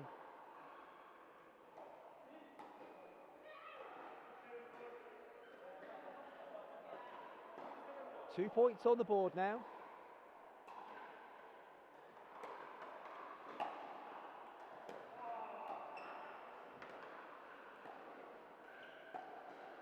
Going to the backhand of Parker once again. Oh, that's a good bit of defence there from Parker. Hockin lifted and then he was able to attack.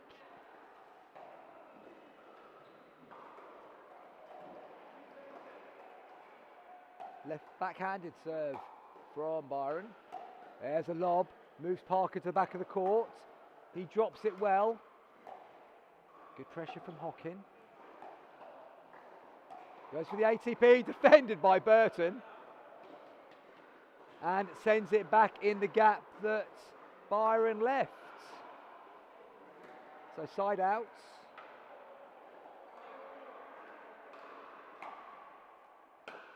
Good return from Hockin. Gets them up to the non-volley zone line. Attacked by Burton. Byron lifts long.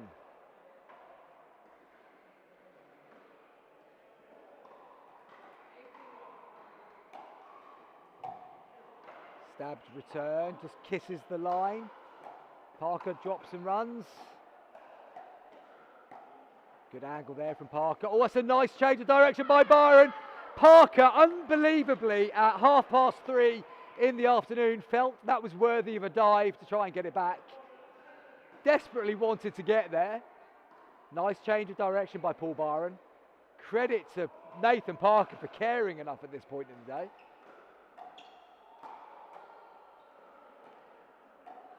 Oh, and Byron misses the volley.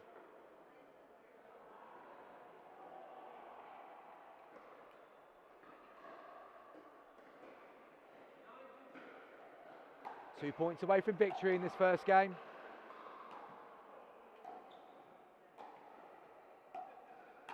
Oh, and Sophie Burton might have got a little bit excited there.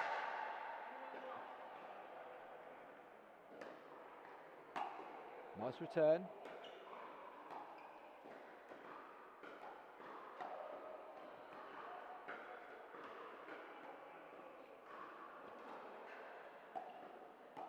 Hockey just standing back, allowing the space, and Byron's then picked on, and there comes the mistake.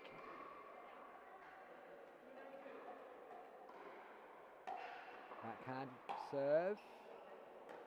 Nice cross court that from Hockin. Well reacted by Burton. Yeah, that's good play, Sophie Burton. Hockin was moving from one side to the other. Byron was unable to cover it in the middle. Side out opportunity for Hockin and Byron. For Burton and Parker, sorry, to take themselves to the finishing line. That's a good shot by Burton, down to the toes of Hockin. And we have game point here.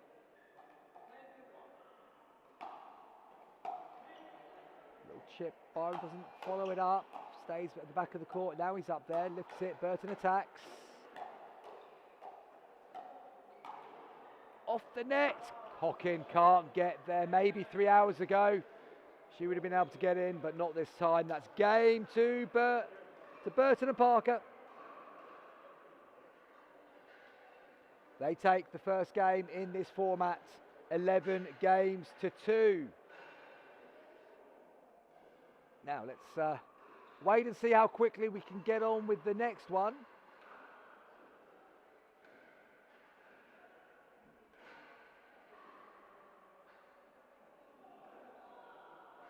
So first mixed doubles game goes to Team Burton. It might be Team Parker. I don't know who the captain is, to be honest with you. But they have the first result of the day. As we look around the Wrexham Tennis and Pickleball Centre, bit of a close down is starting to take place now. Some courts are being closed down.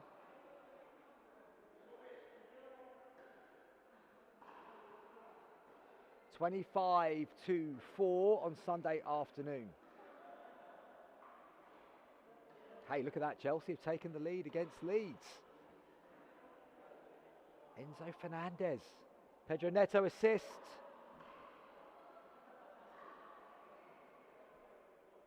There's a bit of football for you there in the Welsh Nationals Pickleball event. Not even the Welsh FA Cup that I'm commenting on there, it's the English one. So there are some players hanging around the court at the moment.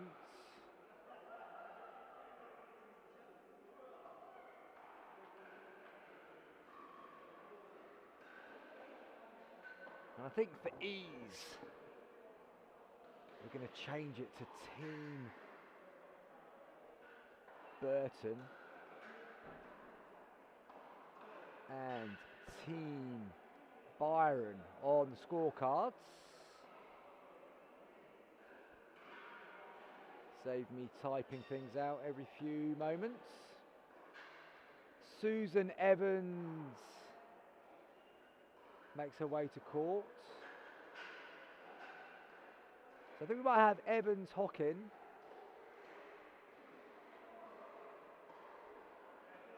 Against Burton, Sanderson, Bellamy.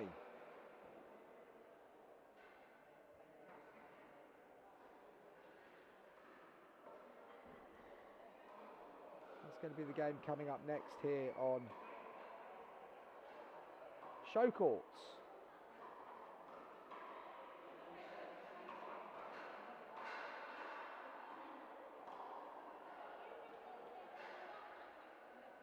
Evans and Hockin move to the right of your screen.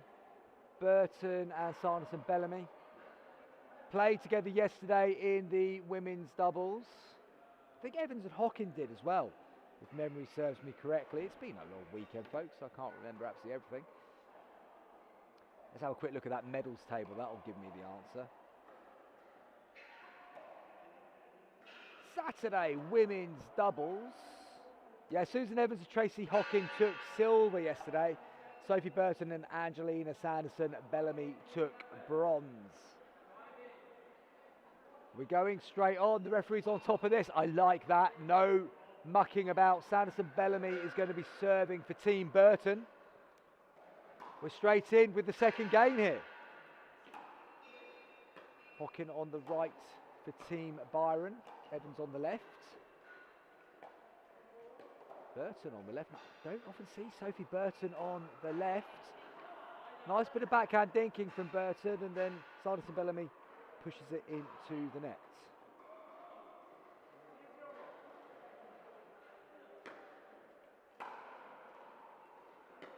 Nice drop from Hockin, gets them up through the transition zone. Evans takes that one out of the air, and then Burton snatches at it. And Team Byron have the first point. Oh, we love one. Black Americano. Yeah, thanks, mate.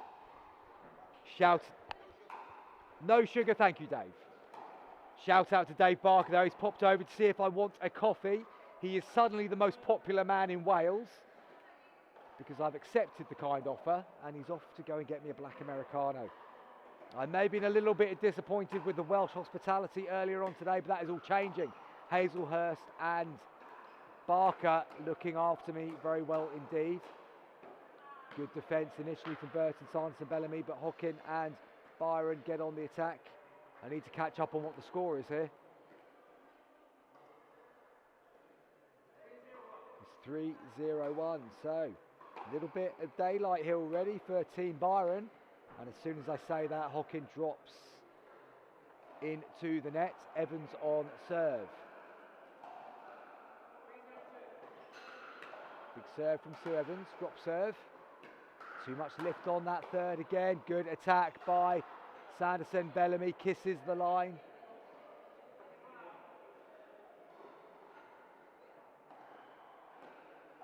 And side out.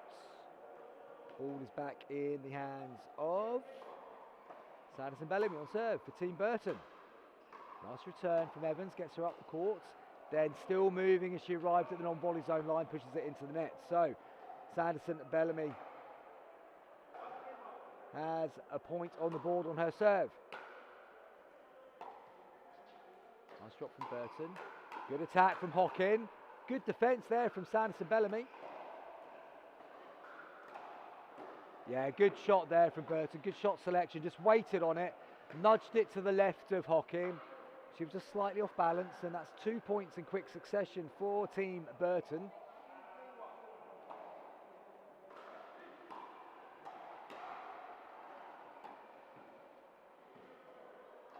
Called out by both Burton and Evans. Nice to see that. Both teams in complete agreement that the ball was out.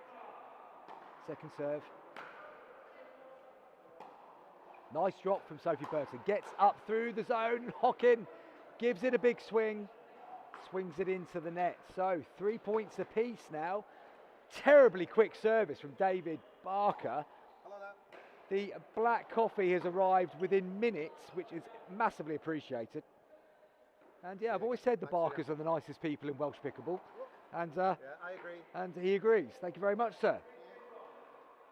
Hopefully see him on court and sometime in the next week. Maybe get an invite to the Wednesday group if I'm lucky.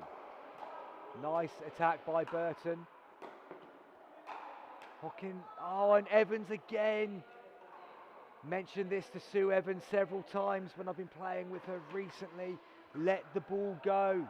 Gets caught in that position quite often. 3-3-2.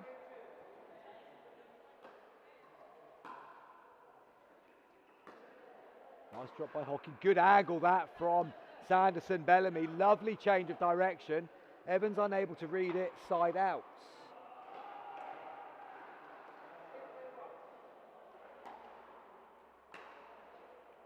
Kiss off the net from Evans.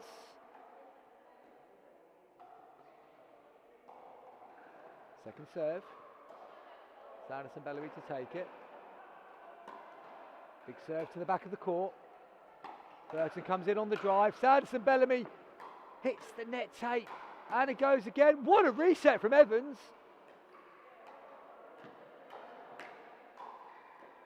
Great point this. Best point of the game so far.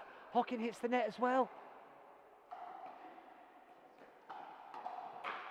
Both players go for the same ball. It's still in play. Oh, what a point that was. Amazing point. Some great defence from both teams, and eventually the error is forced. I think that makes it 4-3-2.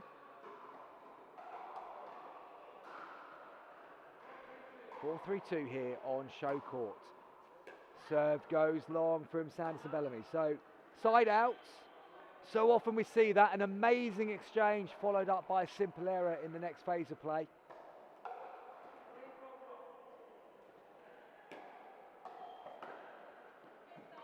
Good serve.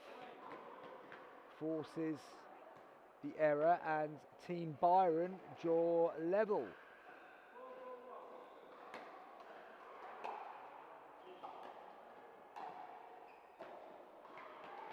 Good pressure by Burton. Keeps it to the back of the court. Makes it difficult to reset from the back.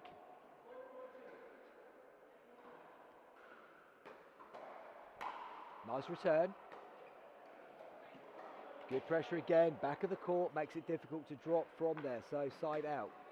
Scores are tied here in this women's doubles, second phase of this team match. A proper commentator would have probably got you the result of the other mixed doubles before we came into this. Points to Team Burton. We know that Team Burton won the mixed doubles on show court in the first one. Big serve from Sanderson Bellamy. Good drive from Burton, catches Evans in the transition zone once again. Change of ends is instigated. 2-point lead for Team Burton. Team Byron with a little bit to do.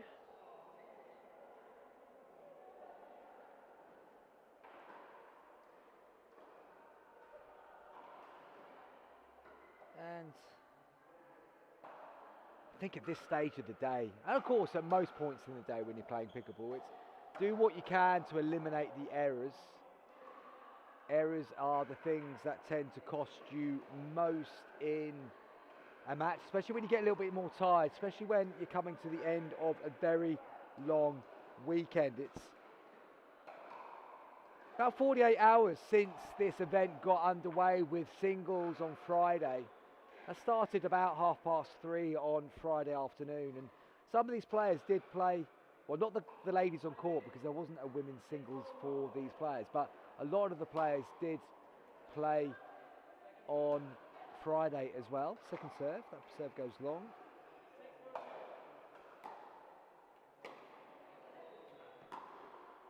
Hocking on the attack, it's up in the air. Evans keeps pushing it back to Sanderson Bellamy. Bit long that, Burton could have left it.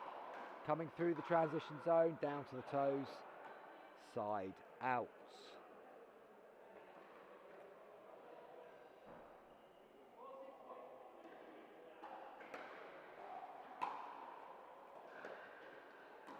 Nice touch, but allows Evans and Hockin to get up to the non-volley zone line.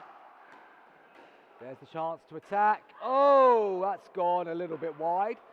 Paddle hits the floor. Disappointment for Sue Evans. Well-constructed point up until the final shot. Wide serve, hits the line.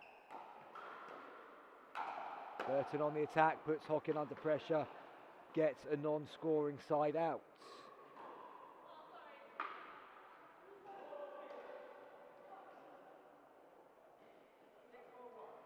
Six, 4-1 here. Nice reset from Sanderson Bellamy. Goes to the other side of Evans. She does well. Ball's up in the air. Burton resets. And then Sanderson Bellamy goes wide.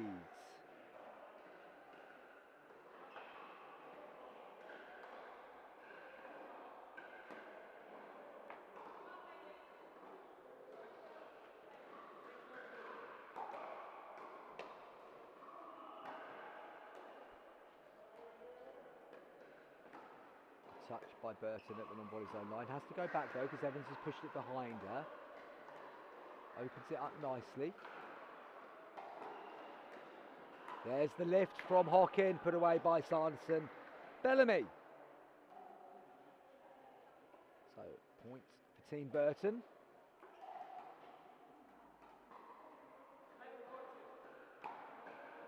(7-4-2) now the score. Hockin on the attack. Burton plays an out ball. Just checking with her partner that ball was indeed going long, and yes, it certainly was. So side out. Opportunity again for Team Byron to try and get themselves back into this. Good defence.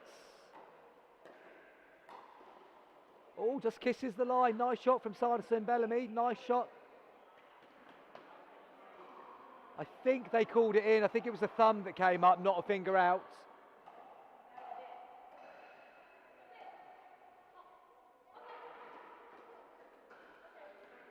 Just a little bit of confusion there. I think Team Burton mistook the thumbs up for a finger up.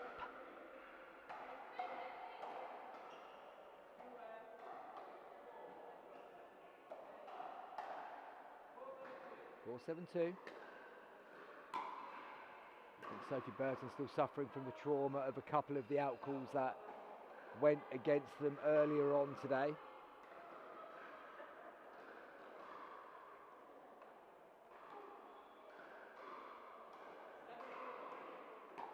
Nice serve again.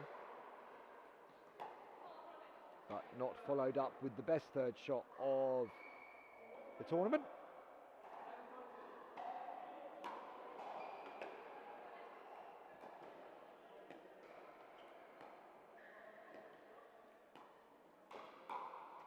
Hockin on the attack, gets the mistake.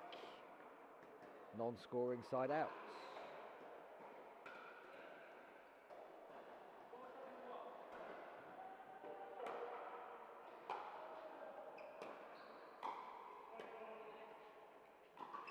Oh, Sanderson Bellamy stepped back there, gave herself the room to speed up, but just didn't get the connection she was looking for.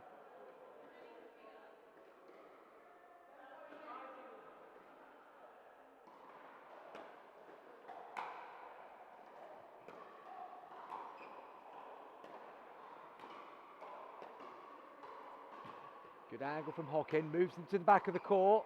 Chance to go on the attacking now. Good defence from Burton. Keeps it going. Evans goes wide. Just.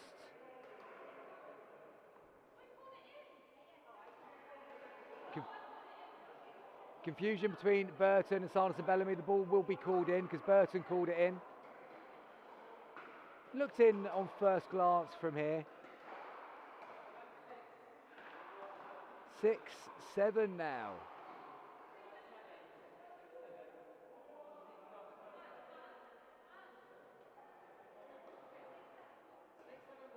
Six, 7-1.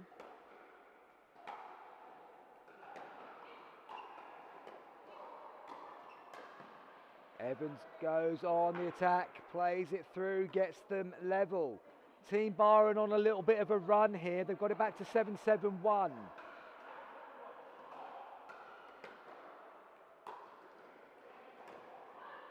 Oh, Sanderson Bellamy's played it. That's a great defence. Oh, and that's one for the reel. Plenty of backspin on the reset from Burton. Hockin caught in two minds, got done by the spin. Clip that one up, technical team, at 3:51 on a Sunday afternoon. Off the net. Good defensive resets here from Burton and Bellamy, Sanderson Bellamy, sorry. Ball's in the air, Hockin goes on the counter.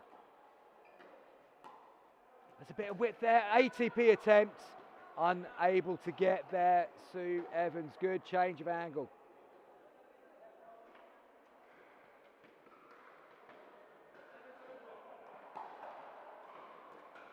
Just out the serve, 7-7-2.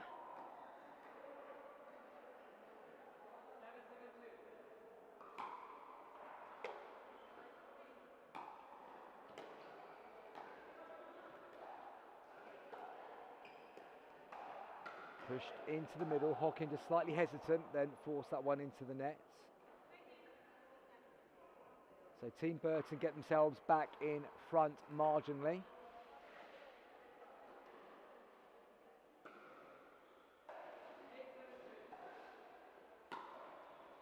Good serve that time from Silas and Bellamy.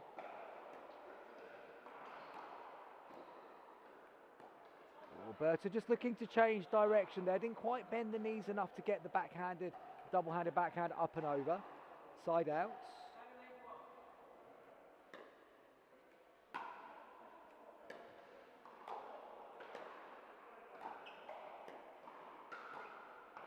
And pushed wide.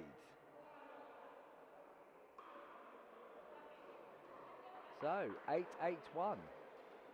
Tied game yet again.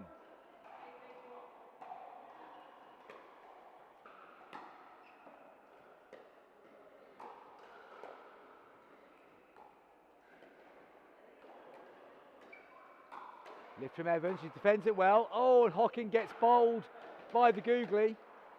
Takes out middle stump.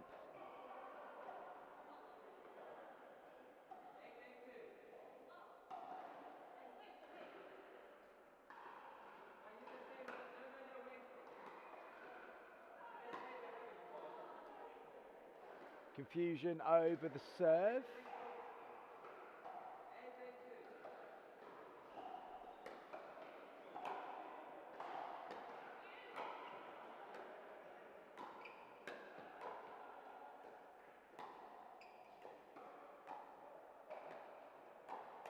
Yeah, good attack by Burton. Hockin just not really set for the counter there. Forces it down into the net. Side out.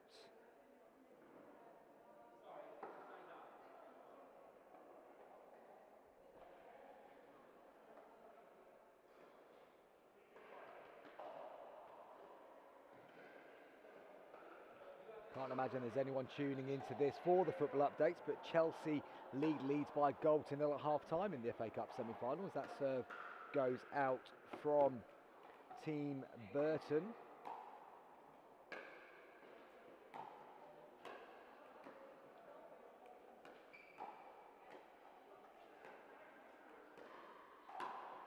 Well left by Evans. Good call from Hockin as well. And they're back on serve.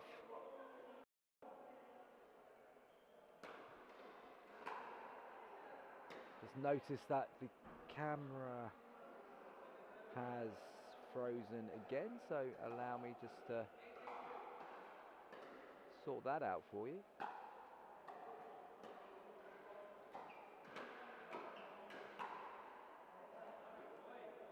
You should be able to see all the action again from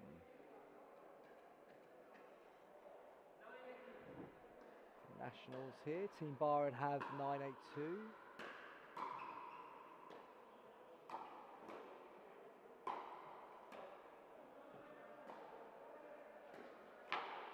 Lifted, attacked.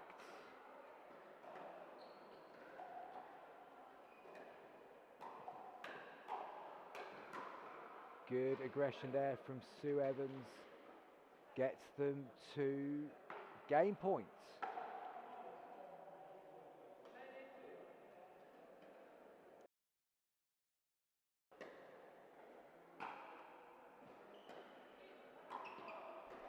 Nice reset from Hockin, moves through the transition zone. Keeps it to Burton, up it goes to Evans, defence, and that goes long, and it's a win for Team Byron. They take it 11-8. Good game of pickleball there between the four women. Team Byron get on the board. The men's doubles is happening to my left. I think I'm going to make the executive's decision to see how this fixture plays out and then decide whether it's home time for myself. Going to go see if I can get a score update. Overall, I will be back with you in a moment.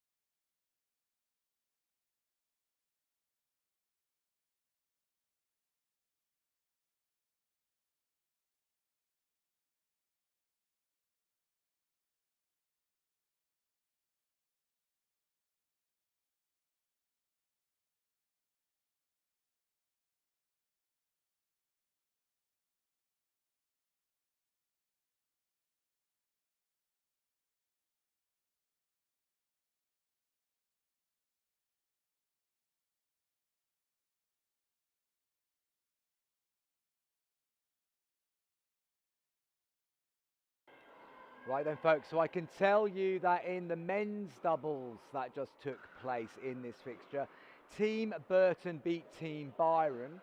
Team Byron won the other mixed doubles that was on court number 2, which basically means that it's 2-2 in this fixture so far, going into the final round of mixed doubles. And that will be the final 2 games of this fixture. Team Ryder are the other team in this competition. They are currently resting, ready to go for their first fixture of the afternoon. So yeah, it's all happening still here in Wrexham. If you are following the coverage on YouTube, do let me know.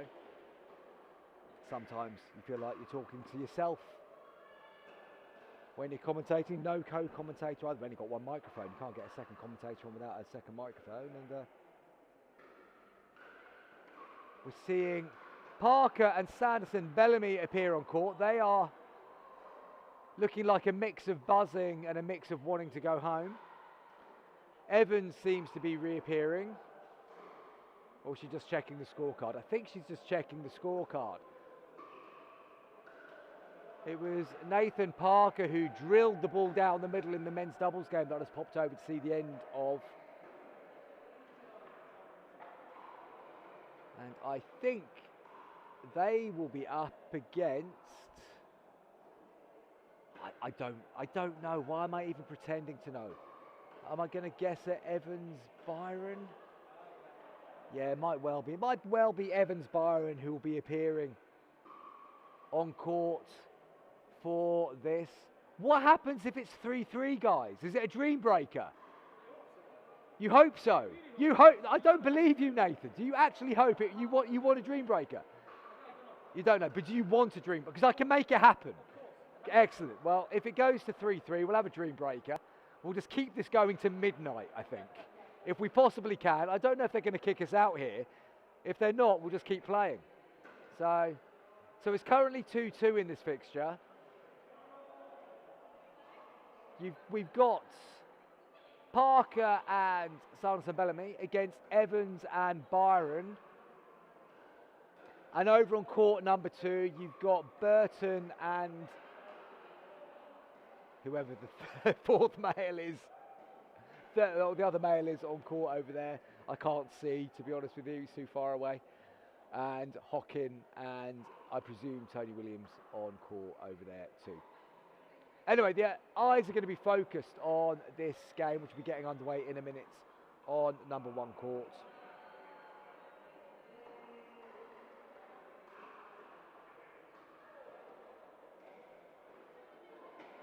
We'll be getting going shortly.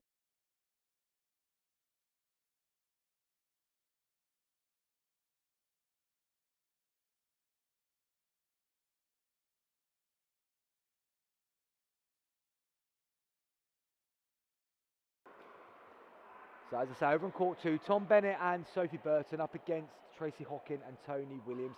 Here on show court, we have got Evans and Byron to the left of your screen, Sanderson Bellamy and Parker to the right.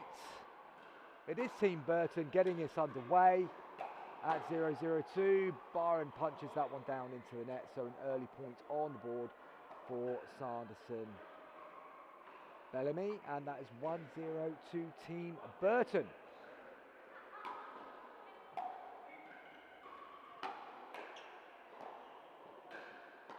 Up rolls the ball, Evans punches it down. Good reset there from Parker, and Sanderson Bellamy gets them forward. Nice touch.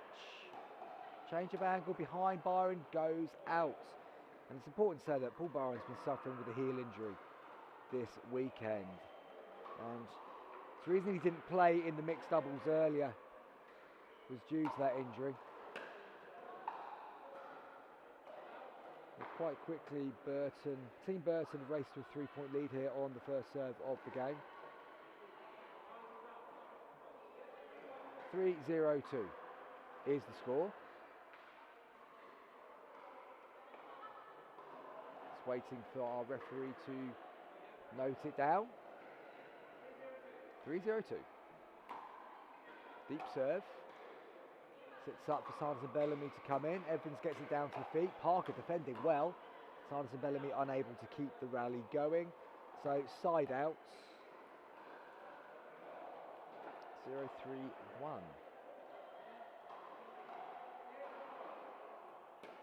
Ooh, Evans with a wild serve. I'd be surprised to see if she goes to her backhand serve after that one. Byron goes deep. Nice return. Drive into the net on the third. Non-scoring side outs.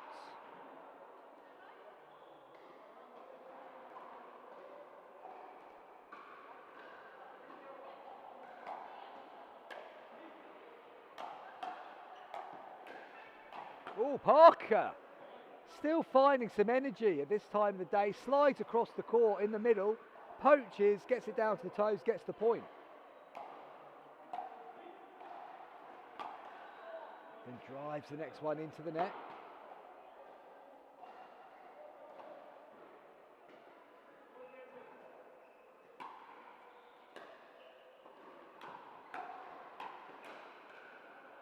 Good attack by Sanderson Bellamy to the right hand side of Sue Evans. Goes into the net. Another point for Burton.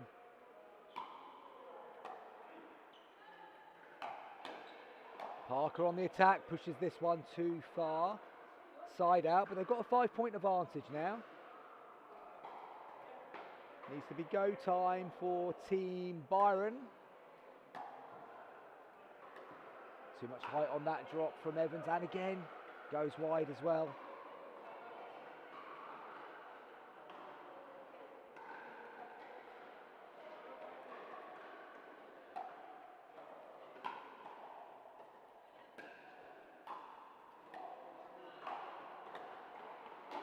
Oh, Nathan Parker got up high, got up a bit too high in fact, punches it down to the base of the net. Point on the board for Team Byron.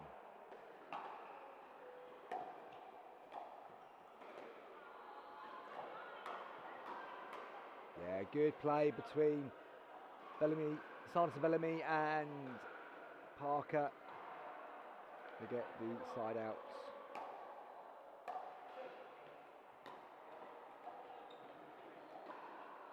Kisses off the net. Evans does well. Oh, that's a cheeky little lob.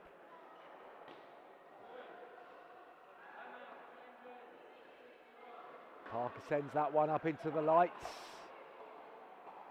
Evans dangles the paddle, but I don't think she could really see the ball.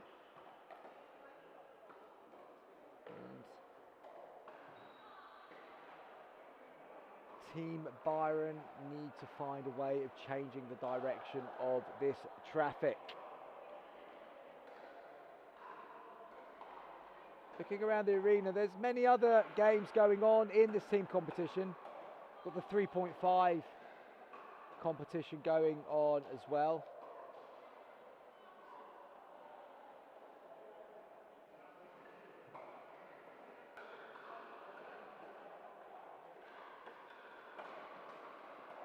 And as we come back in, it is 6-1-1. Parker on serve.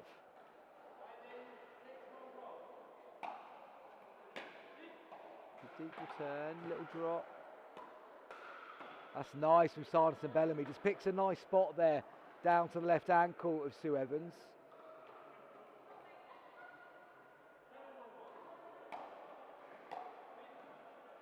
Here comes the drive. Yeah, good shot again from Parker. Short return, sat up. It was there to be driven. And he got enough depth on it to kiss the line.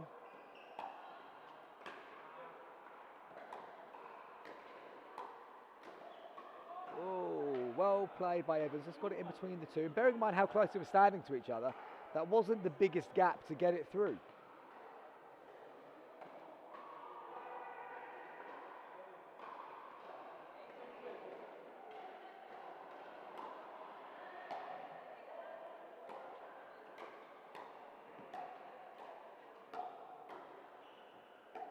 Ooh, well, Byron's done well. That's well reached by Parker.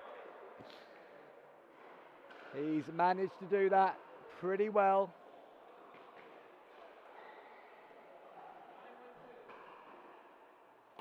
Two points from victory here. Make that 1 point. We've got game point now. Return goes long. Game point on the paddle of Sanderson Bellamy. Oh, and she pulls her serve wide. So, a glimmer of hope for Team Byron in this one. They need to win the next 10 points. They've got 2 serves to give that a go.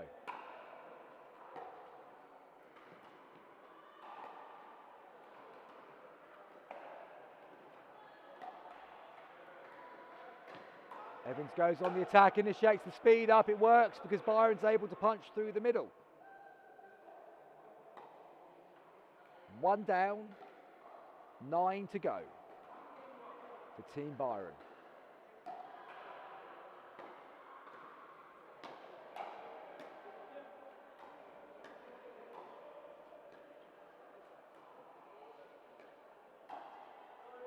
Parker was waiting for the right opportunity to attack. He's body bagged Sue Evans there. Parker keeping up his tally of 1 body bag again on show court today. Evans, yeah, as predicted, gone to the backhand serve. Up goes the lob. I tell you what, that's worked out. Good retrieval, and then pushed long by Evans. Oh, they played it.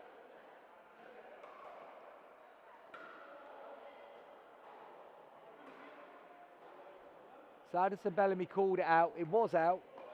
Just a surprise that Parker played it more than anything. And that is a side out.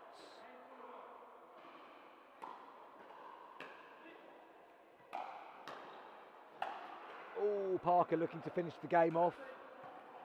Smashes it down into the net.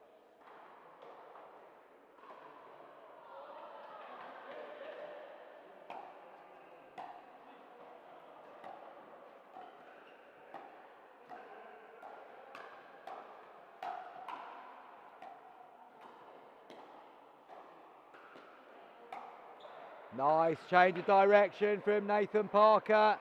Gets the game done, an 11-2 victory for Team Burton in this one. So the outcome of this fixture all comes down to what's happening on court 2 at the moment. They're still playing over there. I will be back shortly to either say goodbye or to let you know what's happening next. Maybe both, who knows. But yeah, stick around if you are watching, and we'll be back very soon.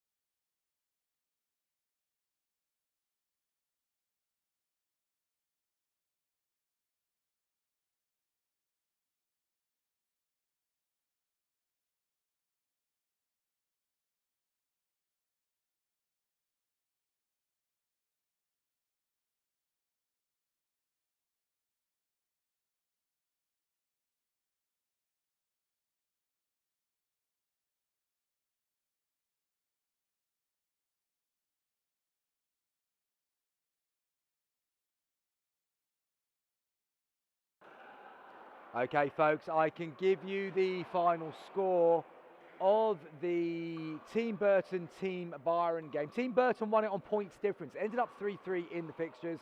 It has ended up going to points difference, and I can tell you that Team Burton won that fixture. That is your lot from me on the commentary desk this weekend. I'm going to make the journey back to Anglesey now and leave you with just watching a bit of pickleball in silence, which I'm sure will be preferable to some of you. But I hope you have enjoyed the commentary we've tried to bring you today here at Wrexham. Going to go and load the van up. There's plenty of nets to stick in the back and get them headed back up to that beautiful little island of Anglesey. Thank you very much. Hope you enjoyed the action today. Might be back for the Welsh Open if they invite me. We shall see.